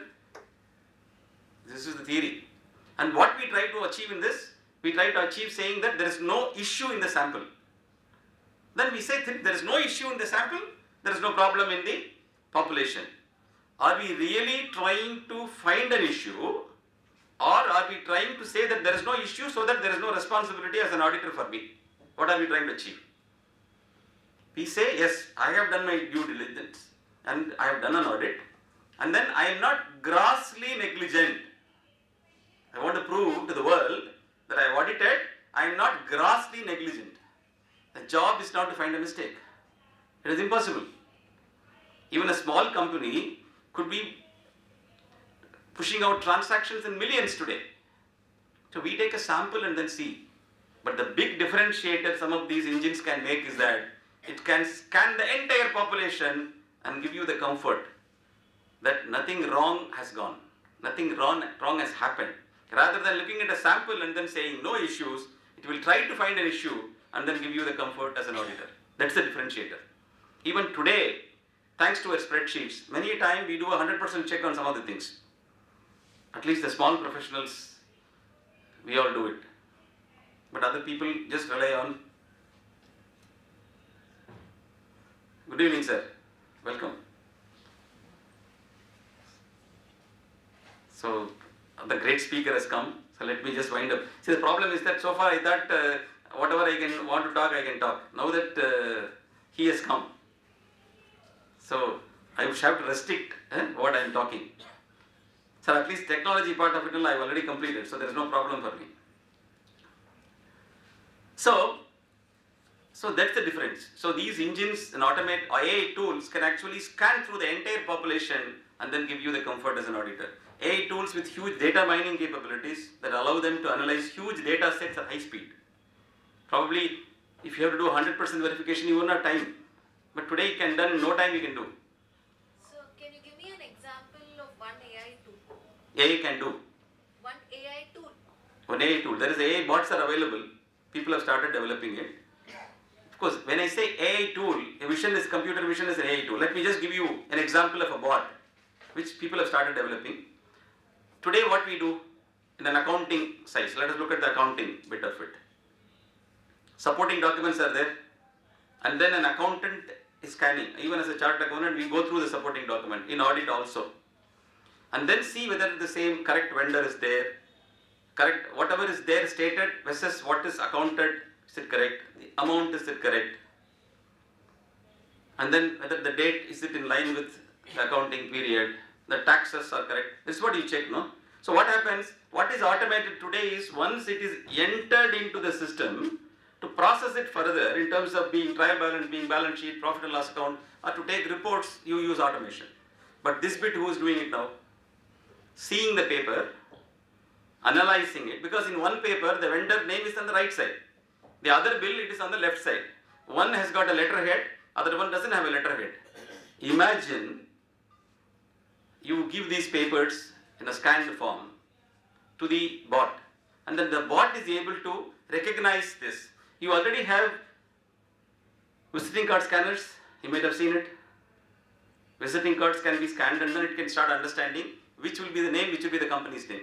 Like that, there are bots which are emerging now, which can start understanding your supporting documents and then tell automatically he is the vendor, and this is the way in vendor is appearing, date is appearing, and then you may intervene.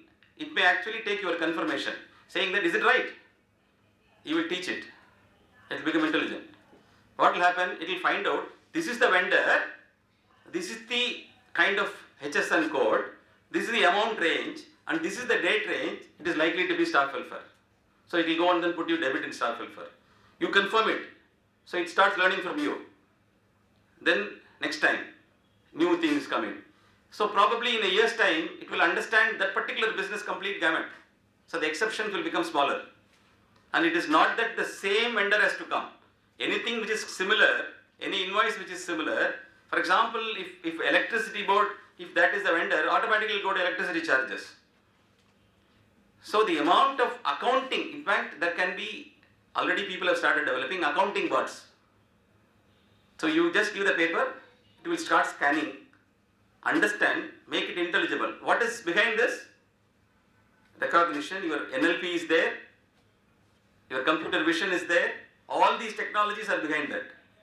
All these things are intelligently learning and then start doing the things. Imagine the same thing, what are we doing in vouching? We take samples. So today we are auditing what is already keyed into the system, there is no problem. But between the source document and what is inside, today only we are doing it. That will all starting getting replaced, because what will happen, most of the source documents would have been already scanned. Today many companies which are using ERP, they are already scanning it and putting it as part of the voucher itself. So those documents will also get scanned and that will be read by your engines. Imagine it does the same thing what you are doing and then try to tell you these are all candidates which are looking not correct. You confirm it. Then you say no, this is correct only. You confirm that the machine's reading is wrong, then you correct it. Then what it happens? It learns. That's a differentiator. What is happening in your spam system? Google, mail it does that, it says it's spam. Then you say, no, it's not spam. Then what it does next time? It goes to the regular mail. 2 times, 3 times you say that, then it understands this particular person who is sending the mail, even though the subject line, it typically goes by the subject line and the content. The subject line is this, in spite of the fact that if this person is sending and he is sending to so and so people. It is not a spam mail, it's the correct mail. Who has taught that? You have taught that. The same way, these bots, these applications will do a good bit of auditing for you, even the physical part of it, which is what currently being done, because many of these physical things will vanish and then they will all become scanned images or in some form. So it can start connecting not only this, for example, it can start picking up, today many things get approved even in emails. It can scan emails. It can pick up things and then connect multiple things and arrive at patterns. And then it can tell outliers. For example, the entire pattern is seen. Today we talk about relative size factor. It's one of the tools. We say that generally this vendor, these things, it will be in the range of 10,000, 15,000. Why suddenly one voucher alone is becoming 2 lakhs? It can take that outlier and then tell you this looks to be not so genuine. So the fraud detection is one of the things we will be looking for. It can tell you and then say, is there a fraud risk? So rather than saying I have taken 20 samples and this process has been followed, what is the process? For everything there is a purchase order, there is also a goods receipt note, there is also an invoice, everything is pakka. We say nice word, procure to pay, and there are nice terminologies are there. We follow that and then say everything is hunky-dory. But on fine day a fraud is happening and then everybody is being questioned. Starting from CFO to internal auditor to statutory auditor, the boardroom is asking what happened? All of you are doing all kinds of audits, but this particular fraud has not even figured out. Then we immediately say, no sir, our technique is sampling technique and this is what is the sample, we have got work papers, in this sample it's not there. I am also saved, he is also saved, but still the fraud is done. So these tools will help you in doing deep diving and analyzing the data, because many things which are normally not so visible to a human eye could become visible, because once you teach them, they become perfect. They keep on getting perfect. The biggest difference between us and them, we may need a cup of tea before we get fresh, but it doesn't need a cup of tea. Once you have taught it, it keeps doing it correctly. So there are applications. There are also so-called, there is a company called MindBridge. It's a Canadian company. They have developed some bots, they call it audit bots or AI-driven audit tools, all that they have talked about. Today, many of these tools still not become learning tools. They are all typically robotic process automation. They have not become a deep learning tool, they have not become a self-learning tool, they have not become a trainable tool. But all this is possible. What I told you is that for all we know, there could be multiple people who could be working on these applications for us to help in audits. So you just imagine the task in auditing. You just imagine in the task in data analytics and review, which is what typically we do. Most of these mundane tasks, which is dependent on paper, which is dependent on vision, which is dependent on language, because in no time, there are multiple mails can be understood in terms of NLP and then tell you that these are all the things that are likely to be happening in this company. Many such correspondence can be seen as long as it's in a scanned form. And today, people have already started scanning and doing it. So that is what I have been talking about. These kind of tools will drastically help you in analytics, even in the mundane auditing. So there is a good amount of things that can happen. Whatever I have been talking to you is what is there in these 2 slides. So I don't have you don't have to go through that. So probably in conclusion, what I would say is that AI will transform, but not replace the accountants and auditors. Because you will be going up in the scale, up in the ladder. There was plow, then tractors came, still farmers are there. You look at history, there are so many things that have been happening for years and years and thousands of years. Still, that profession has been surviving in a different form. So we need to transform ourselves as accountants. So we cannot be depending, for example, a simple tax filing we will not be able to do. There could be a bot in your office which will talk to your client, pick up the data, put it in your Computax or WinTax or whatever is the software. It could be the connected software. It will file the return. Probably some of the outliers alone will come to you as a partner and then say, this looks different. Please look into that, intervene and then confirm whether it is correct or not, or would you like to put a question to the client? Imagine that instead of processing the last day 200 returns, you will be processing 2000 returns. That's the difference. It's possible. Robots will not replace humans. They will coexist. In fact, one of the words some of the people are using is that they are not bots. They call it cobots. It means that they can coexist with you as bots. According to Gartner again, AI is set to create more jobs than it will replace. So you have been seeing it in the historically, things have been changing. So even in audit, in our own profession, our work has changed a lot. If you look at last 50 years, the work has changed a lot. So same thing will keep changing. Accountants don't have to worry about their job being replaced. Business will always need accountants who can interpret AI findings. Today, you are getting news in your mobile phone, you are getting news in your laptops. But the circulation of newspapers are also increasing. The news channels are increasing. So it means what? There will be somebody who will be collating all these news and then giving you one. Sir, today is all the newspaper headlines is this. One tool will be doing that. Like that, when more things are happening, even to interpret all these findings, people are just doing business. People are not bothered about what is being talked about in social media about my product. Today that has become a problem. It was not a problem because nobody was talking, because there was no communication. So newer things, newer risk will happen, and then we will keep doing things in a different way. So this picture is that we will all become, parrots will be there, it will help us in our astrology. So parrots also will be there, we will also be there, parrots will keep learning.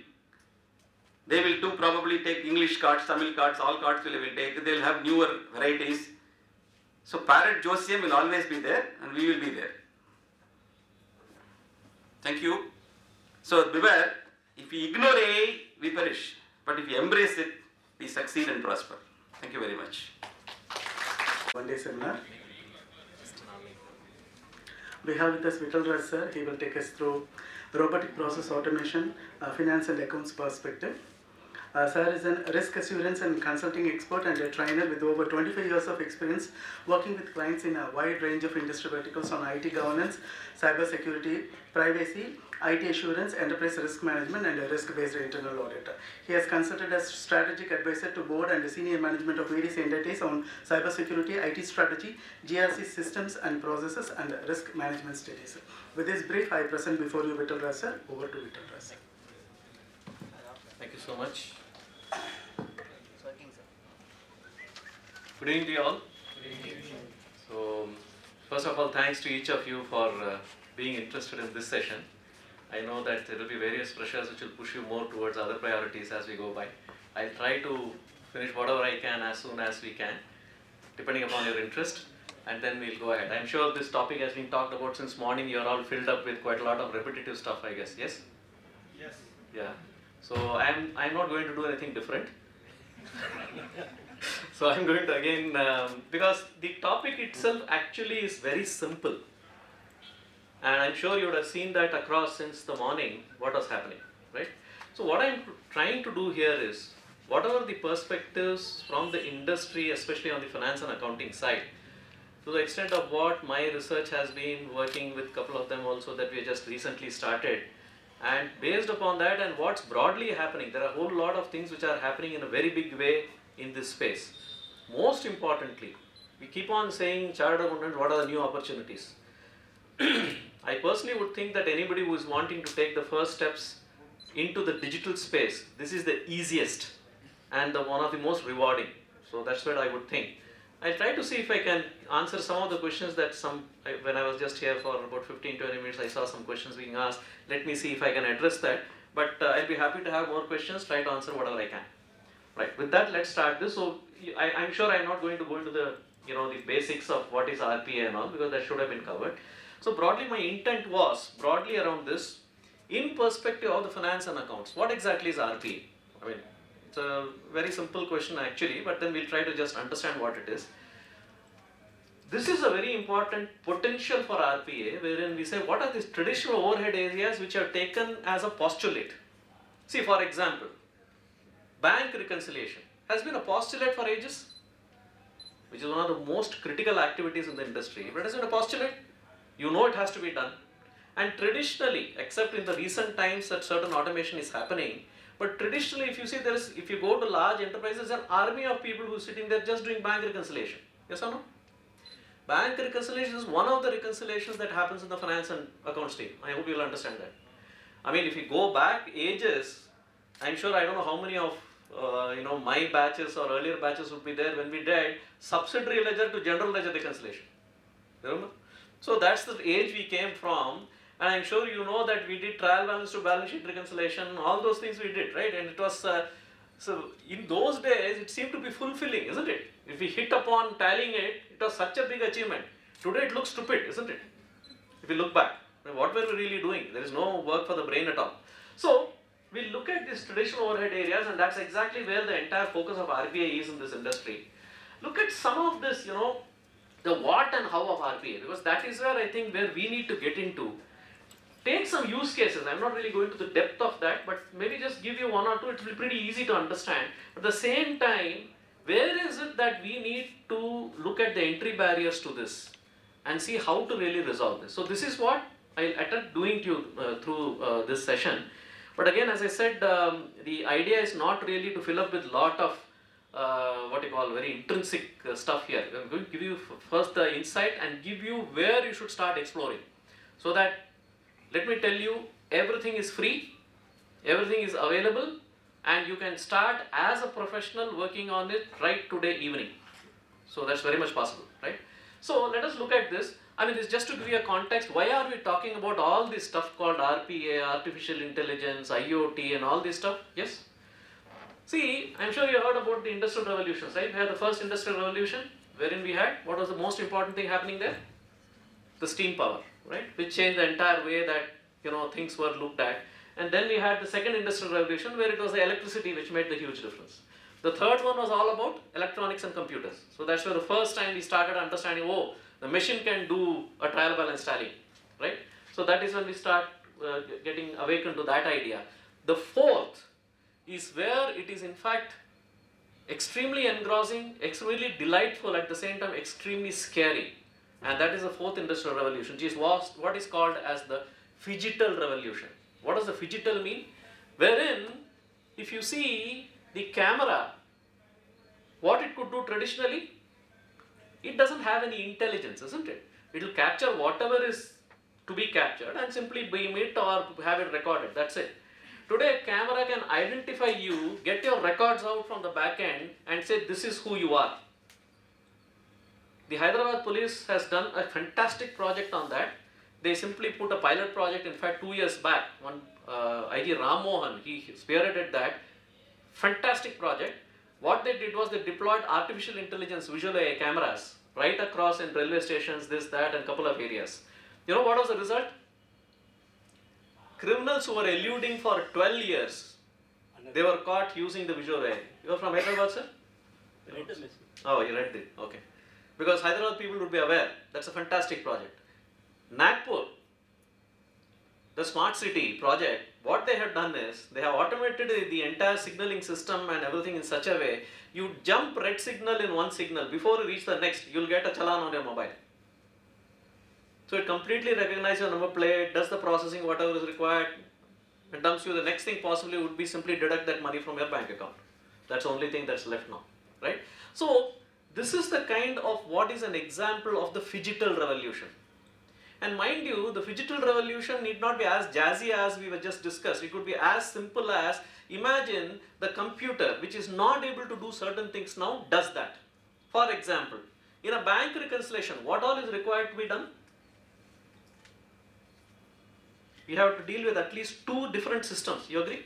One is a bank system, wherein you download a bank statement, and there is the accounting software or whatever, the ERP, wherein you have to download the bank book, right? And then do whatever reconciliation is to be done. Now, if you see this, today's computers, when I say today, of course, I'm not talking about today, but just the bygone era, the computers are not able to do that because you require a human to log into this and do that and do whatever, right? All that is happening there. So, if you see in the phygital, all that is kind of significantly changing. And that is where, if you look at the simple process of a bank reconciliation, first we have to now understand, when we are looking as accountants into any RPA activity, what is called at subsuming the entire system. You have to completely break down the system into this last activity. It could be as intuitive possibly. For example, if I ask you to download the bank statement, the first activity is you should know what is the URL. Yes or no? But that needs to be a task here. Yes or no? Then only. So that is where it is very important. Then when we start looking at this, let us take this simple case study, and if you could tell me what all activities are involved in this very, very mundane activity called bank reconciliation. Some interaction? Yeah. So what all would happen? What is the sequence of activities? First you get both these Documents ready, Yes. then match the Matching date the versus narration of the transactions. amount. Entry is missing. Correct. Identify Entry is the missing items. Right? So broadly we know, but if you have to explain article assistant what to do, you would go down to say, this is the URL, okay, go to this. It will ask you for a login password, right? You will say, this is the login password. Put that login password. Then navigate through the menu system and find out where the statement download is. Then identify this period for which you are reconciling from the bank book and identify the same period in the bank statement. So all this you will do. So if you really do that, you will start coming out with a set of activities, something like this. I mean, this is a very simplistic stuff. But if you really see, employee logs into each bank website, navigates to the menu or download the statement, selects the period, downloads bank statement or gets it printed. Even in today, if you see, how does reconciliation happen even in certain large companies? They will download all the statements. It will possibly come in a PDF format, right? You will print it out. Then there will be a team of people again printing out the bank book, ticking, right? Why? Because while the bank book can be achieved in a CSV format or in Excel format, the bank may not give you the facility of downloading that in a CSV format, which the banks have started doing now. Right? But the whole problem is, does the organization have the capability to do that, which requires training, which requires people to be slightly IT kind of savvy, so all that. So again you have different problems. Certain bank statements come in HTML format. If you go down south to certain even, the partnerships and all, they don't trust all this. They will go to the bank, printed statement will be there, ask for the manager's signature, bring it. You agree? So, which means I could have that.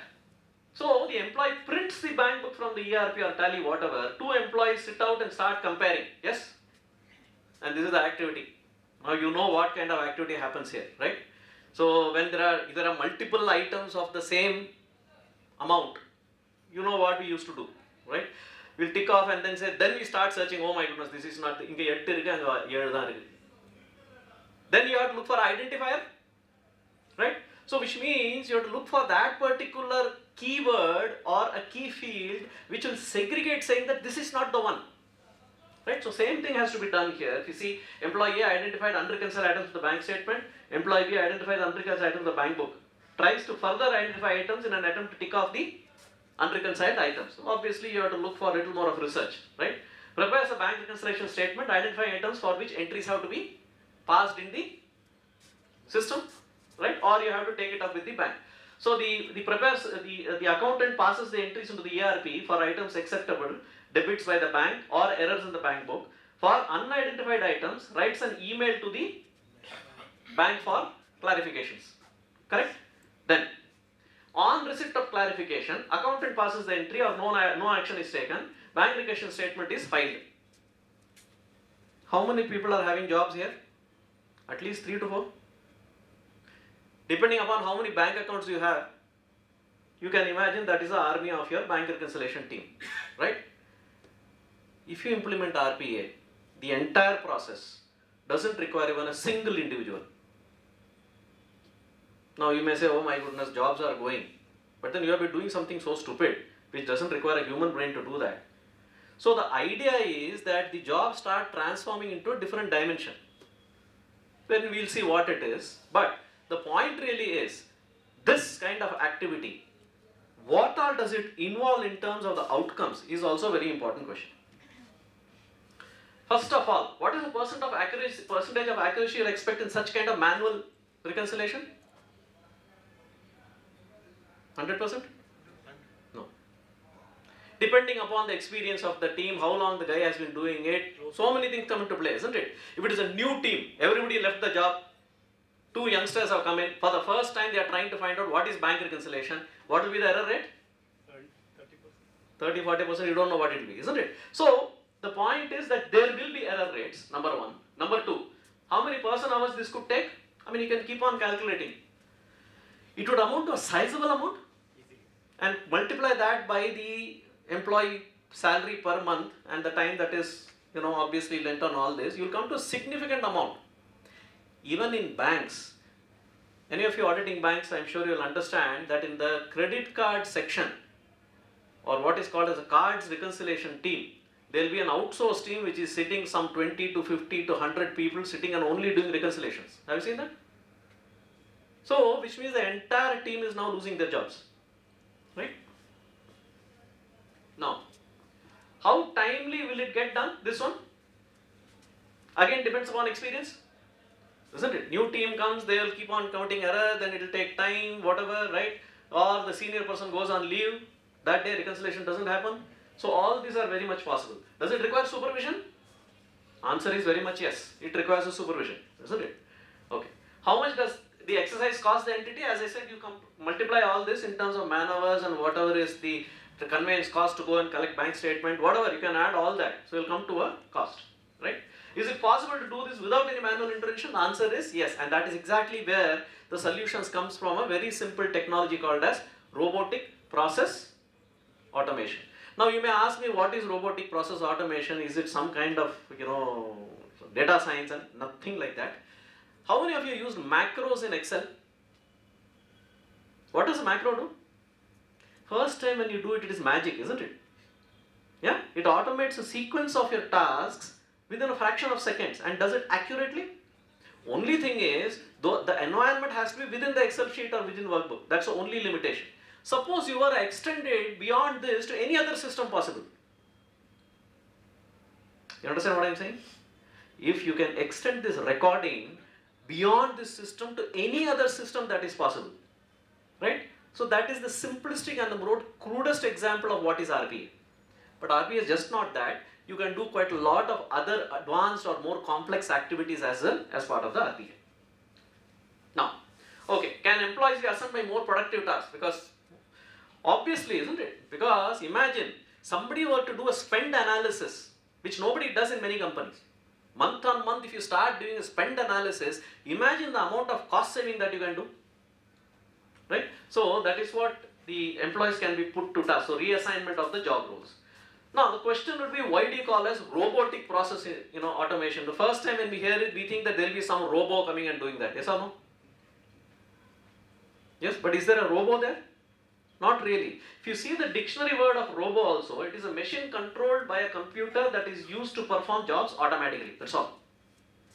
This is still a machine only, right? It is controlled by some program, a code, right? It does things automatically. Your balance sheet, trial balance, whatever comes automatically today, right? So this still is a robotic. The only thing in what it does is, where there is now the need for a manual intervention, and it also automates that job. So there is this word of robotic that comes into place to say that it is emulating what the human being can do. So in perspective, if you really look at it, one, it has ability to span multiple systems.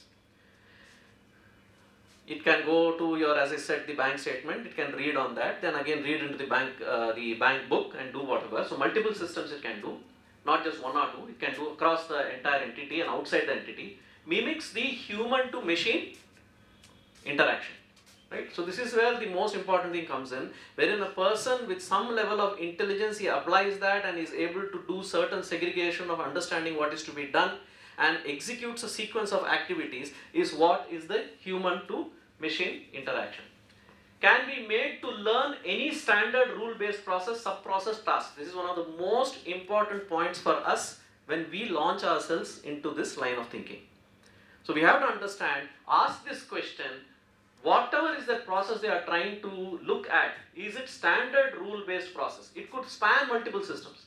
Is it standard rule based? For example, supplier invoice processing.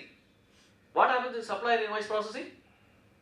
You start receiving the invoices from suppliers in multiple formats. Somebody will send a hard copy, somebody will send an email, somebody will send a PDF, whatever, right? What do you do now? Somebody has to again go through that and make an entry into the ERP. Select for that purchase order, map it to the purchase order, blah blah blah. You know the activity, three-way matching, this, that, everything goes on. So if you see this entire activity, how much of complex thinking does it involve? How much of complex thinking does it involve? Not really much, isn't it? If you want to hire an invoice processing clerk, you want a BTech MBA or something? No. Somebody who has head over shoulders can do that job, isn't it? So, the point really is, anything that meets this line, the system can learn.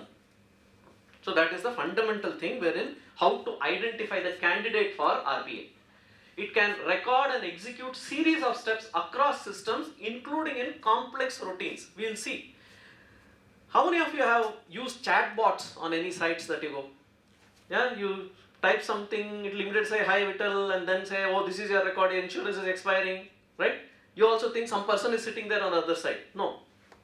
It interacts with the database, pulls out your data, and is made to do whatever is the natural conversation, right? So, it can do very complex routines as well. Execute at predetermined frequency or triggered by happening of a specified event. Only when an invoice comes, can you process invoice? You cannot say every week start processing invoice. So you have to have a if-then loop. So it could be either that, or the if-then loop could be, for example, reconciliation has to be done on every month 5th, let us say, right? So it will automatically, you can trigger it just like an alarm, right? You can set the alarm to trigger. Apply the above all of that to whatever you see in the finance and accounting departments that we audit, or to any banking process. How much of percentage of jobs would be potential good for RPA? Any guesses? Just take a number, no percentage. 50%.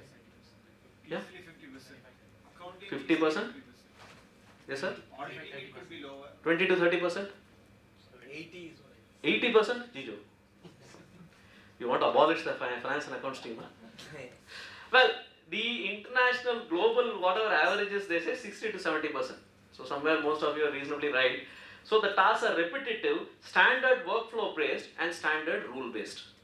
Which means all that somebody who understands workflow, understands business, understands some element of internal control and understands the RPA technology alone can do a decent job. The first three are with us or not? That's what institute says, isn't it? Your certificate. Right? The last one is what you have to acquire. Once you acquire that, believe me, you are in for a completely new opportunity which is going to last at least for next 5 to 7 years is what the general forecasts are. Now what all can be automated? I mean, you can keep on listing, and I have listed a couple of slides on that, but just to tell you, please keep in mind what I said here. 1, 2, 3. You find that whatever we discuss now onwards will meet this condition, right? Vendor registration. Every vendor has to get registered. What do they want for vendor registration? KYC, GST details, and certain basic data about their products, etc., blacklisting, all this, yeah? If you see, most of it will fall into a rule-based criteria. But the rule could have a response which could meet a range. So both one is vertical, another is horizontal. Correct? For example, which state are you located in? You may not want to deal with vendors who are in maybe, far away. That could be a policy. So you can put that rule into the system to saying that where the total kilometers from your factory to that particular place is not more than 500. I'm just saying. So what can an RPA do?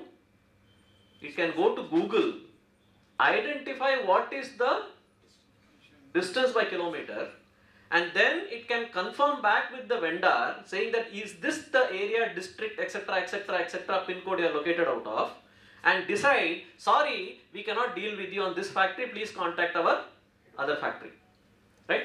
So it can do to that extent of automation. I'm just giving you some examples. Similarly, supplier enquiries, right? Somebody says we'll supply you this at this rate, blah blah blah blah. Now, if it's a very very painful job, somebody has to sit, everything will be a different format, right? Every supplier will give it in a different format, different spec, different code.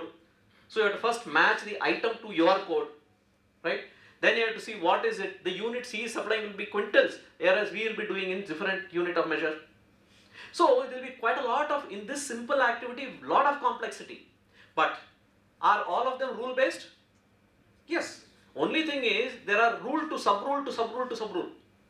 But if you can very clearly map the sequence, which is very much possible, how do you teach your article clerk to do that? That's what you do, isn't it? Either first you check partner, then you do this, then see if it is this. If this is this, then you do this. That's what you tell him. So the same thing is what would go into supplier enquiry automation. And believe me, it can bring out kind of insights which many organizations are harvested to say wherein even small suppliers who are generally rejected can be a boon to the organization sometimes, because they bring in a lot of innovation, they bring in kind of pricing, they bring in quality which can be there. So the organization gets the guy who is heading the procurement first has to know that, oh, here is a potential candidate. See, in a small entity where you are dealing with 10 or 15 suppliers, all this is possible, isn't it? You are looking at a vendor registration department which is running separately, like you take a car manufacturer, right? There will be 1,500 products and maybe God knows 3,000 to 400 suppliers, 4,000 suppliers. Now imagine handling all this there, and newer suppliers keep on coming in, newer technology, newer ways of handling things, newer production methods, right? So it really helps in terms of bringing in what is called as insights, and these insights are something which is very valuable to the bottom line of your P&L, right? Then price comparisons, which already is part of that. Market intelligence. This is always a fuzzy area because nothing is in your system, isn't it? Most of the data is outside the system. You can only use that for a benchmarking with what your system has. So which means, how do I now bring in some structure to this madness, right? So that is where there are methods. This is where it goes slightly beyond the what RPA can do, wherein you have to start inviting some other technologies such as ML, machine learning and artificial intelligence. We will try to burst these jargons also as we go by, but it's as simple as that. Then for example, take the process of quote to cash. Supplier pricing, what is he doing? Is he really giving at the best price? How much did he price this product, let us say 3 years back? Right? So all these you can do a lot of supplier pricing comparisons, order exception processing, delivery reconciliation, customer onboarding, master data maintenance. Each of them, if you go into the data, you will find that we can break it down into rule bases. Some could be complex, some could be simple. Some could be within the system, some could be beyond the borders of the system, some could be completely outside the system like market intelligence, right? And of course, if you see most of your audit finalization job, audit finalization is like one festival, isn't it? In most organizations. There's a team which comes into play every audit finalization, busy no? It will go on ages, and then they say, when does audit finalization for last year go on? September. So what are you all guys doing? Only audit finalization. What are you exactly doing? Pulling out all that into sub-schedules, schedules. That's all you can do, no? What else can you do in finalization, right?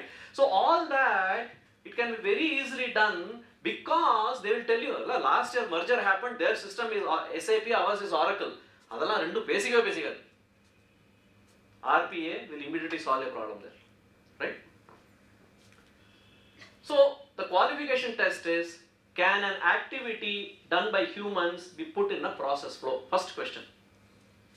So, which means anything that I am doing, can I break it up into yes, no, yes, no, yes, no, if then, if then, if then. Now, you can now take a slightly subjective variation to that. Have your dreams come true? If you ask such a question, then what happens? First define dreams, right? Can you now compare, do a benchmarking of dreams? Difficult job, isn't it? So for that we'll leave it out of RPA, otherwise it will make a mess of things, right? So that is not done. So very simple is it should have a process flow. Is the source and destination of data information definable? Now you cannot say ಎಂಗೆಂದೋ data varum. That ಎಂಗೆಂದು also you can define, no? This comes from bank, or it can come in PDF, or it can come in hard copy. You can have multiple variations, but you cannot say I don't know. If you don't know, which means there is something seriously wrong with your process, isn't it? So I have clear defined source and how I am going to use it, the destination of the data or the information that is defined.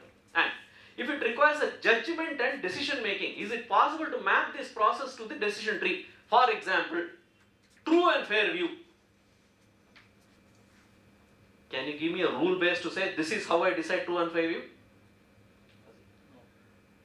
Fortunately, that systems cannot do yet. அது ஒன்று தான் we are still in profession and hopefully will stay in profession for quite a long time with the current capabilities, right? So anything where it is still judgment, for example, loan appraisal. Can you automate loan appraisal? Yes. Very much. You can build all those complex criteria and make the system do that, and the system will keep on learning. See, what is learning, machine learning? See, you give the job to, how we all got trained, right? We'll go and do something. My boss, right? Then you know, oh, this is something wrong. Then you go to your senior and find out what is right. Oh, acha, trial management, both sides should tally. Right? Then somebody told you, acha, this is the very important thing. So what do? You start doing next time again. Now, when you have become a third year, that's a default now. But you learned by hit and trial. Literally hit and trial. Right? So that is what the machine learning program also does. It comes and asks you, is this understanding correct? Because it has never seen this. For example, in bank reconciliation, is this bank charges? There will be a debit. So you have to say, no, if it is appearing this, no, this is not bank charge. Then it will go to the next level of questions. Then what is it? Where can I find the source? Right? If you start training, this is what is called as training the system. You keep on telling it no, yes, no, yes, yes, no, yes, no. What happens? Over a time, it kind of comes to a understanding. How many of you got Alexa or Google Dot at home? Have you seen after some time, it knows what you want? Have you seen that? The basic, not by training, maybe by the previous questions. Yeah. Based on நீங்க the எந்த பாட்டு பிடிக்கும்ன்றதுக்கு நாலாவதுக்கு அப்புறம் தெரியும். patterns. Yes or no? Patterns. Yeah. First time, let us say you like jazz and it gives you Carnatic music. You will get what the hell? It will record it. Okay, this fellow doesn't like this. Do you mean this? Right? To say no, I want from so and so. So what happens if you by training this question answer, it starts learning. Have you seen that's what Google does to you in search? Have you seen that's what Google does to you in your email? It starts telling you this is what you like. See, if you write, hello, how are you? How are things with you? If that's your way of starting your mail, next time you do that, it will give you the same, it will, prompt you for that, right? So, all this is part of the machine learning algorithm. So, there is a little element of complex structure involved in machine learning algorithms. Okay, let's look at some more. Today, if you look at the industry, this is already happening. These are all the popular areas which are getting automated using RPA. One, the most favored area and which has got tremendous benefits to every organization is customer service. And that's where chatbots, natural language, in fact, this will be very interesting for you. How many of you heard about Tamil Nadu e-governance agency? You know that they are doing a fantastic job wherein they are going to put the entire life of a person on a blockchain. Because it is called as the cradle to grave kind of system. Right? What happens is the day the child is born, immediately the data is, obviously it has to be registered in some hospital, no? You have to get a birth certificate, right? So it is automatically registered there. Then what happens? It starts tracking the progression. Now it uses a combination of blockchain, AI and NLP. Now what is NLP? It will tell you in your language. Tell you, for example, the child is due for vaccination, for the first vaccination, you go to this doctor in this particular government hospital with the phone number, they will help you out. When the child is due for education, it will tell you this the child, go and register in the nearest corporation school. These are the facilities offered there. Your child can choose between A, B, C, D language, whatever. So what they are trying to do is everything that the citizen happens with regard to the transactions with the government, they are putting it on entire thing on a blockchain. And in fact, the Amazons, the Googles, and everybody is part of this project. Now, it's quietly happening. We got a fantastic guy called Santosh Mishra, who is an IAS officer, who is doing marvels. Honestly, very quietly, it is happening. If you want to do that, go to TNEGA site, and you can read more about what's happening there. In fact, they got, it will be a good read for you because they got a white paper on blockchain, which tells you how they are putting blockchain to use. Right? The other thing that they are doing is, they have a farmer app, Udavan app. Have you heard about that? Udavan app? Udavan app, if the farmer simply goes and focuses on his crop, he just puts that and takes a shot. It will identify which pest has hit that crop and automatically suggest that this is what you should do next.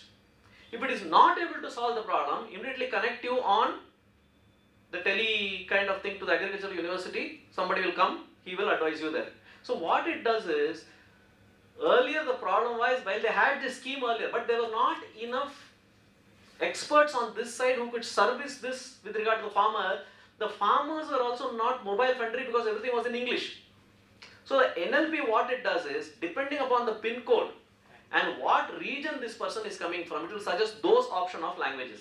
He can choose from that. He obviously feels very comfortable. So this is the kind of thing that's going on. So again, all that is again part of a combination of all these technologies that they're doing. So customer service is always an excellent area. Have you seen that many of this, once you're leaving, it'll ask you why you're leaving? These services have you seen? Yes? Last time you picked up this. See, if you go to the shopper stock here, if you have purchased once, if your Bluetooth is open, if you simply walk by, you'll get offers. Have you seen that? Have you seen that? So what it does is, now if it knows that you love this brand of garments, right? It will give you 50% off when you are walking by. For him it is liquidating the inventory. For you it is a bargain. Win-win. Right? So that is what these kind of apps are doing today. Compliance, of course. Preparing this GST returns, filing them, right? TDS returns, right? All this, what is the activity? All rule based. The entire thing will get automated. Account opening, account closure. So all this in any bank, if you see, is a very difficult process. But today, if you see the tab-based banking, most of it is built on an AI, right? So you can simply pinch it. It will automatically populate all that data from your Aadhaar or whatever into the system to the extent that's permissible, right? And then it will open your account and inform you saying that the account has been opened. And if there is a problem with some of your data that you provided, it will come back and ask you with an email or SMS saying that this particular detail does not tally. Can you provide another document? The entire thing without any human intervention, right? Then credit card processing, a huge amount of data that gets processed, especially with regard to the type of transaction, the AML kind of the filters, etc. So today everything is getting completely automated. Loans, mortgage processing. See, we'll talk about that later. If you see, there are multiple sequences in sanctioning and disposing a loan, yes? But all of them are semi-structured, yes? They are not completely structured. For example, if you are this category of borrower, the loan agreement is different for you. Yes or no? So, it takes all that into consideration, which you'll see. Then, this is a huge area where RPA and as well as this one, ML is playing a significant role. You get your, messages saying that did you do this transaction? How does it identify? It is based upon an artificial intelligence algorithm.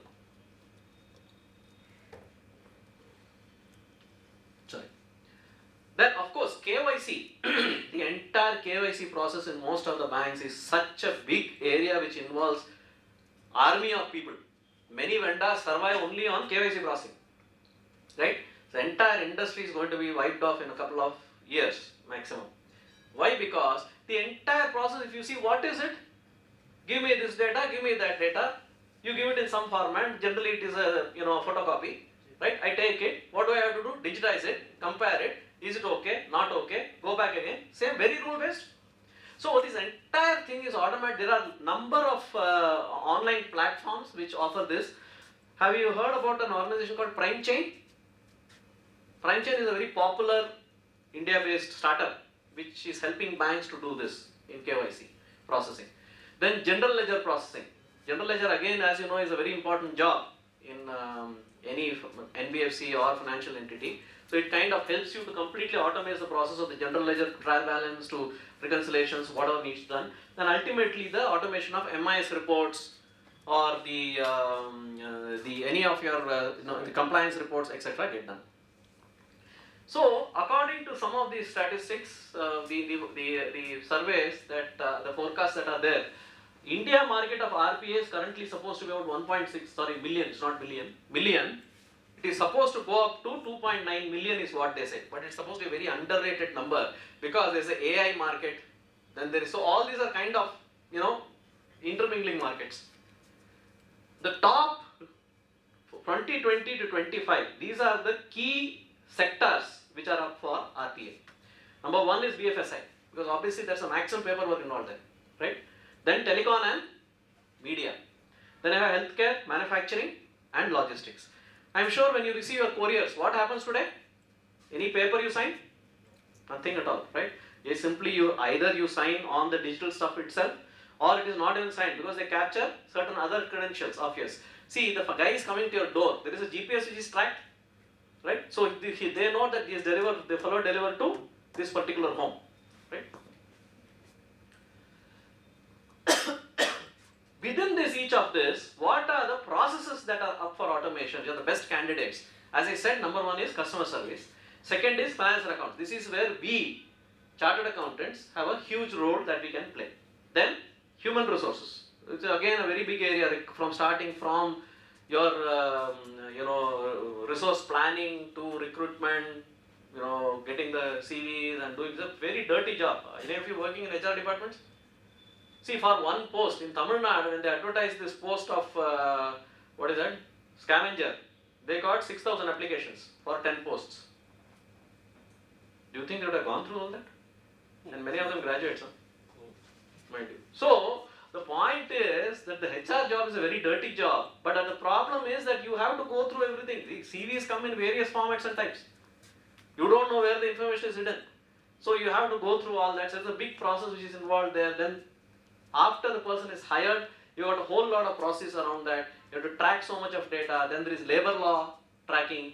So a whole lot of work which is highly repetitive, very structured in nature. So HR is a candidate for RPA. Then marketing. Marketing is a creative, yet if you see, for example, you send out, they keep on calling loan vainkonga. No? Today the problem is, they don't, see, I closed my home loan 10 years back. They keep on calling me, please transfer your home loan account. I said, which home loan account? Right? So the problem is, they are actually completely inefficient. If you automate this entire process, that's where fintechs are doing a marvelous job. If you study some of the fintechs, they come out with technologies which 5 people achieve, which a 50 people team would achieve in a bank. All using just technology, right? Of course, the market segment will always be slightly niche, or the millennial kind of market which are digitally agile. Then the logistics segment obviously holds, I'm sure you've seen this link service and all that, right? So the entire thing, if you see, they are trying to see how the demand and supply can match, and all the paperwork. If you see the customs department now, I think from June 1, they are moving into a new system, right? And this new system is completely on blockchain and it is automated. So internationally, that's how it is so. Which means you don't have to come down to a port necessarily to clear your papers. You can clear your papers for a ship in any other port by submitting the papers there. So that kind of system they are bringing in. So again, I said remember these questions, because this is where ultimately the filter would lie. Okay. So let us look at some of the areas where you can pick up from. This is from the most popular tool. Somebody was asking, can you tell me what is a tool? I don't know who asked that in the previous session. You asked that? Okay. So what is a tool?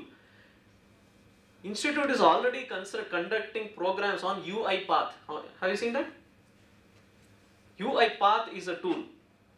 The basic edition is free, right? That's what we also use. And it is extremely intuitive. The most beautiful thing about that tool is you don't require any programming language.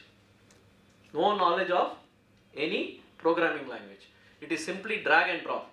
Of course, you should know how to draw a flowchart, which is part of your SADP right from those ages, right? If you don't know how to draw a flowchart, then there is no future, right? So that much you should know. If you know that, believe me, the entire process is so damn intuitive. There are YouTube videos, there are free learning material, you name it, it is there. The question you will only ask is, why did I not get started earlier on this? There is so much of material which is available. So this is from UiPath. I mean, I'm not going to details. When you take procure to pay, we already discussed some of that. But if you see all of these activities, I'm sure you can read couple of them. Are you able to read that from them? For example, take a very simple thing like, 2 and 3-way purchase order invoice receipt matching. It's very fundamental, isn't it?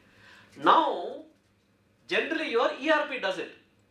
But when the systems start, they bring in newer systems which interact with each other, you generally run into problems, even with ERPs. So, this RPA helps to completely make sure that that is taken care of. In fact, when you're talking about disbursement of loans, in one of the microfinance companies, 4 people joined together across India to do a fraud. Now, how did they do the fraud? The person was able to log in, create a new customer account. The existing customer who is getting the disbursement, that disbursement was routed through this customer. This customer was no customer but the accomplice of one of the employees whose account was in couple of accounts in Calcutta, Surat, couple of places. So there were 20 such people in whose name there were 5 to 6 accounts. And he was doing this teaming and leading kind of fraud. And he will make sure that it will never turn an NPA. Again, teaming and leading, right? Window dressing, we used to say, no? So this guy was doing all that. The point was a simple RPA could have arrested this entire thing. But immediately check across balances, not permit any account to be opened. So, whole lot of areas, as I said in this, accounts receivable, sales entry, order entry, customer data setup, data management, billing, invoicing, collection, cash application, risk management, etc. Everything, if you see, is automated because everything that we do in finance and accounts is rule based. Unless it is rule based, we won't get accuracy, isn't it? Very simple, right? It is only the decisions of the CFO on the strategic front which are not necessarily rule based, right? Right. Then general accounting. Obviously, GL, SL reconciliations, bank reconciliation, intercompany reconciliation, all reconciliation come there. Passing of journal entry, reclassification of journal entry, fixed asset accounting, intercompany settlement, financial close activities. All of them, again, if you see, is done by an army of people today, which can be very easily done by the RPA. Treasury, tax, all this, if you see, again, we have discussed this preparation of tax returns, everything is already getting automated. Finalization, reporting, TB, balance sheet, profit loss, cash flow analysis, variance analysis, all things are completely automable and many organizations already started doing that in a significant manner, if you see. So, in fact, there are smaller SMEs and kudos to the next gen entrepreneurs, they are pretty street smart. They want to try out everything. So, how do we go about now implementing? Let us say now you want to be in RPA. What should I do? In fact, it's a very simple thing, but at the same time, if you miss a step, the entire project can be a disaster, right? Why? Because you have to understand that it is an automation. If even one logic is wrong, what will happen? The entire TB, balance sheet, everything will go for a toss, right? The organization could be actually facing a huge losses. So, first thing is, because you come to the session and some speaker has said, there is huge, potential there. You go back to the client and say, there is huge potential is that, that's what I know. You have to do RPA. So first thing is do a needs analysis to say, where is the problem? I told you the 3 questions. So the needs analysis on fundamentally on those asking those 3 questions again and again and again in each of the process areas, but importantly, we chartered accountants generally if you are in compliance practice, you will never go beyond the accounts department. Here you have to go into the source of the accounting department, the operations teams, to find out what's happening. So if you are in internal audit, I'm sure you'll be able to do that very easily. And like in a ERP, you have to do a as is to be study and analysis. So you should know what is happening now. I have given a very simple example of how to document the current bank reconciliation process. In more detail, who is doing that, on which application, in which menu item, at what period. So you have to really break it down into every line of activity into that. So that is what you do in terms of an as-is study. Then you say which are the candidates for, which legs of this process or tasks are candidates for automation. So that is how you pick up that. Always don't be too, pick up or we will automate all these things. No. Take a quick win. Identify the most painful problem for the enterprise. Only take that step. For example, as I said, bank reconciliation, right? Only take that step and only first automate that. You will feel confident. You have achieved something which you know which will lead to your confidence of handling further projects. The client will see the value in that. And mind you, for the first time, chartered accountants will be seen to deliver value. Otherwise, we only take fees and they don't know why the fellow is coming, why all this, I am maintaining accounts which I know what's happening. So all these necessary evil questions will not be there. And when you go into slightly larger organizations, you have to build up a business case, because it is not easy in a large organization to simply come and tell them, oh, this view, fantastic benefits, let's go ahead. If 10 people are saying yes, 20 people will say no, this won't work. And without the heads of department saying yes, you cannot go ahead with the project. It's very important that you build a very clear business case around that, and very important that you start thinking negative, which comes to us very easily.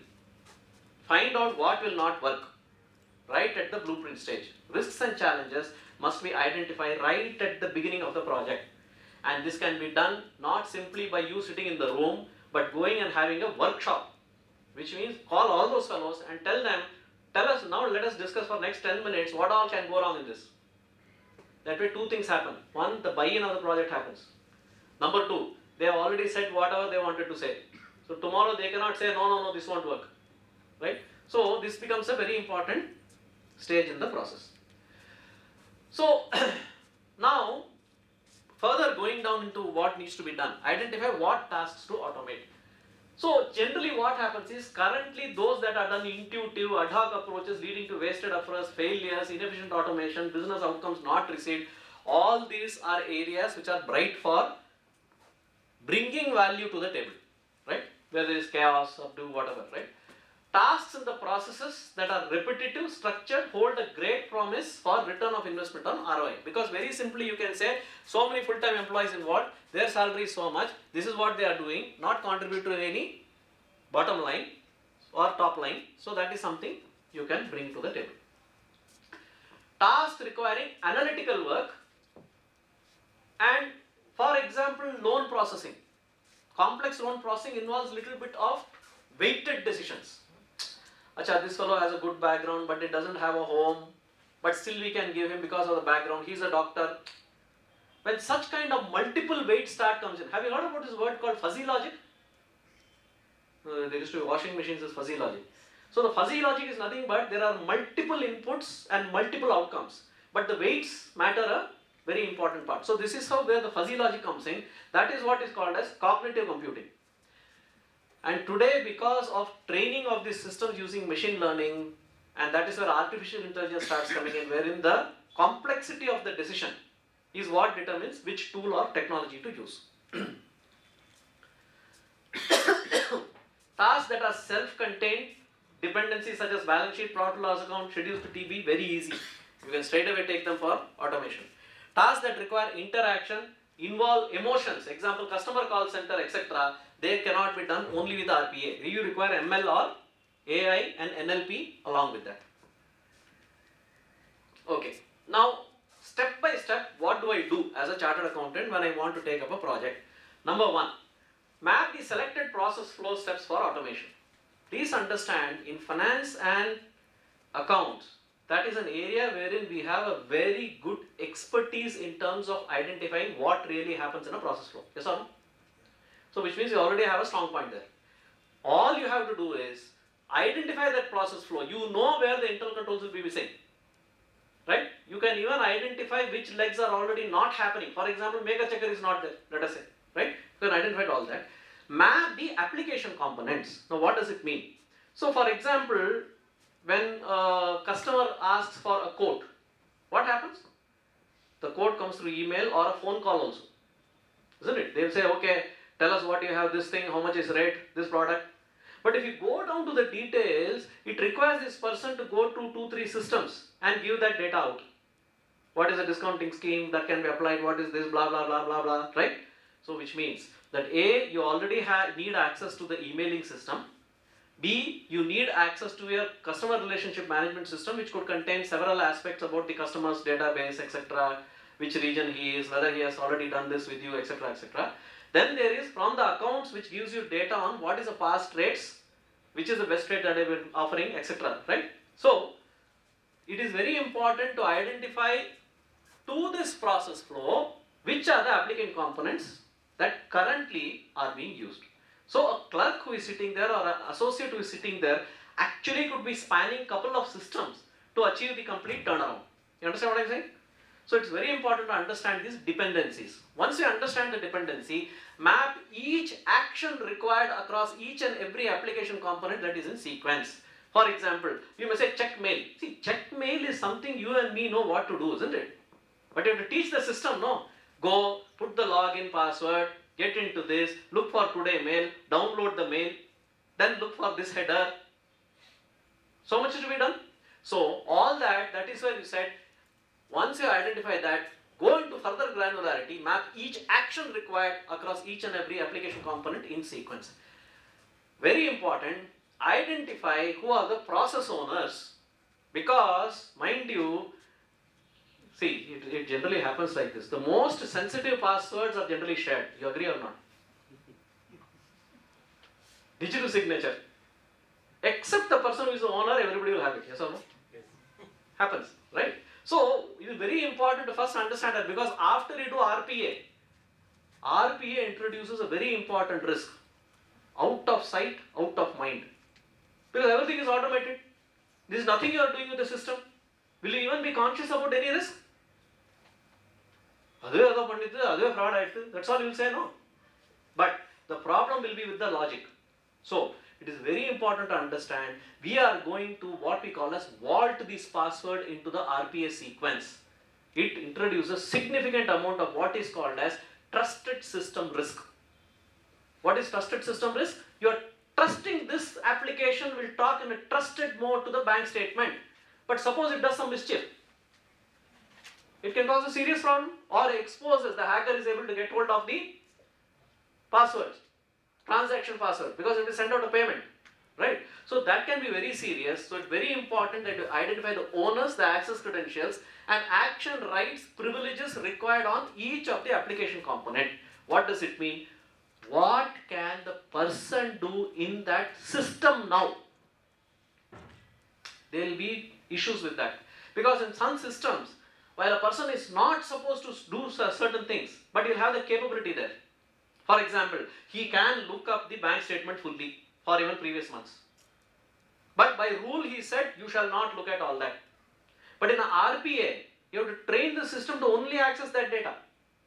Isn't it? So you may need to even tweak the application access rights accordingly. Right?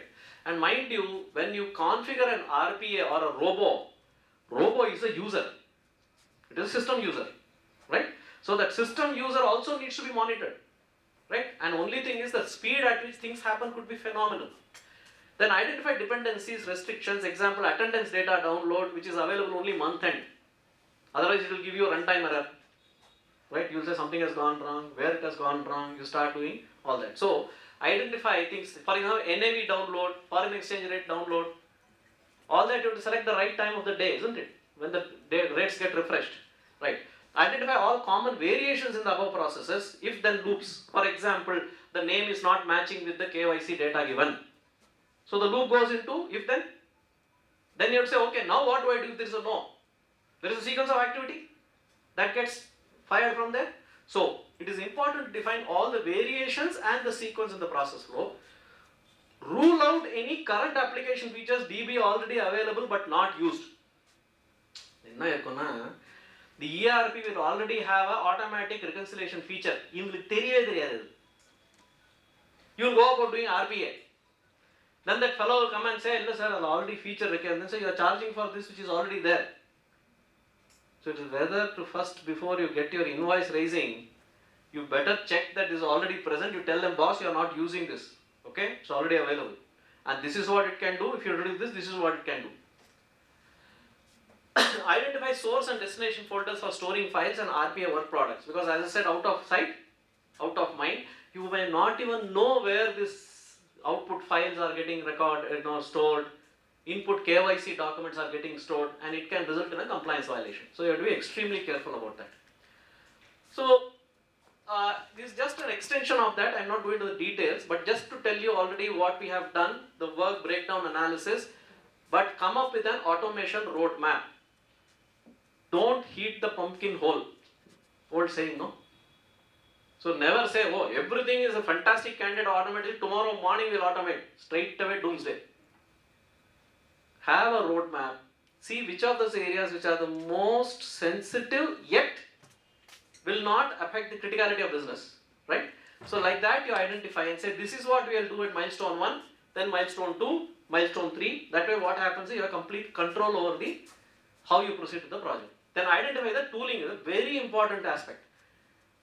You cannot use a hammer to unscrew.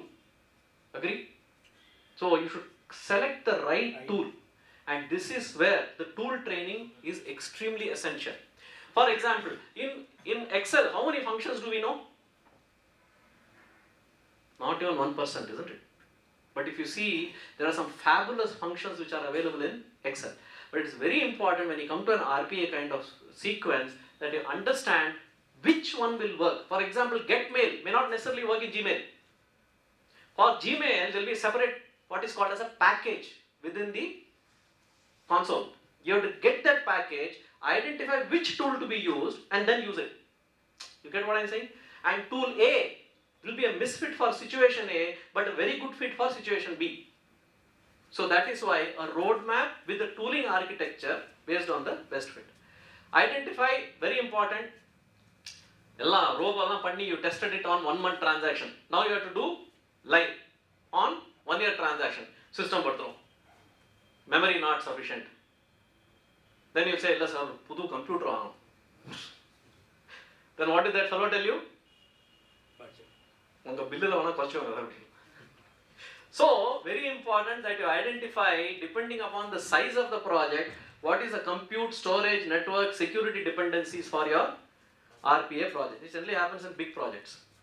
Then build the robo and test it. So, robo here is nothing but that automated engine which will drive this entire sequence right across. Run a pilot automation, record, analyze, refine. So that's what you have to do. So you know now it works, or you have to teach the robo, this is not right, do like this, or change the sequence, right? Integrate the robos and govern, because there will be several robos which will be working. Obviously some of them could be dependent on others. For example, payment of the supplier invoice is dependent upon the processing of the supplier invoice, which will be 2 robos, depends. So you have to link up those robos. Scale and institutionalize RPA centers. This is for large organizations. If you are working with them, you got to do that. For example, what all can a robo do? RPA do? It can open a mail, log into, I'm just giving you some sample, okay? Don't think that this only. There will be 3000 functions in a tool, right? Then navigate source system, filter and extract data, apply a filter, multiple filters, email scrapping, and it does the scraping of the email data, puts it into a particular format, right? So that is what it does. PDF data extraction, it is very useful. In fact, all that data that you get in images or PDF, the OCRs, what is OCR? Optical character readers are already built into this. You simply fire an OCR and you say this is the destination table, and you define the header. It will automatically pick up and populate the header, right? In fact, if you see that, it will be fantastic. Then appending the data from one system into another. You take the value from one system and pass a journal entry into the other system, the robot will do that. Messaging the data, you want to refine the data for use of this system, all that it can do. Rule-based logic execution, collate, build, output data, send mail to with a personalized message. It can do that back to the customer or back to the person, or even to the auditor. For example, you are doing some audit automation. It will give you saying these transactions require your input. Interact through a chatbot. Some of the examples. What are the popular toolkits available? The most popular and the best, I think, for us chartered accountant is UiPath. We use UiPath. Let me tell you, it is very, very intuitive. With little bit of effort, you can learn that. No programming required greatly. With some practice, we can get to that, right? And there are umpteen number of tutorials. Everything is available. The next best is Automation Anywhere.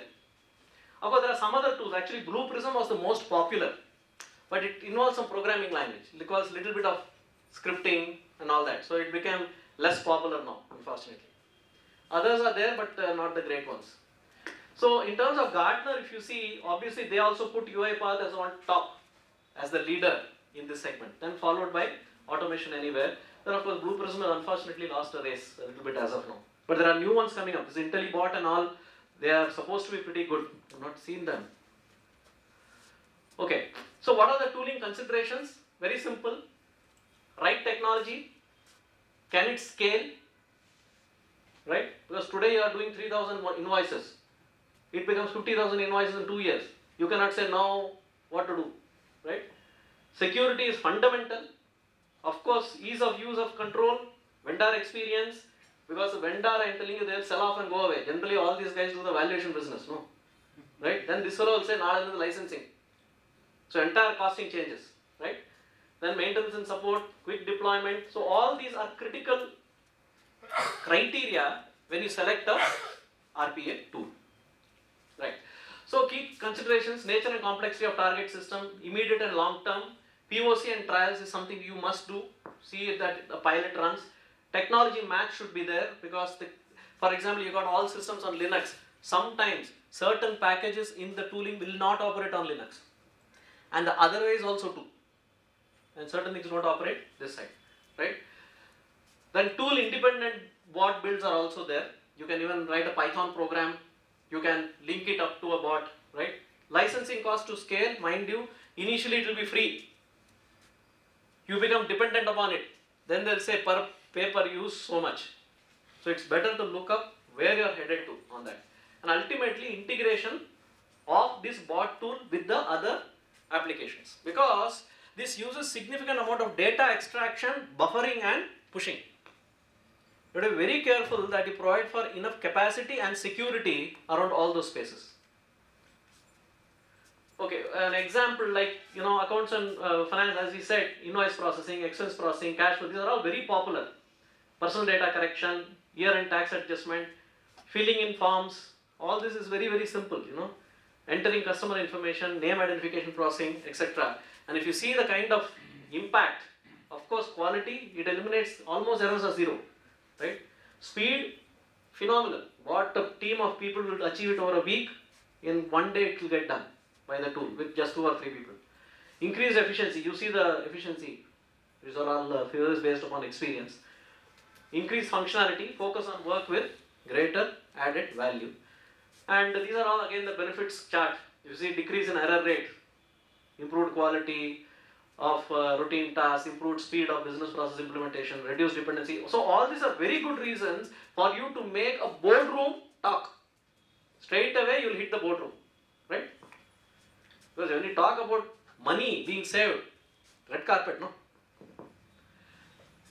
And I will not go into details, but by vertical, which of these verticals, you see the percentage of robotization that is happening and what is the return on investment. All this you can find on the UiPath site. It is all available there. I am not going to the details of all this. Okay, this is a good one. It says what are the classes of automation? As we discussed, one could be basic routine work. To start with, just focus on this. See, this robotic process automation only just started, right? Large organizations are little serious about it. They are looking at it. Some are looking at it. Some are doing what. But SME segment will benefit hugely by it, and there are hardly any players, right? So we have a field day there if we really start getting in there. And obviously it's money, isn't it? So if you really get them, because they face the maximum problem of retaining people, getting quality people. So if you automate that task, they'll be the most happy, right, in terms of that. So all it does is, for example, data collection, query structured or data entry, validation, all that we discussed on basic application processing, all that it can do. Reconciliation business, all this comes here. So of course we will not go to the details. Then non-routine work, where it is some learning which is based upon little data analysis. So what does it do? For example, you have to blacklist a supplier. What do you need now? You need internal data, see what all they have messed up, what is the value loss, and then have a rating system, and then say this supplier will not give order. So it is a kind of deep learning module which will work based upon the internal data and come up with those decisions, right? Unstructured data processing, it has to also look into factors like, if this is the only vendor, then what do you do? There is no alternate vendor. So then you have to go into the method of tweaking the terms, right? Sorry. Then data, so this involves unstructured data. See, here it was all structured data. Here we start coming to unstructured data, wherein there is need for little amount of knowledge base, how to create a knowledge base, all that, because the rules have to be now learned by the system, and some of the rules are very complex. They are fuzzy logic. So that has to be done in the system. The last is where the artificial intelligence really comes in, where the decisions are very complex, requires advanced analytics. For example, what will be the right investment mix? It requires so much of data, isn't it? So all that comes as part of artificial intelligence. Have you seen some of these tools now that come? See, earlier you had investment brokers. Now that entire profession is gone. Have you heard about this tool called Scriptbox? Yeah, Scriptbox does that. It is what is called as algo trading. So it has got an algorithmic which kind of decides to help you on what will be the best mix, investment mix for you. It will keep on advising you what to buy, what to sell, kind of thing. So AI is a big area, we will not go into that, but that kind of goes beyond just RPA, wherein the decisions are little more interactive, unstructured, right? For example, if you see doctors, there is IBM Watson. You heard about IBM Watson? It's a free tool again from IBM. This is on analytics. It does some very advanced analytics. So that is there are a lot of things like face recognition. Today Microsoft has a de facto tool. I'm sure you saw this thing, right? When Google released that IO assistant, right? What did it do? Haircutting Salon. It spoke as a human would speak, responding to all the vagaries, and fixed an appointment. So that requires AI. We are not discussing AI here, but simple things like RPA is already happening. Department is already employing RPA, where it will look at complete automation of all the returns, how the assessments happen, right? There is a little bit of machine learning, which obviously learns from the commissioners and see what to do with a particular assessment, etc., etc. GST actually by default is AI, embedded AI is supposed to be there. That's what they say. I don't know how much of it is happening as of now, because we know that one thing, the system today you predict tomorrow what will happen to the system, you don't know what circular will come. That much I know, isn't it? Okay, so implementation considerations are, it could be across multiple diverse business and non-business systems, data aggregation across multiple platforms, as I already explained to you, read from a browser what is the rate, read from the email what is the requirement of the rate, then check in the internal system what is required with regard to our data, combine all these three, take a weighted decision, then send an email. You are looking at multiple systems.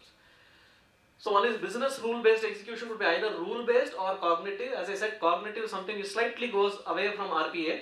Then work item and exception queuing and resolution, which is typical things like attending to a customer call who is waiting, right? Or to a query which has already been given to you for answering. Activity monitoring, completion, errors and performance is also extremely important things. So scaling beyond RPA, I already explained this, so I'll just skip this. So for example, what should be the terms of a loan agreement with regard to a particular type of customer taking a particular type of loan?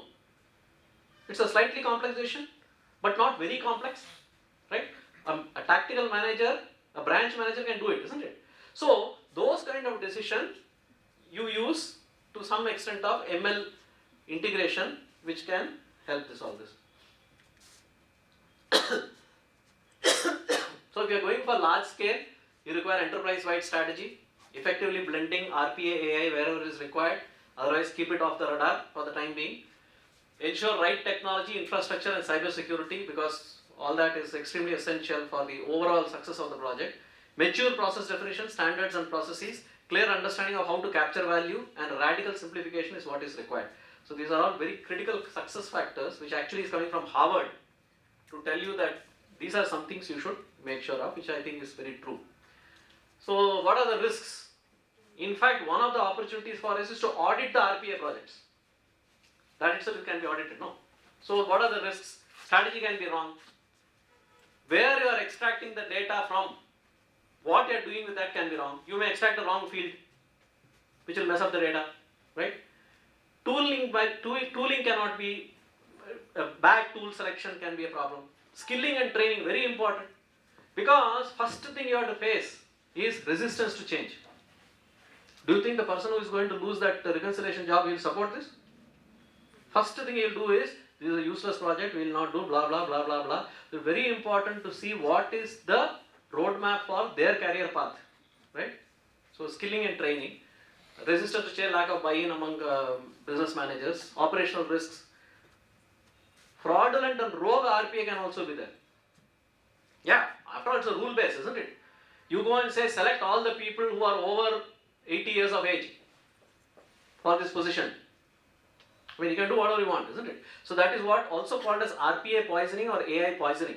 So that's a very difficult risk to deal with. So it actually go through the entire sequence of what is automated to the process and audit it out, so that there is no unauthorized routine which is there. Then privacy and security with trust linkages, very important, because the systems talk to each other in a trusted manner. There are hidden costs, mind you, in most of your tooling contracts. You have to be very careful about them, because these start arising when you start growing. Change management is important. Change management can mess up things. Most organizations, they don't do change management. So basic documentation will not be there. Because I am telling you, in a simplistic manner, you can understand how the robo works. Once the robo starts becoming more and more and more complex, if you don't have documentation, it is like the electric line and water pipes going in your home, no? Suppose there is a leak. Right? So that can be the problem. And scaling and maturity of the system is a problem. This I touched, I just skipped. Right. So professional opportunities.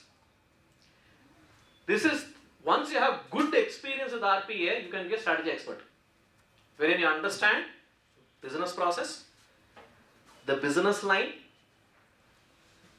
how the process works, all the internal controls in the process, what risks are there in the process, which is the tooling. If you understand all that, then obviously this kind of decide at the board level to say what should be the right strategy, which should be taken first, what kind of tooling should be done, all that comes into the strategy. The second thing would be a simple thing once we understand. For example, if you have expertise in understanding RPA operations, challenges, domain expertise, risk dimensions, excuse me, then you can do risk assessment. RPA architecture design, this requires tooling knowledge, right? You understand little more of good technical background to do that. Similarly, tool selection, you should know what it offers, what it does not offer, what is the stability of the tool, all this. This is something which, if you are more into the cyber side, you can do, requires expert knowledge of product governance, security, privacy, integrated tools, etc., etc. And this is something all of us can do, implementation audit, wherein you see what was planned, whether it has been done properly or not. So it just all that a chartered accountant has with some little bit of understanding of the tooling knowledge, conceptually also you can do that. Okay, then other audit implementations, inventory of RPA projects is something you must take, because if you are doing, first question to ask you how many robots are working. That itself may not be available, because many robots will have hidden dependencies. You cannot figure out simply by running the tool. You need to go in and find out where the linkages are getting established. For example, you can configure a tool to say, go to this folder, pick up this data, populate this file. you cannot find it while the process is running, isn't it? You have to go to the tool and find out what is happening. Scope and coverage, like any audit, it is important. For example, it could be you could be asked to comment upon business fit or the risks or shadow IT. You know, there could be like websites or SaaS solutions which are used by departments, and they could be used for RPA, which is not in the purview of the organization. And those SaaS solutions, the password will be with the individual. Organization not will know about it. So security, process, internal control, each of these are areas of scope which you can put in. Identify IT policy, org structure, RPA automation, which should be aligned with the entire thing. So this is a very important thing with the business to IT connect. Business case and approvals are important. Risk assessment of RPA, as I said, that's a very important aspect when you're looking at whether it's been properly done up. Or who is responsible? See, can a person who is constructing the tool also audit the tool? Very simple, no. So same thing applies in all this. Segregation of duties. Have a very clear audit program. Testing and remediation needs to be done, obviously. Here it involves a little bit of white box testing also. Then audit report. So I'm done with this. Can I just show you one or two videos? I hope we have time, but I don't know if the internet works here.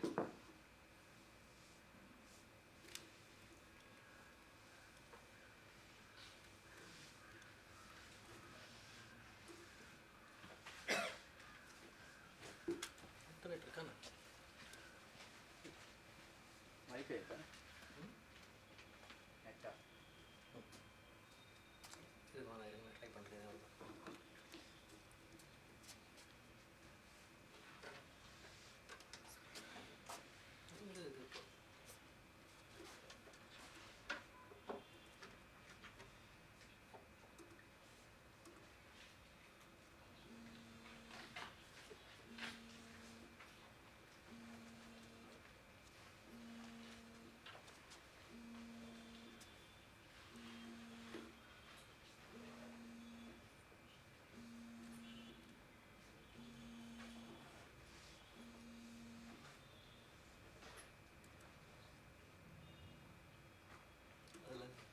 Sound போகுதுன்னு நினைக்கிறேன்.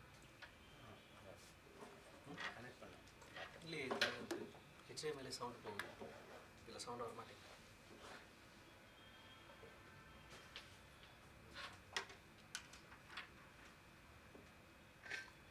Speaker தனியாக connect சரி போட்டு பாருங்க. எனக்கு தெரிஞ்சு ஃபீடரில் போகுது.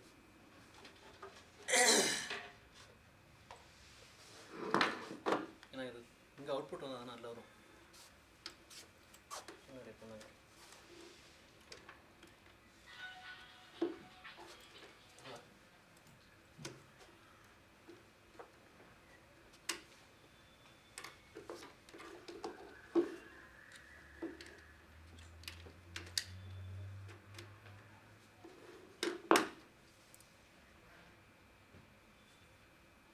தெரிஞ்சு வராது, ஏன்னா ஃபீடரில் போகுது.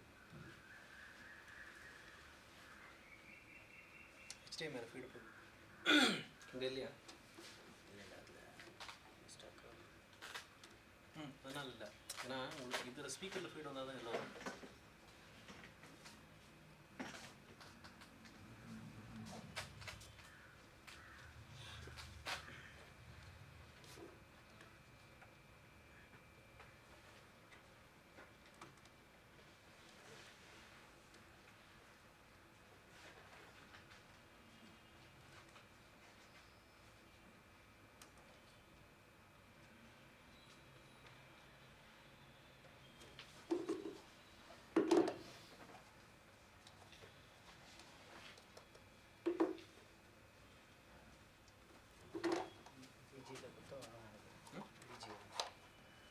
விஜய் இருக்கா? Vijay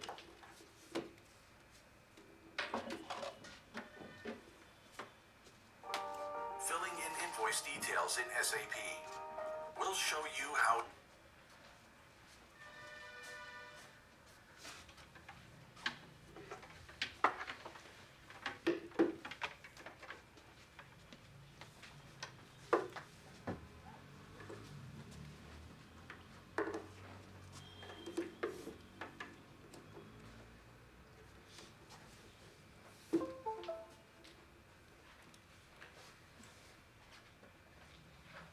UI path streamlines an invoice process end to end. You are about to see a robot performing the following activities. Monitoring a dedicated folder where invoices are saved in PDF format. From that folder one by one. Extracting key information from the invoices. Opening SAP. Filling in invoice details in SAP. Sending email notifications. Please note that the robot will do some activities in the background, such as most of the invoice-related actions, monitoring a folder or checking its email address. So this is the UI path interface. So if you download, there is something called as a community version. If you go to UiPath site, that is free. You can download that. It works full with some limitations, but this is how the flowchart you have to construct that. Now let's see it working. Right now, it's monitoring a folder where 3 invoices are stored and collecting all the information needed so it can register them one by one. It then asks the tester to introduce the email address where the posting notification will be sent, and also performs basic checks to see if the SAP is open and runs it on its own if not. Logging into SAP using its credentials, it then starts processing the invoices one by one. We can see it filling in data such as vendor code, invoice date, invoice number, invoice amount, done by invoice Robo, description, and GL account, and ends up by filling the payment term.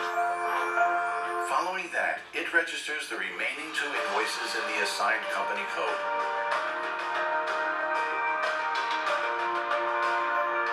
An email containing the SAP registration number is sent automatically by the robot after successfully registering each invoice. Checking in the background, the robot verifies whether the VAT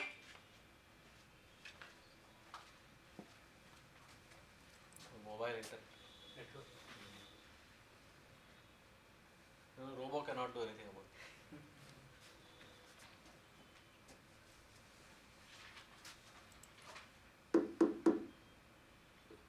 But you get a sense, right? Yes.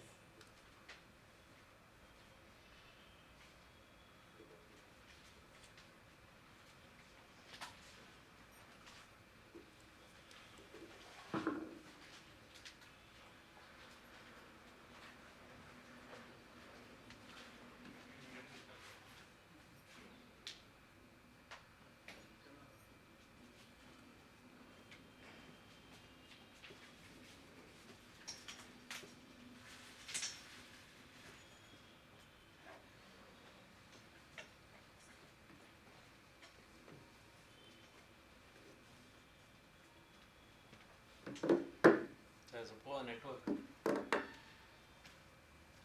Anyway, you can find all these all on YouTube, right?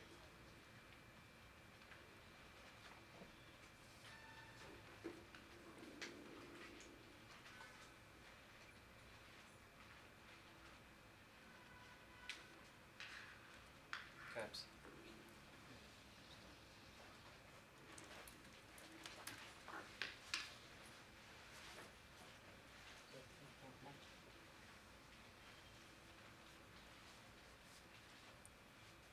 No, you are.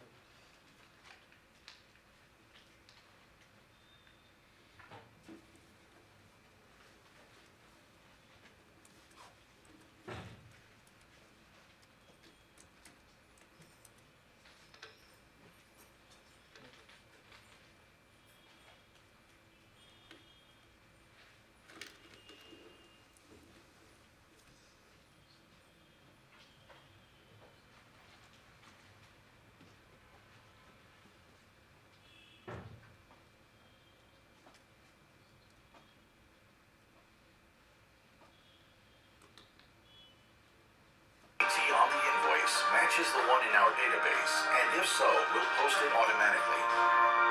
Otherwise, it will park it and send a dedicated email to the responsible person highlighting this difference and asking what to do. Post the invoice or to cancel it and send it back to the vendor. invoice's details are visible in the email it sends, so let's reply with yes to the message for an invoice with a VAT difference. Finally, it will check its email address in the background, access SAP using the appropriate transaction code, and post the invoice.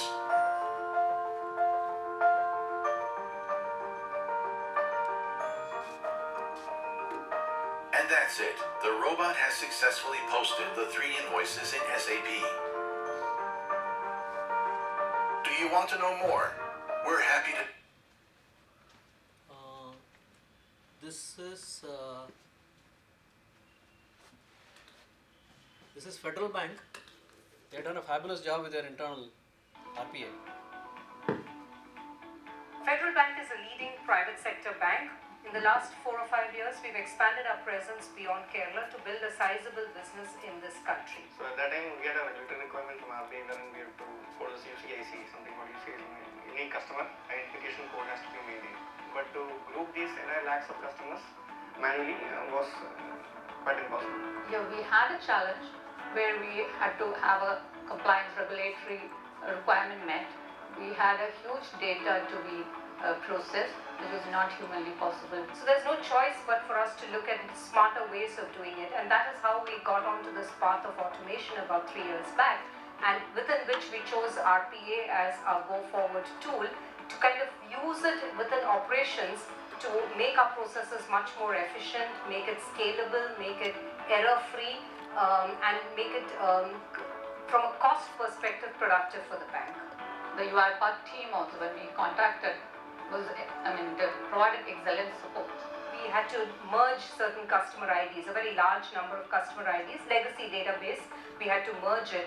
All our calculations showed that it would take about 10 people sitting for a year to try and do this before we made it a complete exercise. But thanks to our team and thanks to the work we're doing with RPA, we were able to reduce that time drastically by 50%.